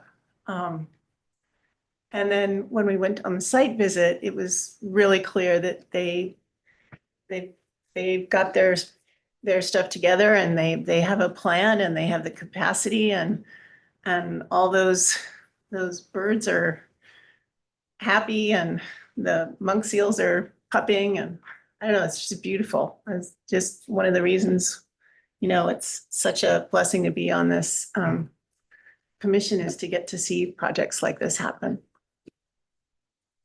Thank you. It's become a cliche about checking boxes, but I gotta say, I have the same words written down. This one really does. So I won't repeat everything, but I will, that's already been said. But this is very high on my list. And there are a number of reasons, but one of them is the one that Cowie touched on. I think the North Shore Community Land Trust has proven themselves. They're just doing great with limited resources of their own over time. They've really put together a great community. They've got a record that gives me confidence that if this goes forward, they'll do what they are intending to do. It's really cherry land. It's really good for the birds. The development threat is high and real, I believe, and the matching funds are extraordinary. That's in the overall program, 88% match. I like this project very, very much. I agree. Ditto. Yeah. It's beautiful to see the next generation, and then especially a generation that has a kahua of having ike kupuna. And so it was nice that when we got there on the site visit, everything was with intention and purpose, from the beautiful coalays that they made and how they tied in that mo'olelo and why the coal was given to us as part of, the mo'olelo and everything like that. I always think any shoreline on Oahu is always in eminent danger. And so to hear and see that there is almost 5 miles of coastline that are going to be protected in relation to, James Campbell and what's happening at Covella, at Turtle Bay, this project, I have a privy to North Shore because I actually used to live in one of the last remaining sugar plantation villages in Kauailoa in Haleiwa for a couple of years. So there's a special place in my heart. While I was, going to college, I was living out in the North Shore side and hanging out over there. And so that coastline, camping at Police Beach on the summer times, learning from uncles, picking ogo and going surfing, Waimea Bay, all of these lands, all of these places, are really special. The other thing I just wanted to say was that, I am super impressed with the North Shore Community Land Trust being such a grassroots land trust, with the community. I mean, they talked mo'oku au of directors and, and so to me, it's everything of a legacy that you want, the legacy of a land trust and an organization and a community to the legacy of the Aina, the lineal descendants being part of the stakeholders there, from Ali'i lineage, I mean, we're talking, that's like how Connie was saying, 500,000 years of legacy now that this comes before this commission to continue to protect. Like John, I see this as one of those that are gonna rank really high on the top of my list. So, yeah, mahalo. Yeah, a lot of ditto for me. I think it's anytime you look at the cost of North Shore Oahu oceanfront real estate, it kind of takes your breath away. But when you look at the leverage here, the fact that they've raised so much or are raising so much from other sources, I think that for me also puts it up higher. And then, I'm an economist by training, so I always think about opportunity costs as well. The opportunity cost is enormous here if this doesn't get protected, how it degrades all the other efforts around it. So I think for me too, that puts it up very high. Thank you. Next up is East Maui Coastal Forest. Doing such a good job of kicking off the. Thanks. Okay. So these parcels, which are part of this grand plan, are exquisite, and the Hana coastline being one of those last stretches where you can really feel kind of removed from. There's still a lot of wilderness there remaining. Makes it a very special place. I appreciate the connectivity up Haleakala and the thinking about it as a Malcolm Mackay kind of project and fitting it into the really large vision, the ambitious vision of just going for it for that whole stretch and piecing it out just one after another, just chunking it out. I mean, to be visionary about that is extraordinary, and it's exactly what's needed to make it so that you have enough parcels together that you can do really good things. The access to the trail system and the ability to kind of even start to think about what that would look like is of high value for the thousands. I don't know the current count on tourists going to Hana. It's got to be higher than 50,000. There's that road is just choke every day. So the amount of use potential in terms of being able to get people out country in maybe a safer way seems very high. And although we didn't see any really high value native species there right now, I do trust the capacity of our state partners and the community partners to be able to have vision to manage the land once it's protected, right? This is the current moment we're in. That said, on the other side of this is that the ask is very high for this commission, and I'm not sure I saw the outpouring of individual community support that because it is a state project as part of this big vision, it's a different type of project. So you have to sort of weigh it in almost a different way. At least that's how I'm doing it, knowing that this is a true future generations thing, right? That the partner might come, like the right partner may not be born yet. Like it just might be something where we have to take care of it today. I do see the urgency because that coastline is turning into a big gentleman farm. And I can imagine that this is not far along from being, even the tiny little parcel right next to the ones that are being asked for was already under development. Oh, what's that going to be? That's going to be a house. oh, what's that gonna be? That's gonna be a house. So I think we just need to be thoughtful about the fact that this is a high value place because compared to the rest of Hawaii, it's still relatively wilderness. It's connected into Haleakala. And the way you have to think about it is less community driven right now and more future vision driven. For me, that's where I put this.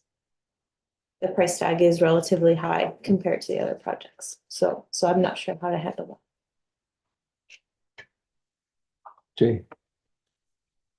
Yeah, this being a state project, I agree, is it's somewhat different than the other projects we have. The Malka Makai connectivity is huge here. It really does connect lands that have been under a level of protection all the way from the coastline to the mountaintops. And that's a huge value for it.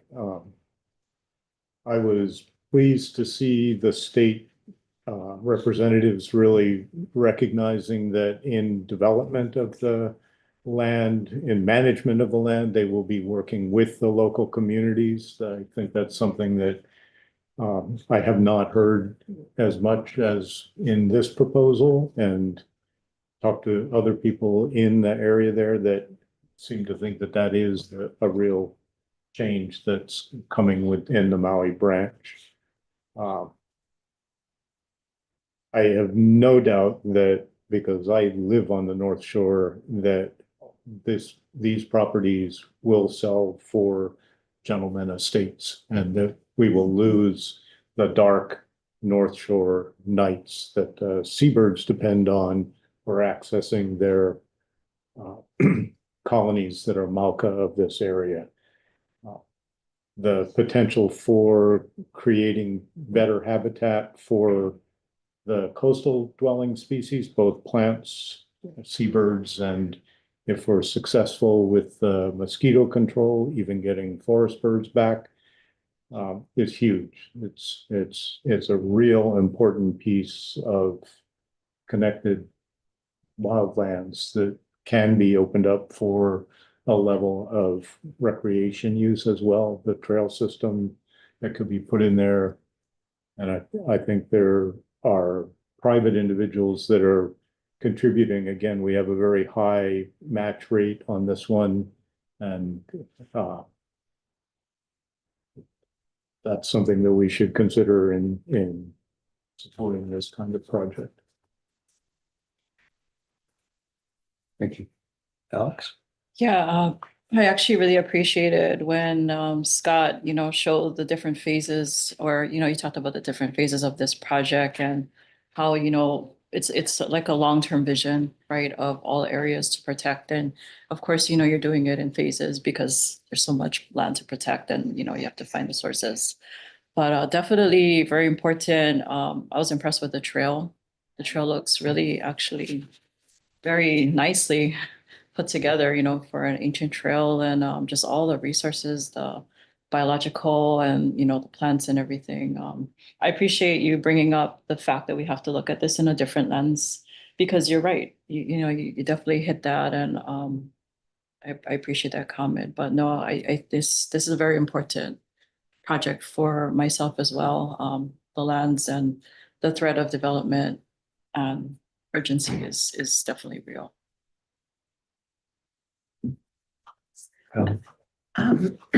Scott Futz's presentation was so good, I can actually remember his name. I really appreciated that timeline, just like Alex just said, seeing the phased and having it be so easily apparent how that whole area will be protected. I have whole books on the East Maui watershed. So it's great. It's really gratifying to see that all the energy and all the upset that's been happening around watersheds, and East Maui is is that there's something actually being done about it, that can be done about it. So that was really the highlight of this one for me. I like this a lot. This is, Kim called it exquisite. My notes say really cherry. This this is a really, really cherry piece of land. And I thought the DOFA presentation was excellent. It was really thoughtful. At least I found it that way. Just how this fit into the goals and the long-term thinking about this part of Maui. Made a lot of really good points, I thought, and how this fit in and their approach. They even told us which of these would be the highest priority if they only get partial funding. It's kind of appreciated. I'm really hoping that we can find a way to acquire this land. I think somebody ought to go in and just rezone it into some into preservation or conservation or something so that it can't be sold. But I guess that never happens. Anyway, I like this a lot. I also really like it because Haleakala is so powerful no matter where you are viewing it, and the feeling of the sweep of it, and just knowing that, okay, it could be attenuated in so many ways, this incredible mountain all the way into the ocean.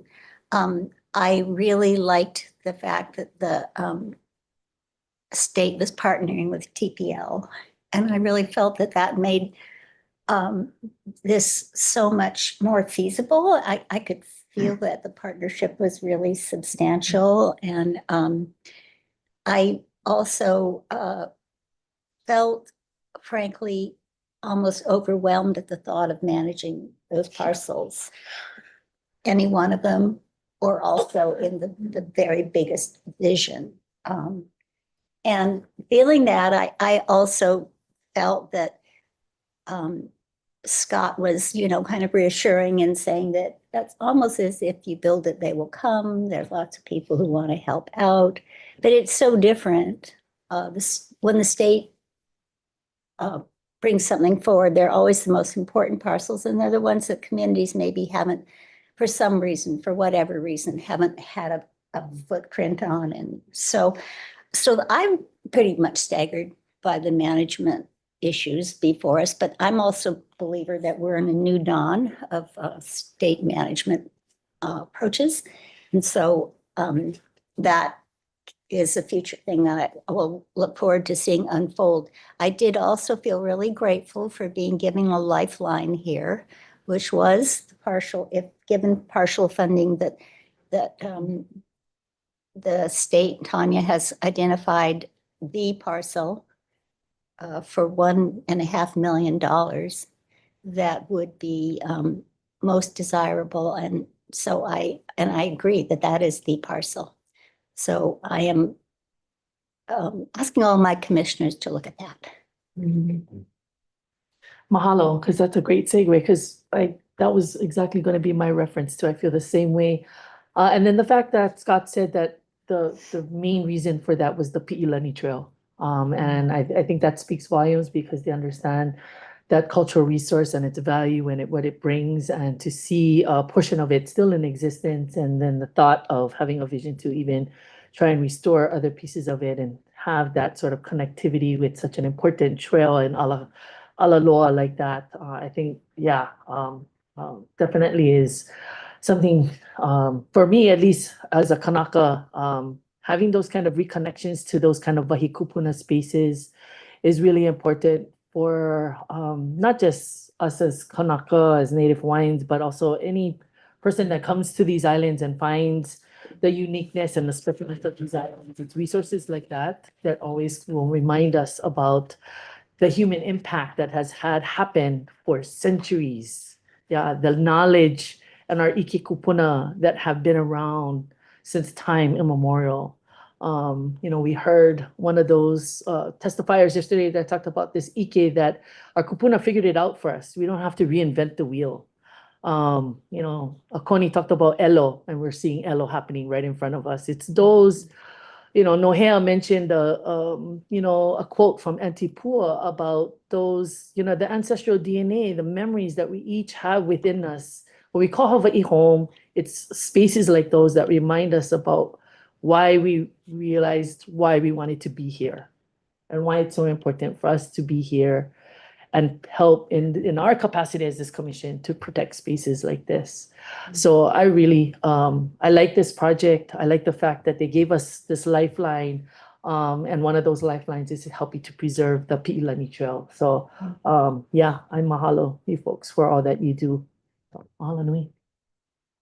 Not a lot I can add other than I think we kind of started with our site visit at the same place where we got to see the scope of this. And frankly, as a taxpayer, I was kind of blown away that a state agency was taking the long view and being so visionary and looking at, the Maukamakai connection, but also, I don't know, Matt Beal, my principal broker, always talks about land in Hawaii being a zero-sum game. Once it's lost, you don't get it back, right? So we're at this point, I think, with a lot of these projects where we're seeing that, like, oh, if we don't get this, then we lose all of this. And that was laid out really nicely. I also liked the state partnership with other resources. And I don't know that it really came up in the presentation yesterday, but was talked about when we were there, that there's also a fairly newcomer to the island private donor who's been very involved in getting some of this kicked off. I like that too.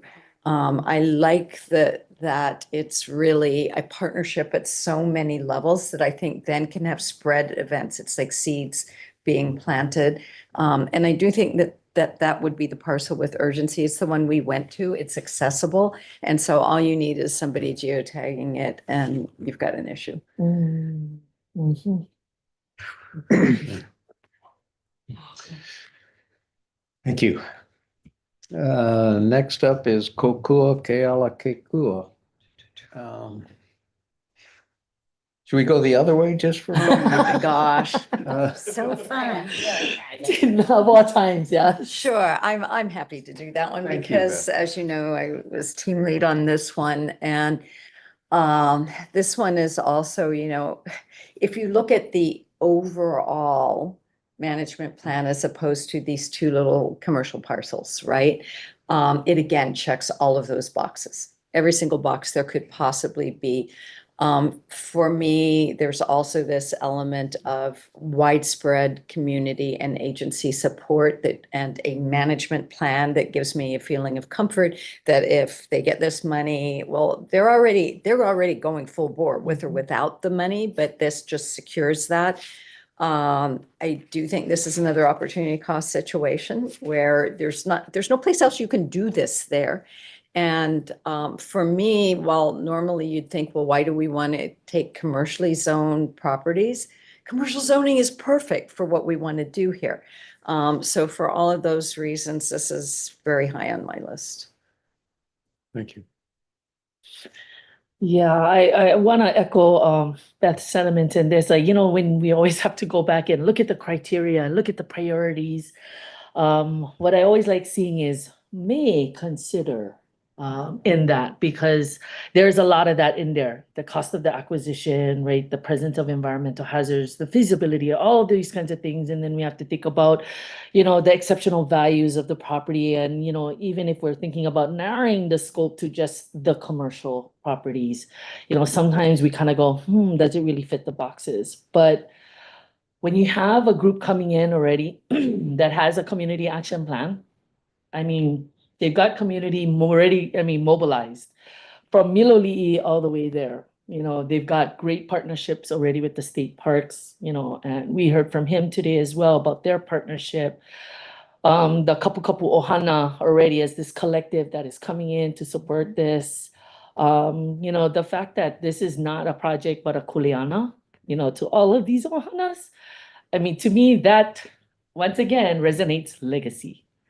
Once again, this is, when Connie, when you were speaking, You know, Hyanna popped into my mind right away. I went, oh, this is like another Hyanna. And Kurt even said it, and I was like, yeah, the model is there. It already can be done. This is just a piece of the puzzle that you folks need for that. And then the fact that, you know, this has an opportunity to create economy for the Ohanas there. You know, I think for me, this is definitely one that I see, you know, cultural resources that are in need of stewardship and care, especially at Ka'abaloa. Hearing that there are 53,000 people going down there and that it's not being managed, you know, that people could be walking on Heiau, could be walking on platforms, could be walking on Iwi Kupuna. I mean, I'm just like, oh my God, no, something needs to be done. We need to protect this area as much as possible. You know, I think for me, this is definitely one that I see is going to be high on my list. Because I think there is organizational capacity. This AINA is right at this point in time that there is such need. And there, you know, yeah, we got to strike when the iron is hot right now. And the timing is more than perfect at this point in time. The way the community has galvanized itself and the way all of these agencies are coming together to support this kuleana. So mahalo, you guys, mahalo. If I were looking for an excuse to not support this project, I could say something like, well, you know, A, commercial, B, you know, compared to what we can get in acreage for the same thing, you know, doesn't fit. But I just would fight for this. And for all the reasons that both Beth and Kunoe have said, but, you know, it's like you have this group that is, it's okay. We always are giving people land and then they're supposed to come up with a management plan. Well, these guys came up with a management plan and they don't have a land. And all they need is a small little piece of land, you know, and reasonably priced for the reasonable price here. So I feel very supportive of this project and of this acquisition. Thank you. Yeah, these guys are winning me over. And I, of all of them, I really feel a threat here. I don't know how many chances we would get at this one. You can just kind of feel the commercially zoned little parcel at that road intersection, you know, that could go a lot of ways. And this is, in my opinion, the best way it could possibly go. The folks at Kokua are really working hard for this area. They really seem to me to be doing everything we could hope for. Their partnership with state parks is exemplary. That really appeals to me very much. Other than that, I don't know how much more I can add. Another really good project in a tough place. Yeah. So this is one of those projects that makes me angry that that they have to come here and go through this process to get what's obviously urgently needed done. Like it just shouldn't have been a problem festering for so long at such an intensity. I was so shocked to hear the numbers and that the facilities and are just not there, and that the state parks can allow this to happen. So it's definitely a wake-up call. Yeah, it's a wake-up call. I think for me, what resonates is the Vahipana stewardship. And like Kanoe said, that you look at the property, you're not looking at any lines jurisdictional, right? To you, that's your kuleana, right? To take care and I know you're humble, but I know you guys have been doing this way before this organization was created, right? You're all from, that Ahupua and you love the area and, you want to do the best. So, this urgency is there and, the management plan is already done and to hear from state parks and, he seems like he wants to get this done before he retires, right? So he's definitely gonna push for that and he's so supportive of working with, your groups and it really touches me how all the community and the partners and everything is coming together and it is a it is commercially zoned. There could be a little store there, not to say a gas station again or something, but no, I see mahalo for bringing this to us. And I'm really looking forward to this project. Definitely it's very high for me as well.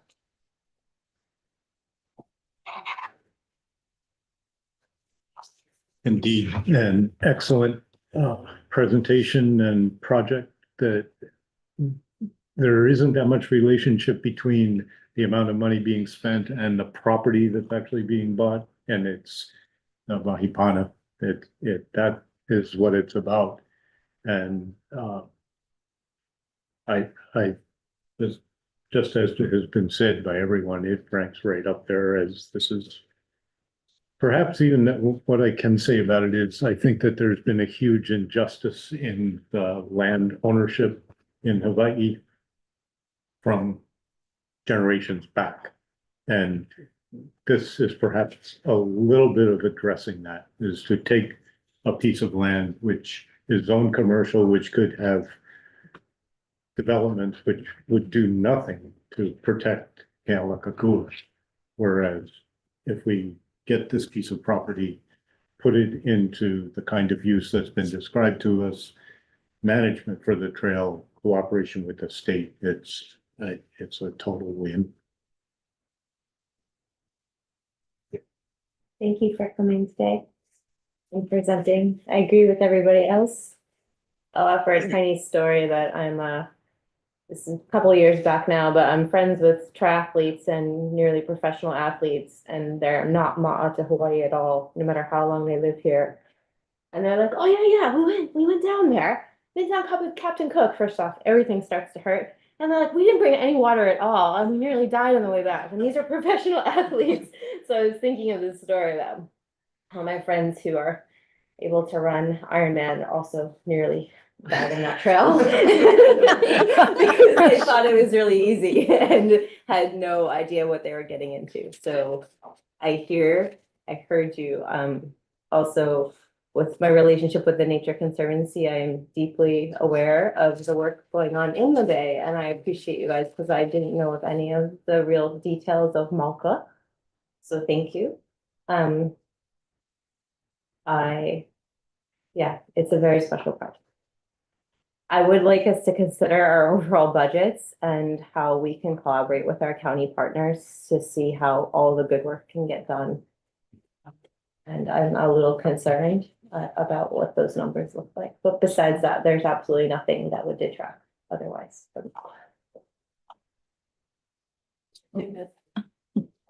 Just a minor interruption, please. Yes. I've been getting some notifications about canceled flights. It's because I helped make everybody's reservation. Haven't looked into it more deeply. I saw Jay on there, so please check on that so we can see where we're at. I'm not sure we can do much about that. Well, it's with this question of whether we have to end by 4 or we can go as long as we want. Yeah, okay. Even In for my us local opinion, folks, we're ending on. by 4 sounds really good so that my house doesn't fall No down. matter my plate is canceled. I'm hoping to end by 4 is all I can say. That's all. Okay. Thank you. Well, I'm I checking. have some spare futon in my house if I need to put anybody up. Thank you, So- Chair. Okay, we move on to Kawai Nui Makai.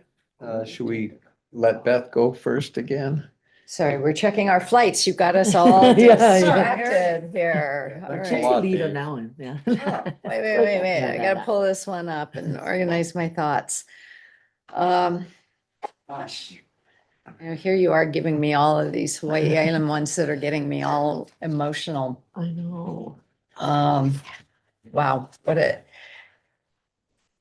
another presentation that reminds us how much stewardship is being done by people of place that none of us even hear about.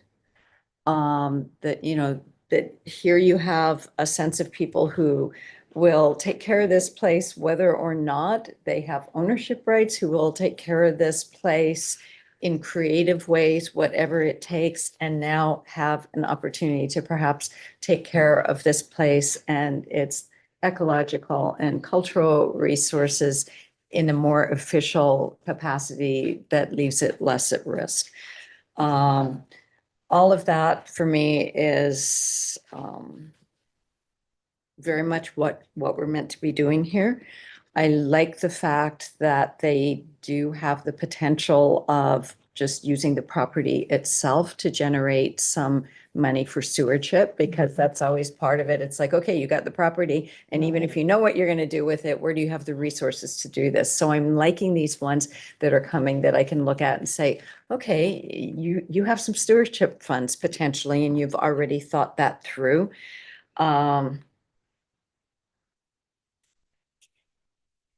I don't know about, I don't know, again, because, I look at this from the real estate side too, and I'm thinking, well, how are these asking prices realistic, right? So I don't know if the amount of the ask is right or not. And we probably aren't going to know without having appraisals done on it. But I do know that it's another one of those situations where the creep up the coast is real, and I wish they could have pointed that out a little bit better on some of the slides. It's very much like what we see on North Shore Oahu, where, all along this ocean front, you do have subdivisions now. You do have high-end homes. So the encroachment on this and the potential for individual landowners to cut off access of what's been traditionally maintained, I think is real. So I'm super impressed with this project. I wish there were some way to cut and dice it, in some different way that we would feel like we could have more leverage in the situation. But I do definitely think that it meets our criteria and it's worth our support. Yeah, I would have to agree with that one. Makahana Law, Association, to know that there's 140 ohana of Hilo Paliku involved in this association, and seeing that picture of 50 of them at their latest membership meeting, I mean, that's so impressive. The fact that they're, helping with access for the practitioners in the area, the Lavaia hunting. This is a grassroots effort, and again, seeing communities empowered to manage their resources, to manage access for general public and for the community is just so awesome to see. And certainly that's one of the strengths of this application. As mentioned too, they said that when looking actually at our legacy land portfolio, we don't have a lot in Hilo. Actually, I think we don't even have, I think only Hilo Forest Reserve might be the only one. But, so thinking about that broader portfolio in regards to legacy lands and protecting, this is definitely one I think that's there. As far as, they have a comprehensive management plan, they do that already. When we asked them about managed public access, because I was embracing my inner John and asking that question about how do you do manage access, they already were, this is our process. This is what we do. We have a system where someone calls and they actually reserve a key, and, they have to be on our list. They have to be registered with us, and things like that. It was great to see that they already had some of these infrastructures in place. So they obviously have the organizational capacity to do a lot of the things that they say they do. I'm in agreement, they have a funding stream. They have a revenue funding stream that, I mean, just seeing the numbers was staggering, to almost to a point where they could have maybe, $500,000 that could go back to some of the stewardship and the management of the Aina and things like that. I think we heard that they actually did get a grant when we were on the site visit. They got a grant to hire some hire now and actually have someone, be that coordinator, program coordinator for them. So again, that's a good step to see in regards to that happening. I think for me, the only thing is it's just the price tag right now. That is just screaming, why is this happening to us? But at the same time to hear they've already ranked 2 on Punk, that they have support from their county council member, Heather Kimball. Blake's already shared. He's got the resolution ready to rock and roll soon as the mayor is ready to drop that list in front of the county council. So I think that's a good sign because they are Makauko. They're ready. Even despite whatever happens today with us, they're moving and they're gonna fundraise and find those resources that they need as well, kind of thing like that. So yeah, this is a hard one. Yeah.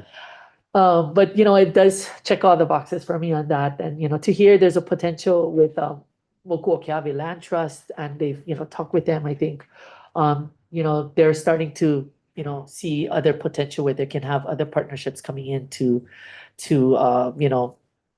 acquire the property and stuff. So mahalo. Well, I just had not ever known about this group. And I'm so very, very, very deeply impressed because I live in former sugar plantation lands. And in our neighborhood, we've watched access after access be closed as we've had wealthier and wealthier neighbors. I feel that this meets all of our criteria.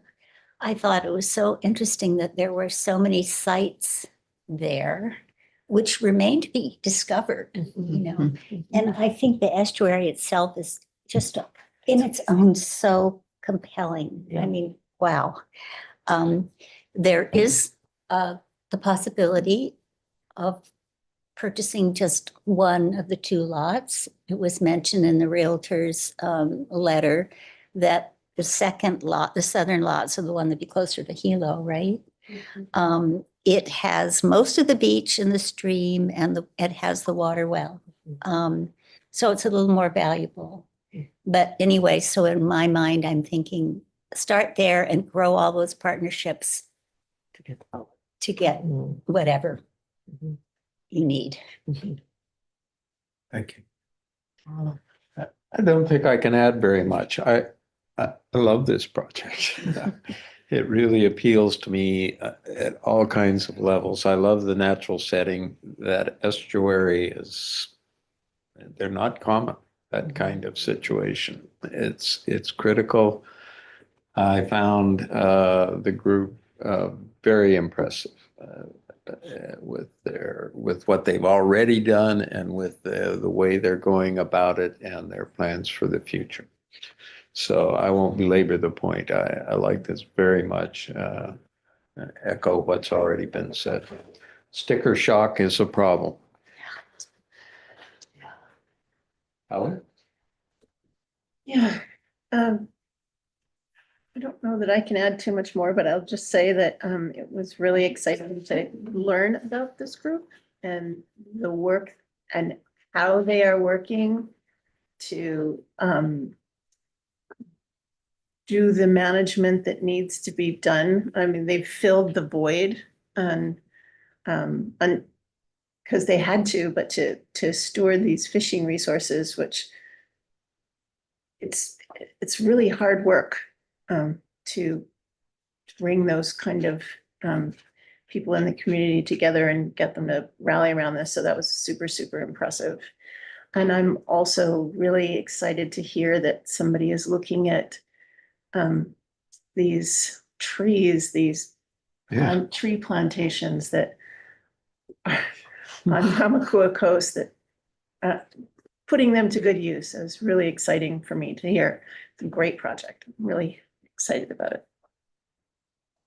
Yeah, for me, I guess I was really lucky that I got to work with Makahonoloa on another project and had the honor of them coming to our punk and obviously ranking, number two is a testament to how this property, the estuary, that is just super, super rare. And I've actually had the honor of working with Dr. Robert Nishimoto with Aquatic Resources. And he was able to, share with us and, hearing about the 5 species of opu there. I mean, oh my gosh, that is pretty much unheard of. But this property just has so much features and the 60 acres of the timber and, what they want to do with the property and possibly, put that into the stewardship and management. But no, that this organization is they do really great work. Very humble, of course, again, right? Humble. They do what they do, not for the recognition, but they do it from the heart. And, there's a lot of them. They just, that's another component. But when it did come to Punk, it was 8 million. So looks like the price went down a little. The realtor was very, very, to me, he's very excited actually to sell for this. But the threat is also real because the day after we went, they were meeting with another owner from the mainland who was going to be looking at the property. So that the urgency factor right there was, this is real, right? I mean, he can support us for conservation all he wants, but when it comes to money, right? Money talks, right? So threat is real. There's no question in that. This is just an amazing property. Just unbelievable. Unbelievable. Another great property. So yeah, very high for me too. Yes, I agree. An amazing property, a really well put together presentation, people that are clearly dedicated to all of the resources that are there and people who are of the land. So I hope that we will be able to provide enough resources to them that they will be able to pull together the rest of it from other sources. Theater to everybody, and the long list of testimony included Kua and Heather Kimball and the representatives, and that was like, they're so understated that didn't even come through as hard. I mean, they could have even just used that to knock things out of the park. It's a healing place, and I felt that strongly. So let's see what we can do. Would be my attitude on this. Let's see what we can provide. Thank you. Next up is Hilea. I think, Kim, you need to step out while we have this discussion. Thanks for reminding me. Don't go far. I'm not going far. Okay. You want to lead us off, Jay? So this is Hilea, also known as Makanao Pakua. Yeah, I was fortunate to be on that field visit, and again, a really great community support, people that have been on the land a long time. Totally worth and definitely under threat. So, yeah, a project that is really good to be able to fully support, whether we can or not.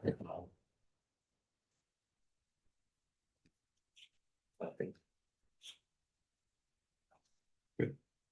Thank you. Alex? Ka'u. Ka'u is very special to me. I was able to be involved in acquiring Kawa with Legacy, of course, for both properties that, is Makai of this property nominated. And believe it or not, there was a time where we were at Kawa and we're looking Mauka and we said, wouldn't it be great to protect the Ahupua, right? All the way to the mountain. And we were looking at that. And this was years ago, years ago.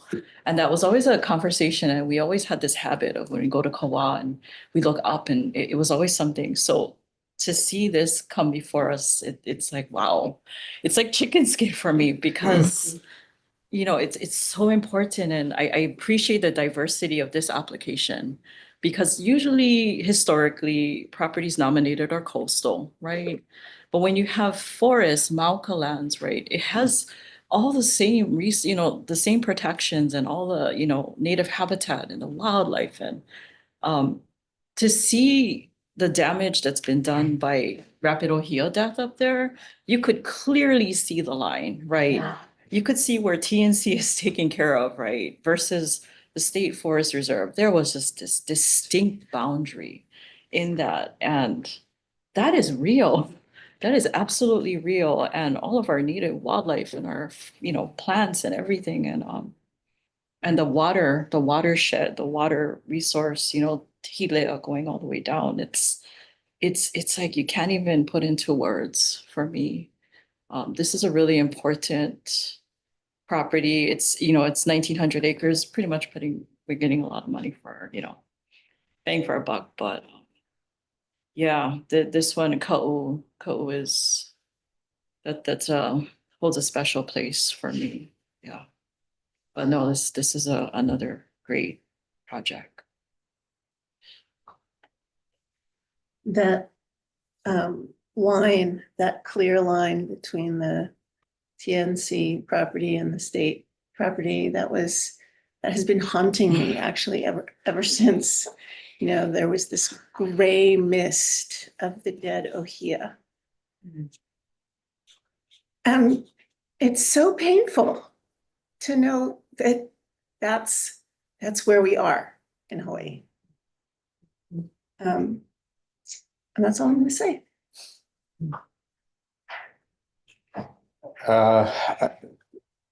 This is killer. This is a really good one. Cherry killer, yeah. That's a good thing. Yeah, that's great. Upland Ka'u, very special, huge acreage, multi-use, all of which fits very well in at least my idea of what is legacy.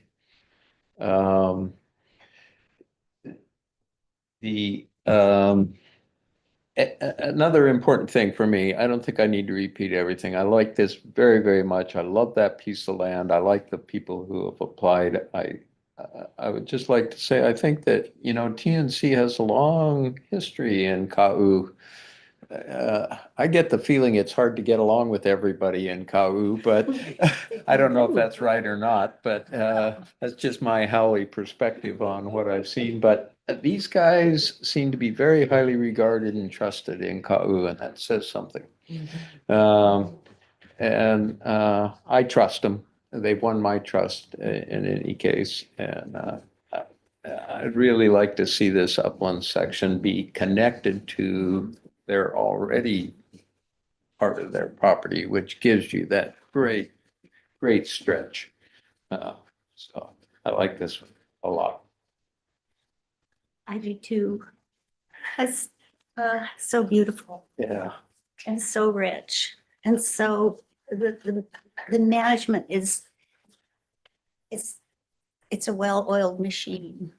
And the cultural component coming is just so deep. And I felt like I was sitting in the presence of a legend, and that was John Repogel, who I just have to tell you, I don't even know how many decades ago, but it was when TNC was just getting started in Ka'u. And he was But I had 25. read something about it. He was 25. He was already a legend. I mean, he was already one old guy, some old solid dude. So I'd read about it and I wanted to know more about what they were doing. And I call him up out of the blue, some lady from Kilauea, Hawaii. He doesn't have time. Anyway, at that time, to tell you how far they've come is he was just struggling with dealing with breaking through the Ka'u hunting culture. And were these guys ever going to feel that they would have enough pigs, they would be able to hunt, and they would also have the benefits of conserved lands. So here they are talking about it today. It's like, I would put a fence here, we'll do this, we got that, blah, blah. And I was just like, Damn, this is so cool. So, I'm gonna say something that's politically incorrect. I'm going to say that some of our applicants are more well-heeled than others. And that's something that does affect me. And that's all I'm gonna say. Thank you. You have more? And also, I will say about this application that I felt like perhaps it was an application that came together suddenly because the applicant, this person's applying, no, this person's the applicant, this person. So there were changes that were happening as we looked at the application. So that's just an observation. Yeah, they're switching roles. Names. Yeah, that too. Ooh, well, Hanoi. I can't help, yeah. It's okay. Ka'u. Oh, Ka'u. To hear Uncle John talk about Honoapo and that being a pre-legacy land, pre-punk, and the pebble in the pond ripple effect that has taken us from there to here and now back to Hilea is just, it's coming full circle. To know that we've done a great job at protecting the coastline, but now we have an opportunity to protect the Mauka portion now. I love Ka'u. My ohana, my kupuna are buried there. We still have Aina kupuna there and our connections there. So when this project came up, I was quick to be like, I'll take it right away. Makanao, to be standing on that plateau of Makanao and looking out to be able to see Kilauea and almost Kalai on one end. You could see just the expansion of Ka'u from that. I think someone said it at our site visit where, at one point somebody imagined, can you imagine if there's a McMansion on this plateau? And it was like, yeah, actually I could. Yeah. I could see it. Yeah. And that is definitely the imminent threat in this area, with knowing that the landowners were there though, and they have a great working relationship with the Nature Conservancy, with Ka'ohana o Honoapo, and hearing what is happening with the trust in regards to them having to dissolve assets for whatever reason and things like that. Again, this is definitely one that the timing is so right, that the stars are aligning, and we see that even on Makanao. That this is such an important time that we're seeing with communities coming together, hearing them talk about working with organizations like Edith Kanakaole Foundation when things were happening at Kohai Kaladiheo, and there were some questionable things that were happening up there. There was a point they shared with us on a site visit. They said, we gotta let the Vahikupuna rest. Time for it to rest. And so, I have no doubt that with an organization like that, they'll allow that time to rest, and yet they'll also allow that time to learn from, to be able to understand more, plug in, have chances to plug into that Aina and learn more about it. One of the other things I don't think they shared was the fact that in that area, there's a lot of threats to brush fire. And so because this is a major important water source, brush fires that happen down there, that's where they're gonna get their water from. And we know now how important that is. Everybody's talking about that because of what we saw in Lahaina. And so this one definitely for me is gonna be this is my fave, just cause it's Ma'aina Kupuna. So I cannot deny that this is gonna be one that's gonna be high for me on my list. So mahalo. All great points. I will be thinking for a long time of the image of the slide with the pu'u on it. And for me, there was an aha moment in my brain where I got how these old mo'olelo and what we're told about these places, and then you actually see how they functioned over time and how they have these kipuka where you go around the backside and all these species that, we think are almost not there anymore, they're there. They're being held. And so you can just see the old knowledge and the new and how it all functions together. For me, that was like a big important moment. I also liked some of the testimony that pointed out something that we have in Kohala and Ka'us, the only other county community development plan that I've read and referred to a lot, because very much like us, it had all these stakeholders. They actually made a matrix for every single action item in their CDP. They have a matrix of the stakeholders who are willing to be in it. And that to me also is so important in this application. The fact that they're all there, everybody takes their kuleana, your councilwoman who also happens to be a lessee, who also happens to be, they're gonna work it out. And that for me is also very important at the success that they've had and will continue to have in Ka'u.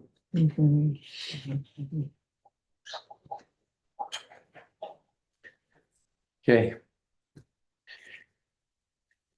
With that, we move on to item 4 on the agenda. Thank you all for your comments.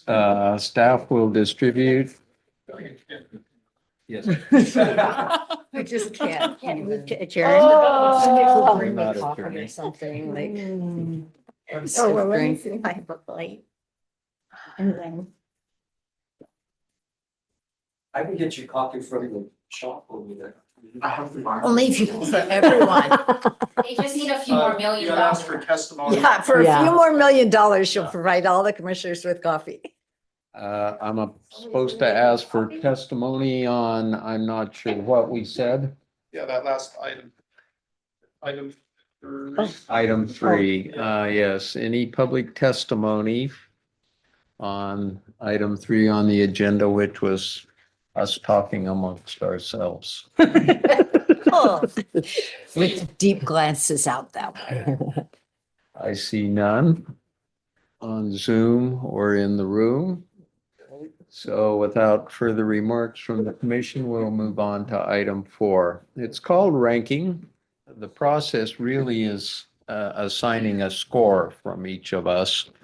And then after we compile all the scores, we will determine our recommendation, which involves an actual rank. But your job at this point is to assign a score. We use whole numbers in this business. You can only give one of the projects a 5, not multiple, but other than that, you can score them all as 1s or 2s or 3s or 4s, whatever you like. So,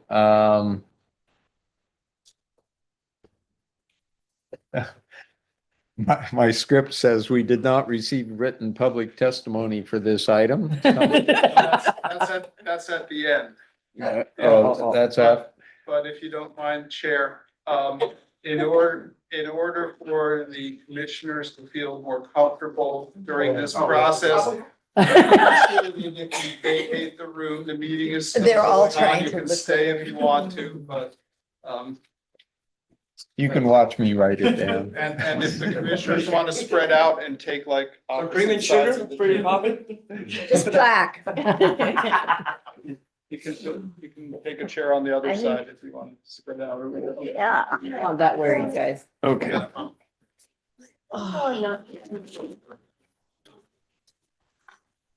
Do you have an extra? Commissioners, you put your initials up at the top. This becomes part of the public record, although we don't really publish it, but if somebody were to ask, it could be revealed. We would redact that part. And, Yeah. Ben, can you stop the Zoom?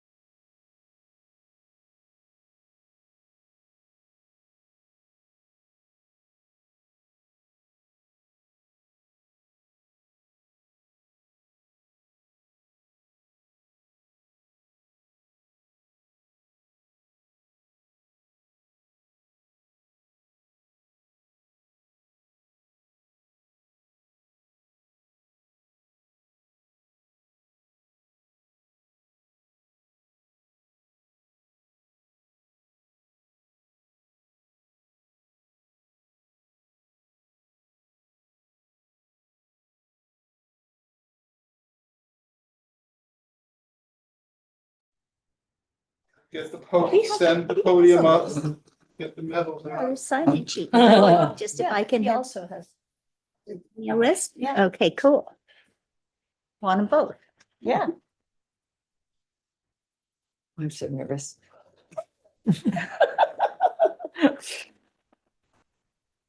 We don't know. What is it with Punk? How you guys do it? Same? No. How do you do it? No matter what the day brings, Well, we you've all done have an scoring excellent sheets with job. criteria. Oh, and then thank you. We give it to the Uh, secretary. Yes, you have, and then- Chair. And Vice Chair. And Oh, Vice yeah. Chair. Thank you But so it's not much. like we don't do it that way. It's over a period, right? Like how long? 3 months. What? No, because we go out and. Oh, you don't do it all same No. time. Fire safety, this is good. We need an exit route. Thank you. Okay, interesting. So it's not like. Lost my Yeah. Zoom. Uh-oh. I'll find it. Oh, we don't even know what it is.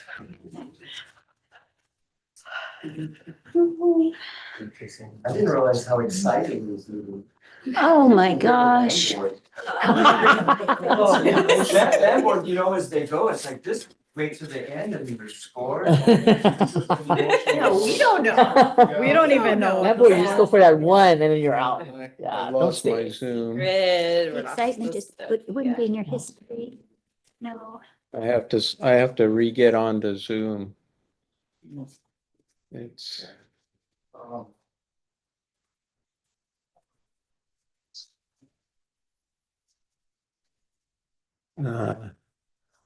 Let me redo this another way.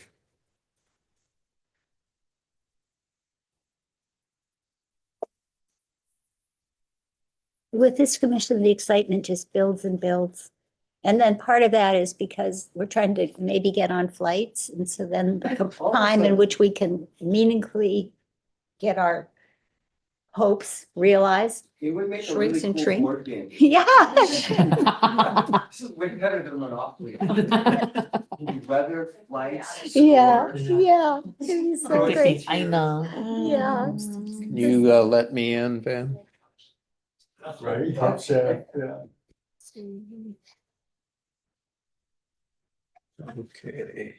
Zen. Okay. And can you let me share? We have, you are.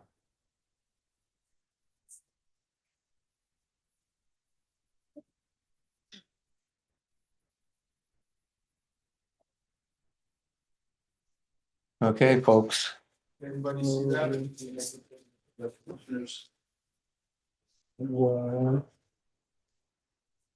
I can probably blow it up. Or maybe not. So this is how it came out. Kalaiuila scored a perfect score, 100. There were 4, 1.5 or better, as you see. This is the way the scores came up with Hilea as number 2 and Kawainui Makai as number 3, Kokua Kealakakua number 4, and down. Given the money that we have available, we can discuss, we will have to come up with a recommendation here. On how this will go. But one option is to, fund 1 and 2 fully, and what's the last 1 point something million, 8 or so million, 7 million. But could go here. I don't know, we can discuss the options here. Right, maybe for the record, you could read off Sure. all the rankings and scores and the amounts. And then we'll have a motion to accept the rankings. before Okay. we Move on to the recommendation. Okay. All right, I'll read them off for the record. Kekipuka o Kalaiuila scored a perfect 1.00. They're asking $3 million. The Hilea project, Makanao Pakua, 1.29. Ask is $2 million. Kawainui Makai scored 1.38. These are well above average, excellent. The ask is 4.7 million and change. Kokua, Kealakekua scored 1.5 with an ask of 1 million. The East Maui Coastal Forest scored 2.00 with an ask of 3.310 million. And Hane'o'o Fish Pond Complex scored 4.38 with an ask of $1,150,200. Any discussion or testimony? What have you? I think it's, back to our earlier conversations about how essential it is that we find support to get the cap lifted. You have 4 projects here that at least half of the commissioners ranked as number 1 exceptional. And we can fund 2 plus a little. You're right. I think we should maybe look at the comparative. Dave made that nice comparative. No, I can't find it either. No, I have to, there's an updated version that's discovered, so. You see that? Could you email it to us? Yeah, I will do that, but let's just accept the rankings for now and then we'll move on to the next Okay. item, which is the recommendation. Okay. Yeah.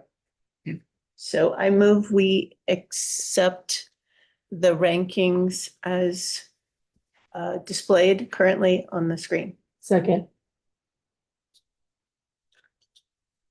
Did you get that? Somebody, Cowie moved and Beth seconded. All in favor? Aye. Anybody opposed? Hearing none, then the rankings, the scoring has been accepted. Okay. Any one comment from the public or from the commission?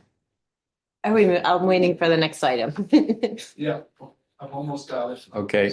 Check one. Okay, so should I close this? Everybody? No, I like it. We like it. We like it. I think we need to look at it. Okay, I'll leave it up. I'll leave it up. But we're gonna have Maybe 2 shared explain screens, it. I think. Well, That's fine. I think actually with Zoom, you can have 2 shared screens. There's no doubt that one of the messages is that we had 5 really good projects according to the commission ranking that are above average, are really good. That's one of the take-home messages that needs to go to the legislature if nowhere else. We really liked them, 5 of them. I wonder if we can have some intern or some talented person, I don't know why it has to be an intern, paid staff. Turn this into a poster or that shows representing how many acres of land this is. I And, can add what's that. at stake, like. This is some numbers and letters. In the interest of us trying to make a really hard decision, maybe we can just try to figure out how we can appropriately get to funding the top 5 of these projects somehow. Dave's gonna send us the. Well, let me get you the material first. Okay. Well, yeah. It's not much different, but it is important to have the right. I was thinking.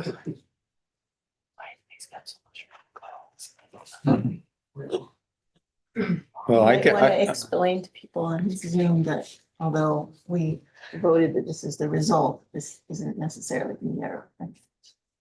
this is not the recommendation. This is the score, which program calls ranking. So they're in order of score. That's what this is right now. And Dave, the information, Cowie, that you were looking for, that isn't just the price tag, was the match percent? No, Acreage? I was, acreage, I was thinking of, how to message, policymakers that, these are really, this is a lot right here. It's not just 5 lines, and what does that actually represent in terms of, like a map and resources? Seems like a great follow-on conversation. Yeah. At the end, yeah. Yeah. I Well, wasn't in that talking case, about yeah. for now. Okay. I was just killing time while Dave is I see. sending us the updated, So comparison John, sheet. if I may just start to make suggestions, how would you like to proceed with this conversation? With like how possible ways we can work on this?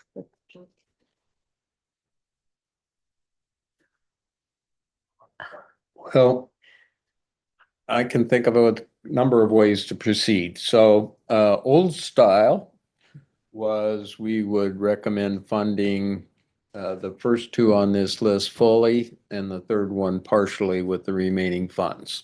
That's one way to go. Somebody said, I'd like to fund 5 of them. Well, then there are lots of choices. We could fund the first 2 wholly and split the rest of the money amongst the following 3. I mean, there are any number of ways you can do arithmetic with this thing. It's hardship if we partially fund lots of them because the applicants have to go back and increase their match somehow and start trying to find extra money all over the place. This is a difficult proposition. Even when we asked them when we awarded 95% funding, this makes hardship for the applicants. So my opinion is, and I'm happy to hear yours, I'd like to see at least the first 2 fully funded. That's my opinion. And then what we do, since the third one would be only partially funded, whether we took what money is left, which is about 1.7 million in my understanding, how we divide that up. I'd be happy to entertain suggestions on that. I have a question for Dave. Huh? Are we legally bound to conduct management grant funding annually? No.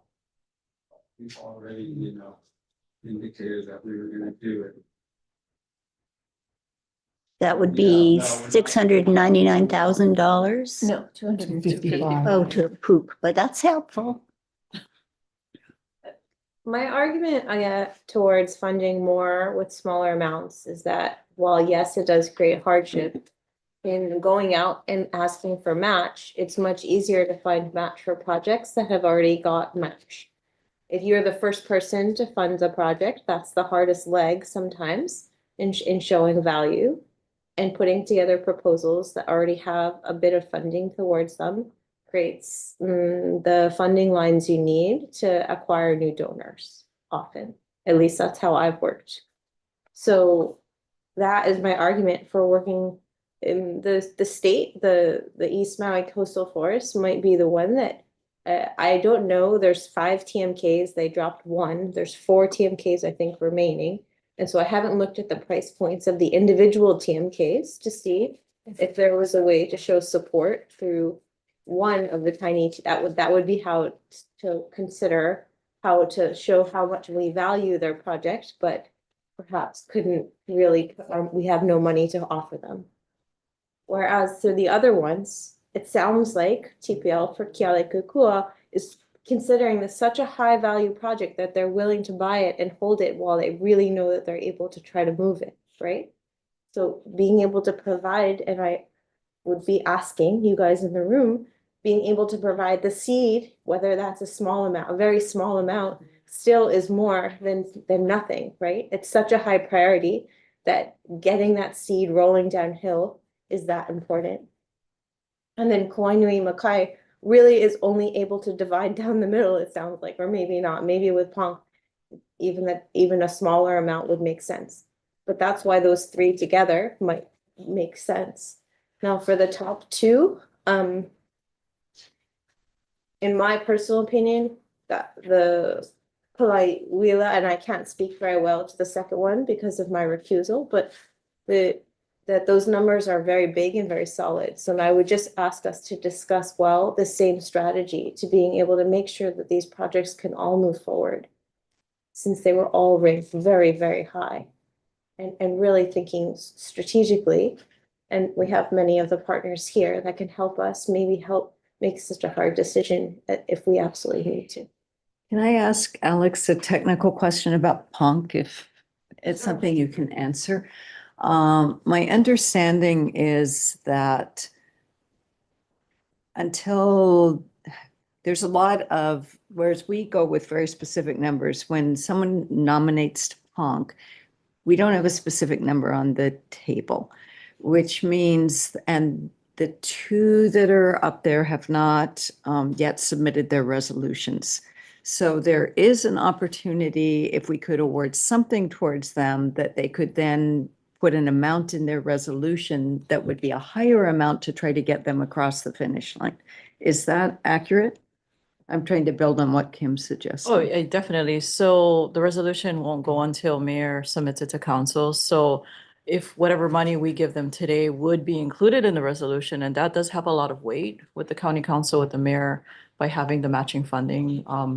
The Pong Fund is very healthy right now. There's actually enough money to buy. And that's the thing with the Punk Fund, is that it's not restricted to any property. If there was something of intense urgency right now, and the county deemed it urgent as well, they could do the process and move forward with the acquisition. So, no, it always helps to have matching funds, no question, definitely. Sure. If I may just clarify for everybody, what we're putting forward today is just a recommendation. Correct. Nobody has any money until we go through the board approval process and the governor releases it before the end of this fiscal year. Nevertheless, I'd be Yeah. prepared to argue as hard as I can Yeah. to the board to follow our recommendation, whatever we decide to come up with. So I think we should craft that recommendation as carefully as we can. Only one of the applicants has the perfect score. I would suggest that we fully fund that, only because too, that particular parcel is large and they have many other funding streams that are pending. But the next three parcels they're hair's breadths apart. They're pretty close. So I was wondering if with the remaining 3.7 million, we could find ways to partially endow each of them. I feel like the Kauai Nui Makai parcel clearly has the opportunity with less money to get half of what they want. And that'd be about 2.5, but that still pushes us over our ceiling. What if, okay, that's, I'm just think that's, I'm gonna say that much for now. I want to be clear on what you, so if I heard you right, so number one would stay, and then what would we do about two? We would, or just take the next three. That was what you said, right? Nick, take the next three in partial. The next, all the ones that have one, that are one. Yeah. Yeah. And then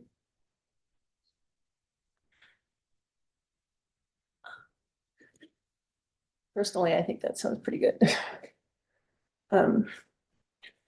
John, can you start creating scenarios in columns H through I, and J, like that kind of Sure. reflects the proposals we're creating here? Yeah.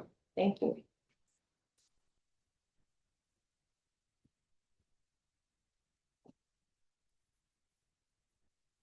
Uh,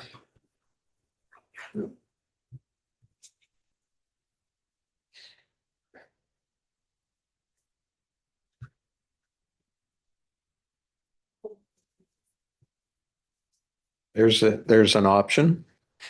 These are in millions of dollars.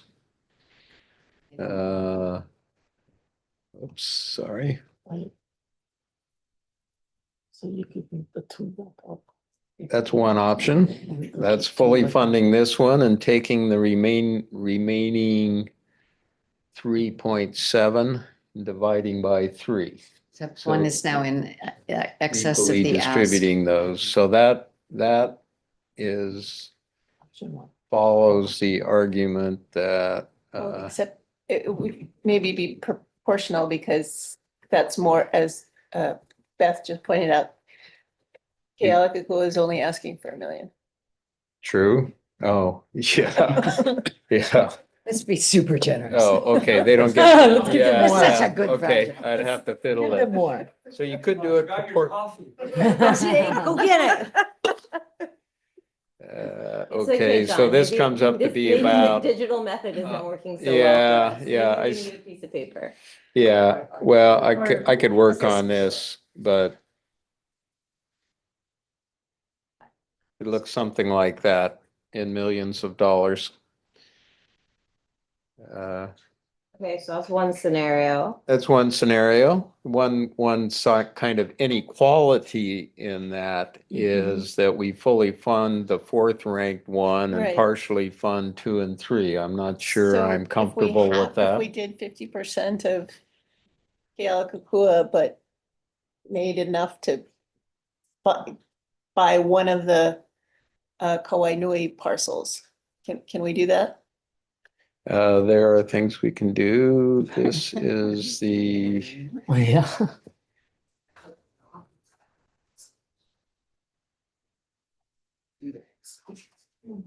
Yeah. so this is the sum of those 3 is this number. So if we would have 3.3 left, right? 6.7. Objective pay. 6.7 we have? 6.7, I think. 6.7. Hold on a sec, I just need to think. So 3.7.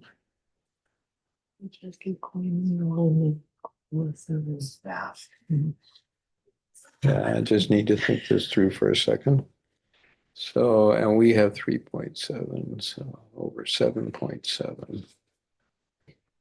Okay, equals G 4 times 3.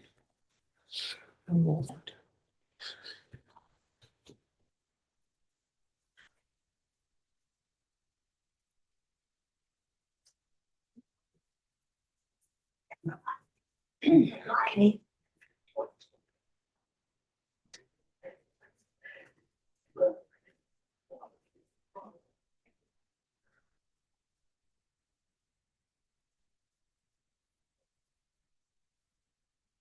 That's a proportional. That's proportional to the ask of these 3 funding this one full on.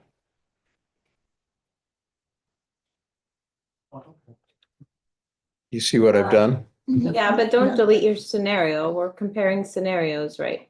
You just deleted your scenario. Oh, okay. It's hard for us to be able to discuss it if you don't give us a bunch of choices.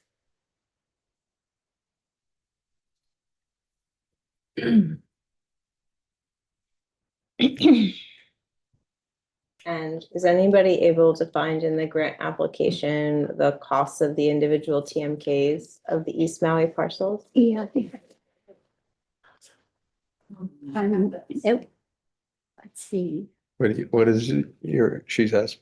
the East Maui parcel, that they talked about partial funding for was, partial funding of 1,500,000 for parcel 12001-027. So that's actually the parcel that we spent time on. It was 1.5. Yeah. I mean, that sounds about the right price. Yeah. Thank you.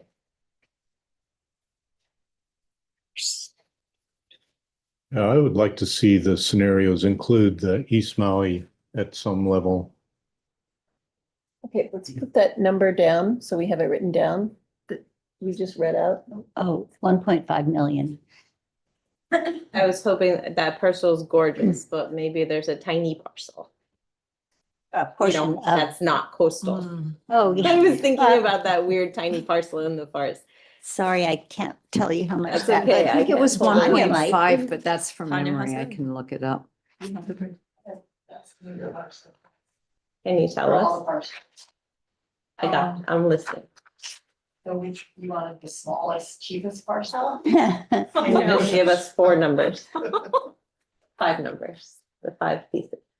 Okay. Parcel 1, maybe already were talking about, the 7 is 1.5. Lot 1, I think I had 1.56 million, lot 2 is 2.230. Lot 3, 1.5, lot 4, 1.7, lot 5, 2 million, here's the cheapest. Campaign 018 is 450,000. And 0, lot 002 is 1.5. Okay. 1.5 is bargain basement. Yeah. Okay. I think that makes that scenario a little bit harder for us then.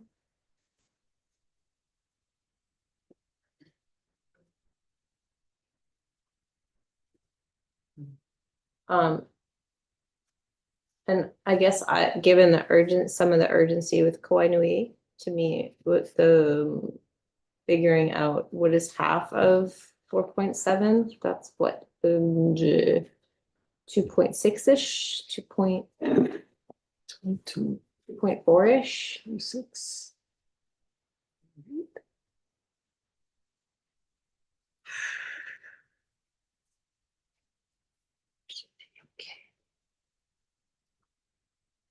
So Jay mentioned he'd like to see East Maui in there somehow. So this is option C.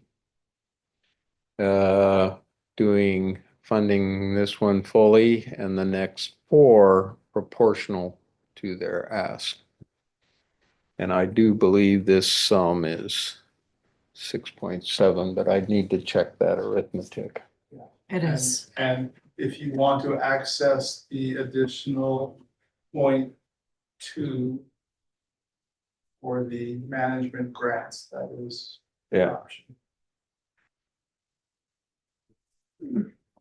0.255%.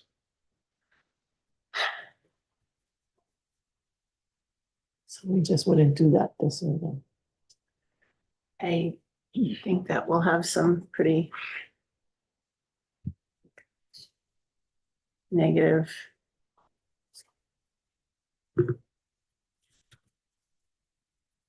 impacts. Do you know of any projects that are counting on applying for that? I do. So does Dave. We have 50 properties in the portfolio. Yeah. We had, I think, 10 or more applications the last time around. We awarded the whole amount to Yeah. 6 different projects. Yeah. Yeah. But not- Everybody we talked to, excuse me, Not everybody who applied was funded, though. correct. Correct. Yeah. So, I don't know, here's realtor talking, right? In terms of urgency, like what are we gonna lose if we don't fund now? So from that perspective, I look at East Maui Coastal Forest, which none of those properties are actively listed. And that seems to me less of a priority than trying to really make something happen on any of the ones that are actively listed. Even Hilea, those aren't, they know that they're required to sell those properties. The trust is required, but there's no timeline. There's just the trustees' fiduciary duty now to, it's a little bit like Parker Ranch when they had to sell off their excess lands and put it into a trust. They have an offer. They told us they had one offer. So they have an offer that they're willing to accept or an offer at some price. I mean, we're all playing that game of creating urgency. So I'm just trying to give like actual listing real estate perspective here, just as another view of this. So I just pulled up, this is 3/2/7/10/27. So it's one of the Kawainui Makai main property that's listed. So apparently, the current active listing is 336 days on the market. There was a listing just prior to that one that expired after 330 days on the market. We also have 645, 515, 349, 527, and 1259. So they've clearly been trying to sell those properties for a long time. Now, it doesn't mean that maybe the market hasn't shifted and suddenly there are a lot of people around and looking. But when they say, oh, we got to do these two together, et cetera, it makes me a little suspect of that. Like if you had a real buyer for one of them and you knew that buyer was going to be around for another one, you know, maybe giving enough money for one of them right now does something real there. And we know that the threat is very real for the $1 million at Kalakikua. So whatever we can do there, that then maybe with Ponk, they can up a little. Anyway, for me, there's real urgency there in ones that are listed. Saying nothing of worthiness, just of urgency. So if I were to take that and John's making his own proposal here, but can I try to make a proposal or you want to make it? Go ahead. I'm looking at is there anybody from Kawainui Makai on Zoom or No, somewhere? Blake had to leave. Yeah. So I was trying to see from their application how much, I mean, there's one of them is, but I can't. 2,700,000, I think. The southern parcel. So John, if you could just help me, 'cause I can't type, I can't make my proposal. So I was just gonna try to take what Beth said and turn it into numbers. Okay, you'll have to guide me. I was doing something else. So, I understand. so you want option E? Yep, 3 million. 1 million for Kealakekua. Nope, You mean, nope, down. Thank you. Yep.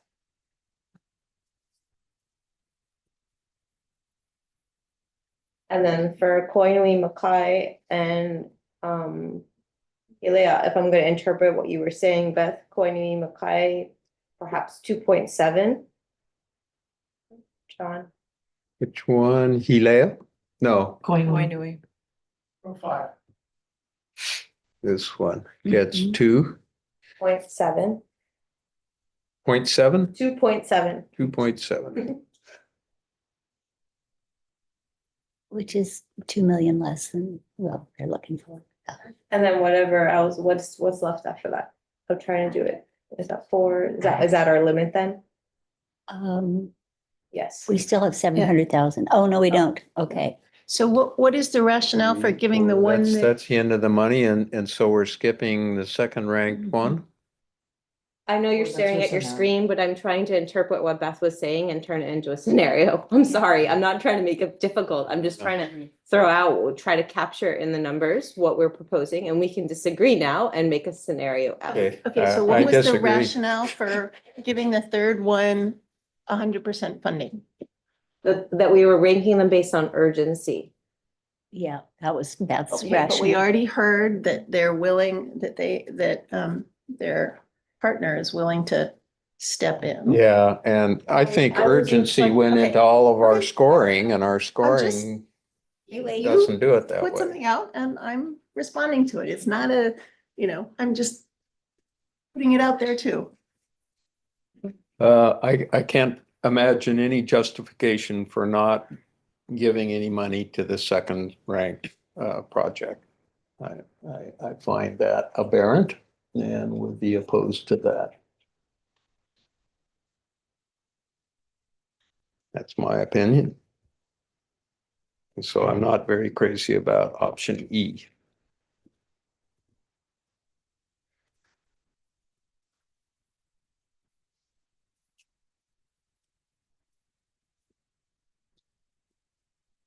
Just to explain so everybody's on the same page. This would be one way of doing things, the way we used to do things. That doesn't make it right. But you fund the first two at their asking price and give the remainder to the third ranked project. This one funds 4 projects, these 3 proportional to what money is left after we fund the first one. I forget what this one was, but those are the numbers. Yeah, these guys get full funding. These guys get 1.3. There's a certain unfairness in that, but nevertheless, that's the way it's written. This is trying to get the coastal forest some money, and again, it's a proportional funding to their ask. We could do more arbitrary things if we wanted, but that's what they are. So proportional to their ask, except for on the 2, 3, and 4. What was the proportion? How did you? How did I get that? I figured out how much was left and then figured out what the sum of their ask was. This is the sum of these 3, I think, and this is the sum of these 4. So you figure out how much is left and divide it by, here's the equation up here.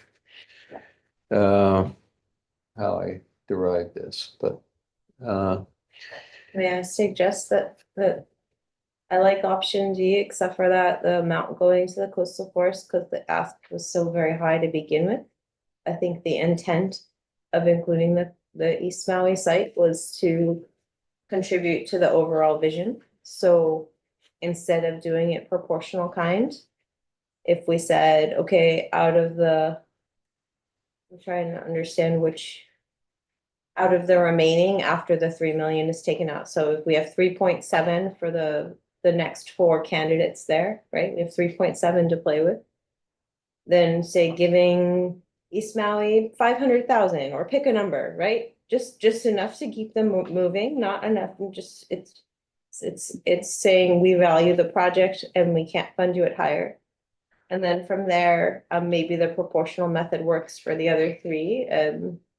It's a proposal. I'm proposing something here, but yeah.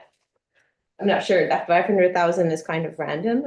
We have no basis in reality, right, of what is valuable to you. I mean, it's valuable to have any portion is state match or hopefully federal Right, so- dollars. Whatever that money is. So some amount of 250, 400, 500, I'm not sure what the right number is. Apologies, but then the rest, then divided between the other 3, so. What if we say 700,000 and then and we do the proportional of the 3 million that remains for the first for 2, 3, and 4. Where'd you get 700,000? Well, isn't that what we have? 3.7. 6.7, isn't that We have what we have? 3.7, So we have yeah. 3.7. Yeah. So go 7 and then up 1.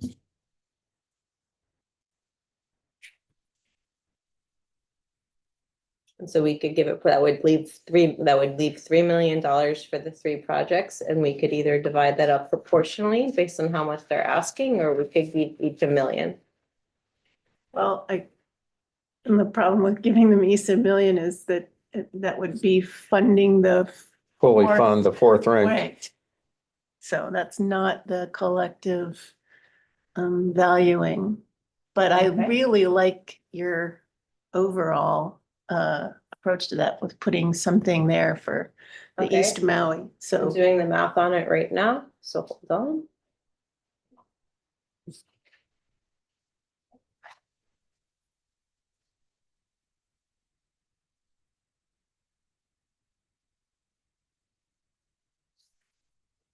Okay, so that would mean that Hialeah gets 778,000.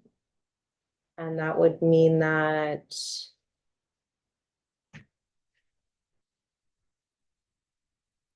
$1.83 million for Koinui Makai. I'm just doing the same math as you, John. I'm not doing math, I'm taking your numbers. Oh, okay, sorry. And then that would leave 389,000 for Kealakekua. Let me just make sure my numbers add. Yeah, I know. What was the Okay. second one? 778,000, 1.83, and then This is 1.83 million.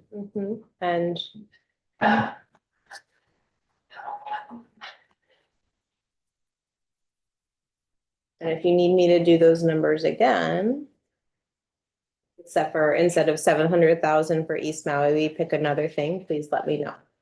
So this East Maui, the coastal forest is how much?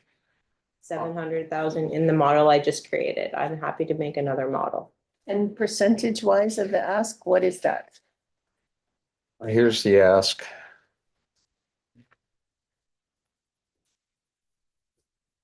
Divided by 3.3310123, be 20% of the ask, 21% of the ask. So then, if we said then let's just like, if you want me to do the numbers again, but with maybe East Maui at 500,000? Could you do that, please? Is that the right number to do next? Okay.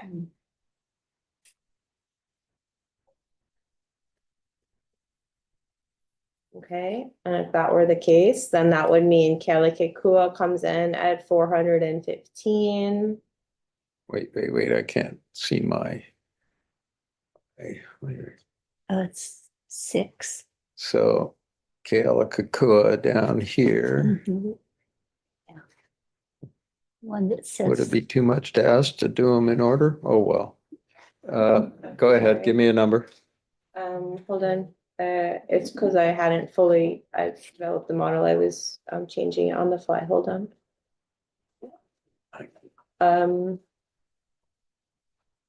So then for Hialeah, it comes out to like 836.56. Okay, so Hialeah is how much? 836.56. 836.56. 836.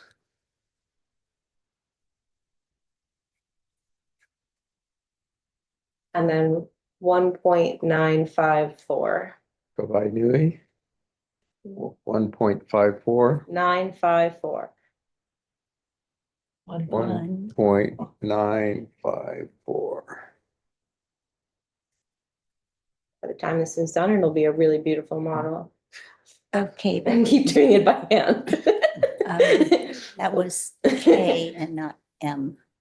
No, I think that was, Oh, sorry. Okay. This feels like Sophie's choice. Doesn't it? Yeah.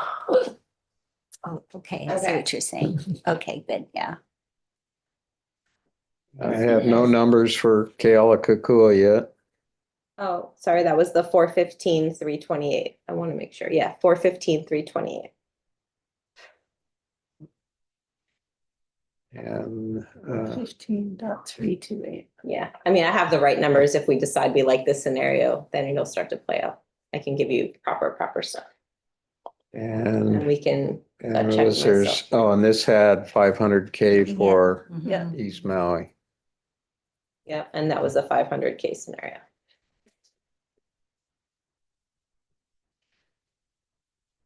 So can I ask, and just a question, because I heard one argument that we have, besides the one that got the perfect score, the next three are just a hair's breadth apart. And then we have one that got not exceptional, but very high. So, but there are some of us who feel very strongly about giving something towards the East Maui coastal forest. So can I hear from those who made those two suggestions, just for my own thinking here, your argument in favor of those two different approaches?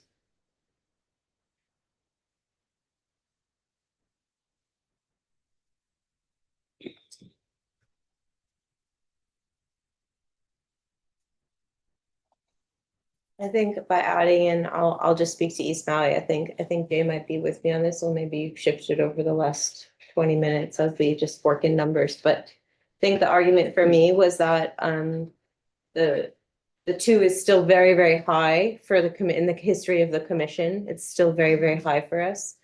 And so funding them at mostly a token level so that they can continue to find match for those projects would be of value. And so I wanted to make sure to have a scenario there for us to consider of what that would do to the other projects and how they're gonna then have to go out and fundraise.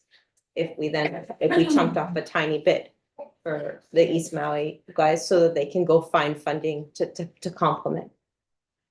That was the argument for me. And they're all strong ends, right? But having the numbers is what I was hoping for, so we could at least have the conversation. I have some concerns with kind of low partial funding for projects that rank really high. And for example, something like Hilea. I suspect they're going to need that 2 million to make it go. And we're working with scenarios that give them less than half of what they asked for, yet they rank as the second highest scored project in our entire application cycle. There's a hand up from Millie Coleman. I don't know if it's appropriate. but Yeah, it's just- I'm sorry, I'm not sure if I'm allowed to speak or not, so if I'm allowed to speak. I think you are. Okay, I was just wanted Yep. to respond to the comment about, and you can hear me, right? Sorry. I just wanted to respond to the comment about listing that the impression that we get is that this landowner is actively seeking interested buyers and actively showing the property to interested buyers. I don't think they're going to be listing it to find a buyer. They've showed it to a corporate rancher, a ranching business, very, very big ranching business. And then there's also this very, very big developer of subdivisions, housing subdivisions. And I just don't think it's the type of property they will be listing it, but I don't think that means that there's not imminent threat of losing this property. That's all I wanted to say. Thank you. Oh, and they also said that they do have to create the charitable foundation within a certain amount of time. I don't know exactly what that is, but they said they would like to have it done within 5 years. And I know that there is some wiggle room with the trust. It's not like they have to sell it tomorrow, but they are showing it, and that threat is real. Okay. Thank you for that. I guess I could propose another alternative yet. But that would be to fund the first two at full value, and then with the remaining 1.7, I would be certainly open to sharing that amongst 2 or 3 of the applicants. I'm not so keen to see a program like Hilea that scored so well in our process and offering them up less than half of what they asked for. I'm not too comfortable with that personally. I definitely agree with you, Chair. I feel the same way.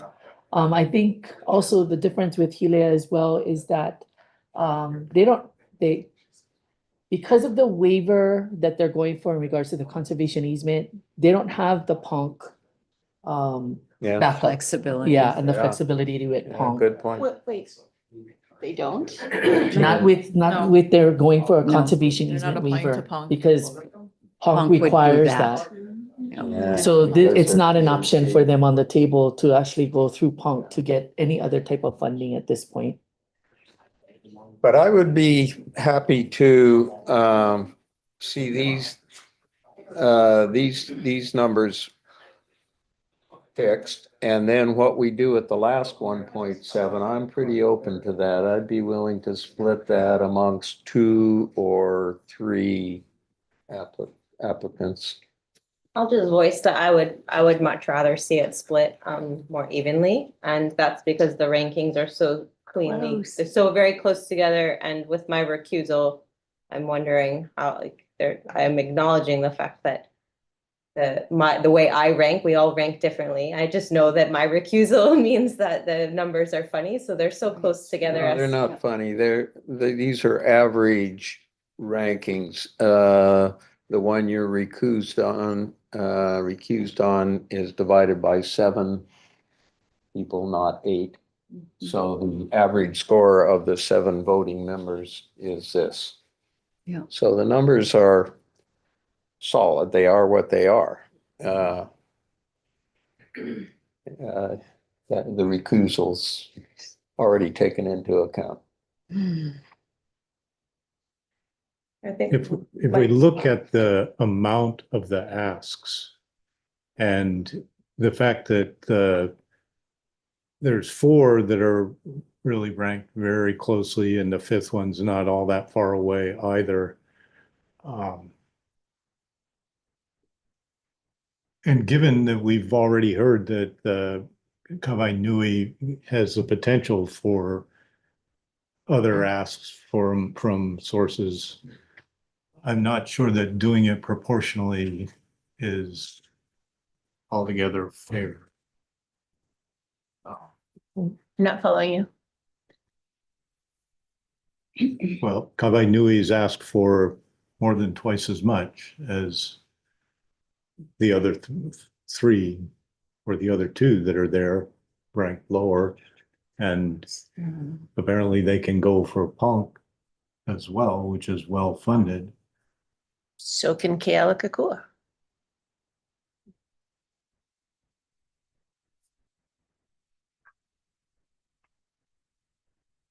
Okay. So what Kawainui, well, they're not our usual. And I think that I know that I gave that some weight. They don't really have a big brother. Well, but we're calling Honk a big brother, even if No. it hasn't applied? No. No? Okay, well. I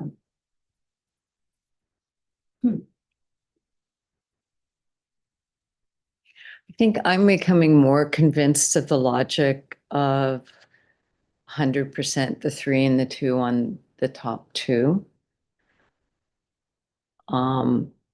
I think I was swayed by the idea that there is opportunity, whether it's Punk or some additional sources on the next 2.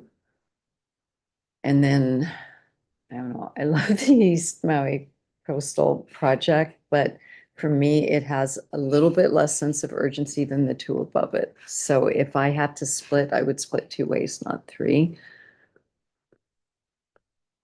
But that's just where my gut is right now. Wait, say that again, which ones would you split?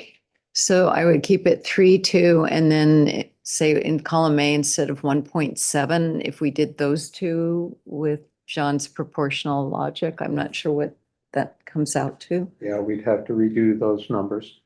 Maybe we'll do this in steps. Okay. I would be happy to entertain a motion that we fund the 2 highest ranked projects full as step 1. And if we get past that vote, then we can figure out how to split up the remaining 1.7. I will make that motion. Yes. Now we can discuss it. We need a second. Oh, we have That's to a say, motion on. So the motion would be to fully fund fund the two highest ranked projects. That's Kipuko, Kalaiuila, and Hilea. And what are you gonna recommend about the request from the Nature Conservancy to be exempt from the requirement for a conservation easement? Well, that's probably a whole separate issue, but do we have to? Why is that different than the state? Because the state requested the exemption as well. But usually the state is not going to be required because there's not a issue about the state's public trust responsibilities, and the state doesn't want to have a third party holding a conservation easement unless it's another government entity. what are you talking about, Dave? Dave, I thought the conservation easement for our funds is not a requirement though.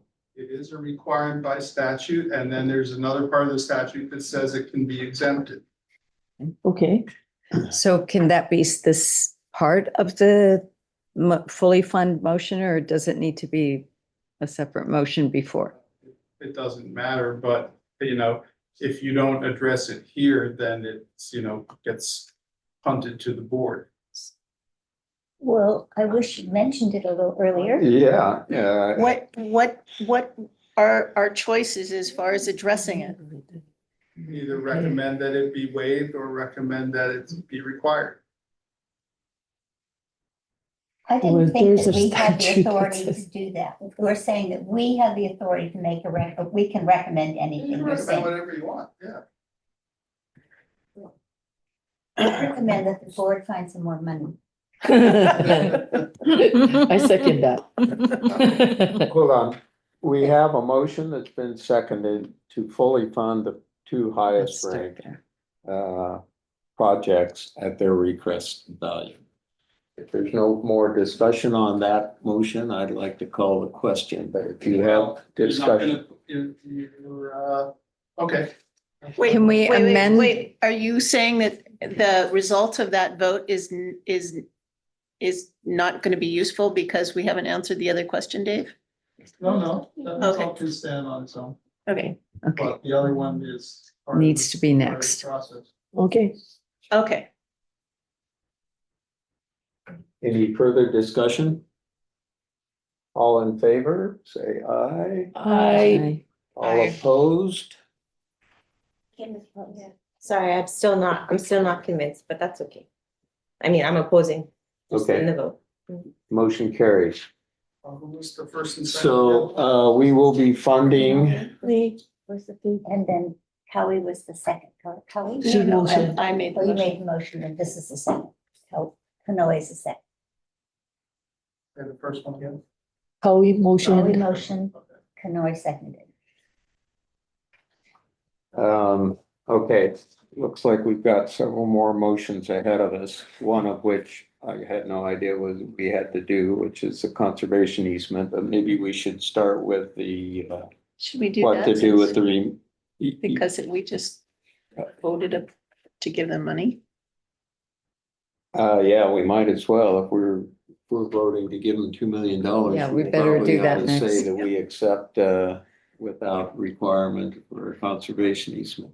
So what's the wording on this? I'm not even I sure why move to we're voting exempt if them it's from the already within statute that they don't have to have one. We already evaluated the project and we like it. There's a statute that we So can you- move it. They do have to have it unless the board waives it. Okay, so I move we waive the requirement for a conservation easement for the application from TNC. Hilea. The Nature Conservancy. Yeah. Second. We would be requesting the board to waive. Is that Yes. right? So we're I'm sorry. recommending to the board. We're recommending to the board. that they waive the requirement. Yeah. We have a motion. Do we have a second? Yes, second. Second, Kanoi, Commissioner Wilson, all in favor? Aye. All opposed? Seeing none, that motion carries. So we're recommending to the board to please waive the conservation easement requirement for the Hilea project, the Nature Conservancy. What do you want to do with your $1.7 million and change? There we go.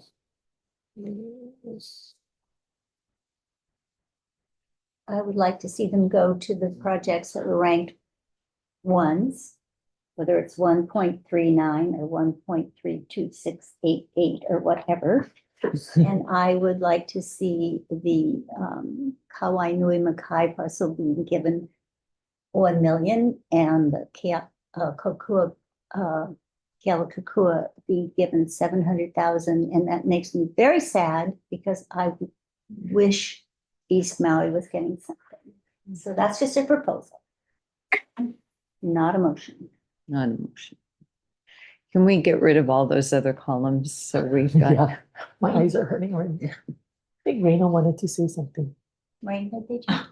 I just want to say I very much appreciate that proposal. I wanted to clarify something because I heard a couple of people say that TPO is going to step in as a bridge owner. I think what I was trying to make clear in my testimony is that TPO very rarely steps in as a bridge owner, and I very likely cannot get the support of our national board to step in as a bridge owner unless we get at least 50% of the funds today, because we do not do this except for very rare circumstances, and they're gonna want to see that I have secured at least 50%. So 50% of this ask or 50% of this plus PONC? 50% of the purchase price, which is 1.4. Okay. Oh, Thank you. Oh, there Oh, it it would be is. 700,000. Appreciate that. And I appreciate that you guys are making very tough decisions, but just for your information. Thank you. Mahalo for that.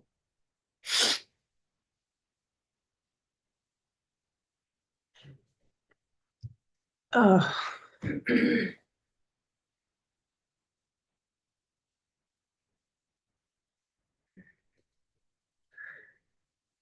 Mm.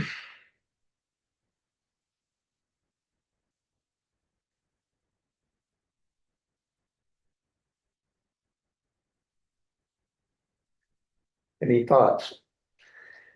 Old school, give 1.7 to these guys. Here's a split by 1 and 700 might be useful. It does, that's about, we could even make this 750 to make it half of the purchase price.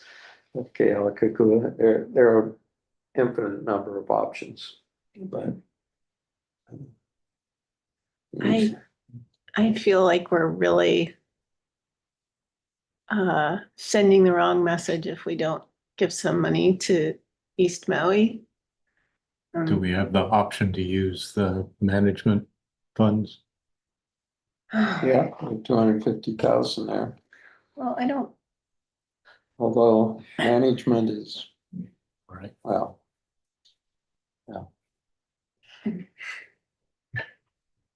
Very important.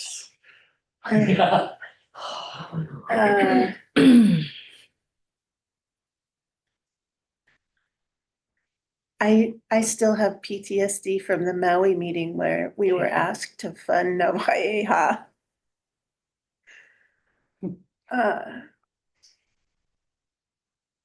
David?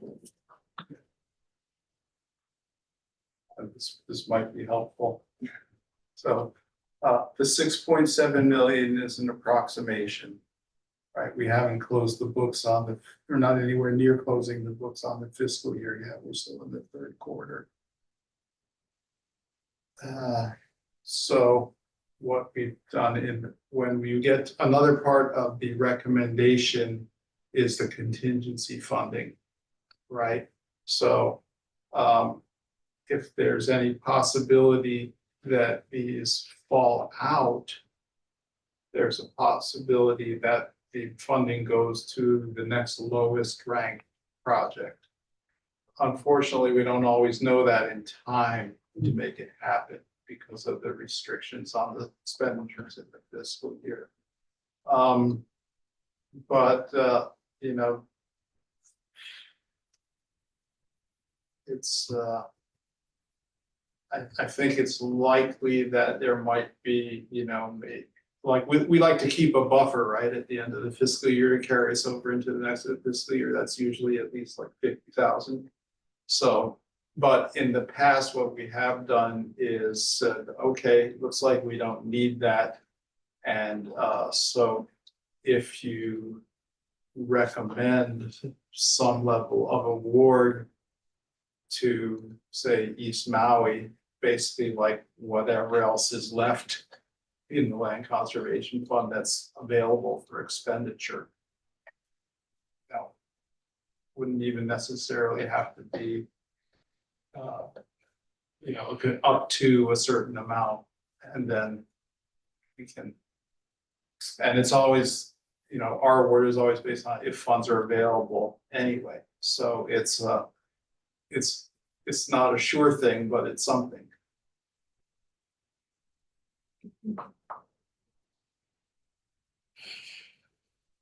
I don't know if that helps, but that's for instance, with the parcel we were talking about, Cowie, in Kauai. Yes. Waipa Foundation. Yeah. Right, that was one where, okay, at the end of the time, we had, you know, they had a partial award, and at the end of the day, we had $50,000. So we were able to award that, and then the legislature took the rest from us through the CIP. Right, but it was helpful because we had already had a grant agreement with Waipa Foundation, and then we were able to add the CIP money into the grant agreement. But in this case, with these, we don't do grant agreements with the state. Just put the money in the trust fund and they spend it.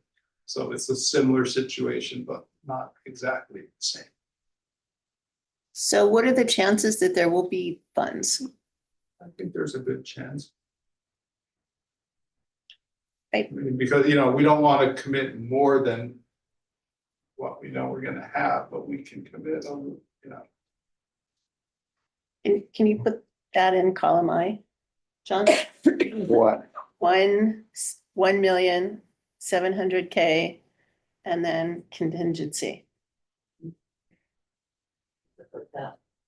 Yeah, but good for, let's say, you know, put 50 or up to a number. Up to 100,000. Right, because it's probably not gonna be more than 100,000. Right. Okay. Probably be less, but they can get Up to whatever it 100,000. is.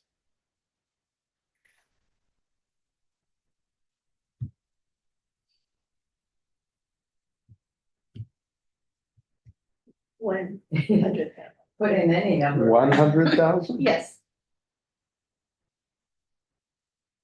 I mean, what are realistic estimates of order of magnitude? Do we have any? Yeah, well, that's pretty good.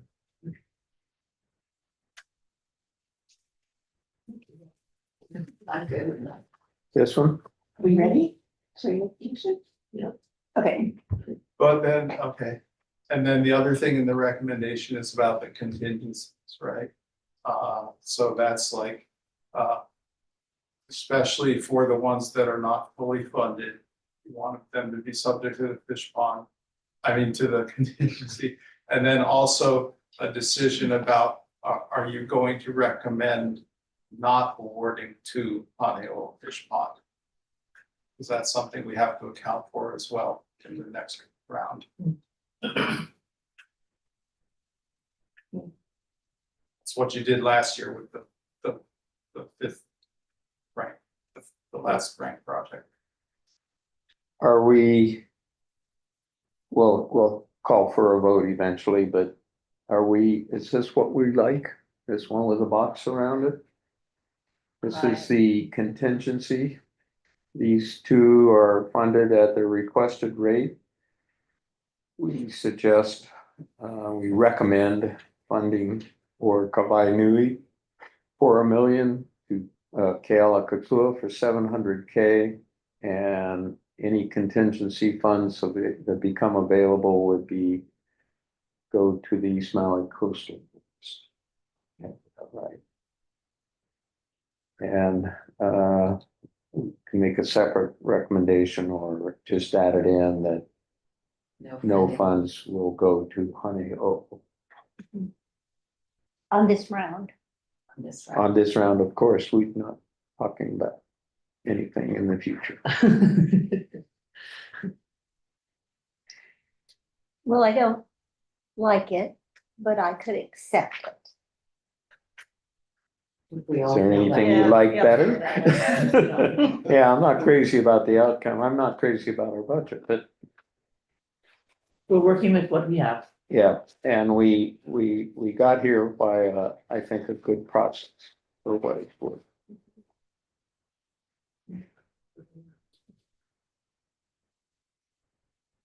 Anybody care to make a motion? I move we accept column I, Go ahead.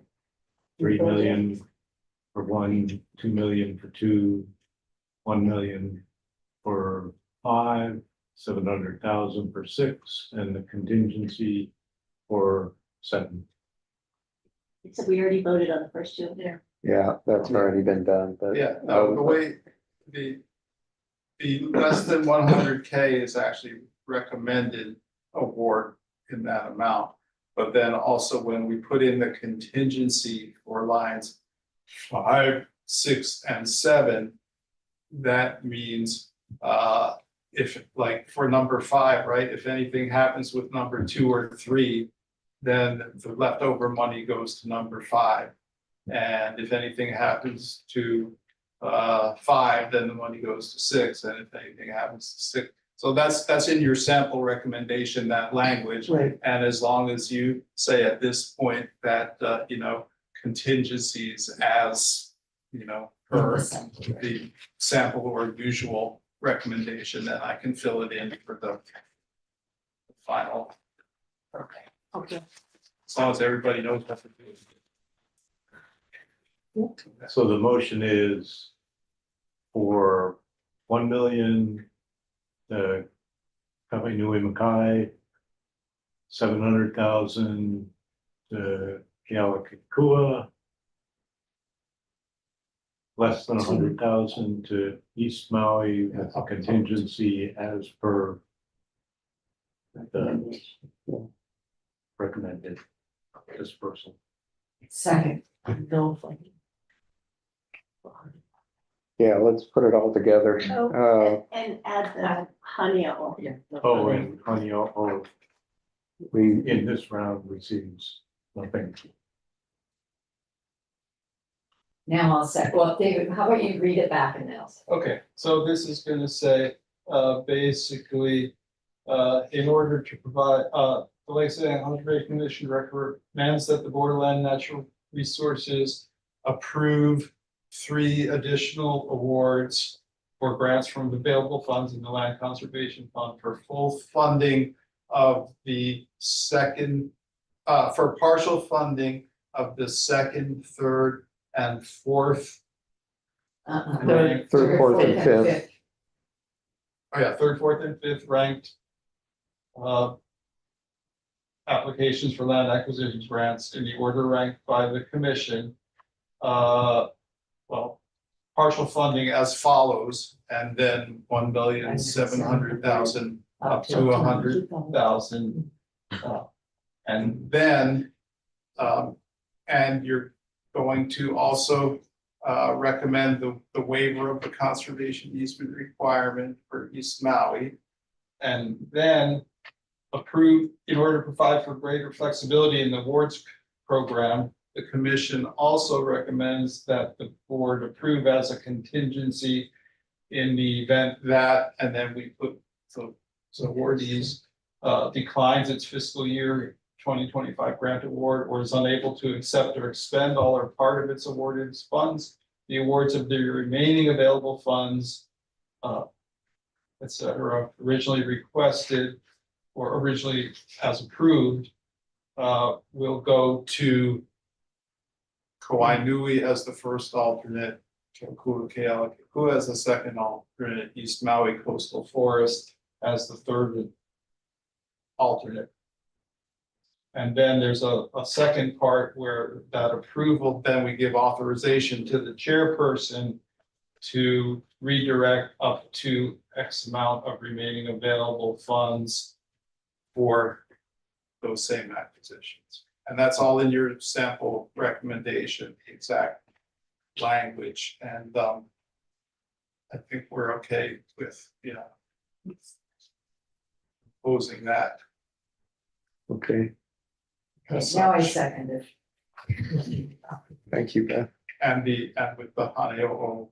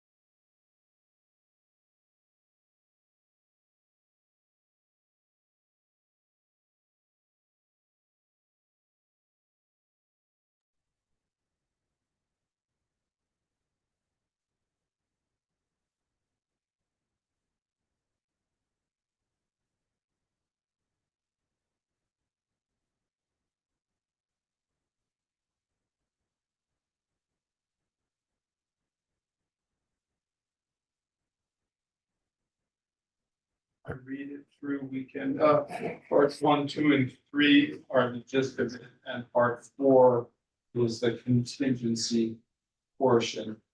So this is the recommendation based on your motions relating to that Conservation Commission meeting 88, item 5, okay? And part 1, the commission recommends that the board approve 2 awards for grants from available funds in the Land Conservation Fund for full funding of the top 2 ranking applications in the order ranked as funds are available. And part 2, for the second ranked application from the Nature Conservancy, waive the requirement for conveyance of a conservation easement. That's basically what the wording is. And then part 2, the commission recommends that the board approve 3 awards for grants from available funds for partial funding of the 3rd, 4th, and 5th ranked fiscal year 2025 applications. In the order ranked as funds are available in the amounts of $1 million for the 3rd ranked project at Kawanui Makai, $700,000 at the 4th ranked Kokua Keala Kekua, and up to $100,000 for East Maui Coastal Forest 5th rank. And then part 2, waive the requirement that the Division of Forestry and Wildlife convey a conservation easement to another end. And then part 3 is the LLCC recommends that the board not approve a grant award from the 6th ranked application for Haneo'o Fish Pond Complex. And then part 4 is the contingency, and basically you're recommending that if in the event that any awardee declines its legacy land grant award, and for the board, I've been told like to list all those out and everything, but I think for our purposes, it's okay. And what happens is a full complete draft of this will be attested to by the chair and attached to the board submittal. Okay. But we're basically saying that awards of remaining available funds up to the amount of originally and instead of originally up to the amounts originally requested, right? Because we're filling them up above what they already have. And we identify all the properties and we just list those in order. So in ranked order, the parcels that don't have full funding that can get the contingent funding. But we're going down the line in this case by the ranked order. That's how we've done it before. We can change it to say they get distributed equally. That makes it really hard administratively. Yeah, okay. All right, and the sample, I couldn't erase the sample watermark. And then the second part of that, part 4, is to authorize the chairperson to redirect the funds as approved for the contingency. So it's basically, you know, if number one or number 2 doesn't use all the money goes first to number 3, and then to number 4, and then to number 5. And if number 3 doesn't use all the money, then 4 and 5, and if number 4 doesn't use all the money, then 5. That's the gist of it. Okay. Thank you for doing that, Dave. Sounds good to me. So we can have a motion and a vote to accept this recommendation. I mean, you already made the motion to set the funding levels, right? And that will be reflected in the minutes, and then you can also make a motion to issue this recommendation as a whole, which will incorporate all of that. Yeah, that's where we are now, is we're looking for acceptance of this recommendation, which goes from us to the board. I move that we approve the recommendation of this commission to the Board of Land and Natural Resources. I second. That's Commissioner Blight moved and Commissioner Lucas seconded. All in favor? Aye. All opposed? Canoes. Two noes out of the room. She's not gone though. Well, it carries. There's nobody opposed.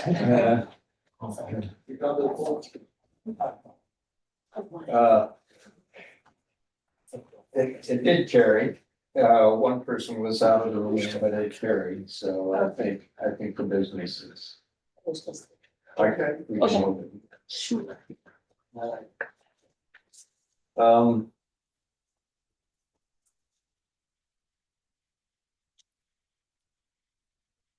My script has ended, but I think that. I'll have to switch to AI.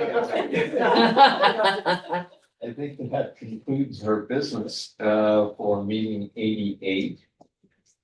Thank you, all the commissioners for your efforts on this. I thank the applicants wholeheartedly.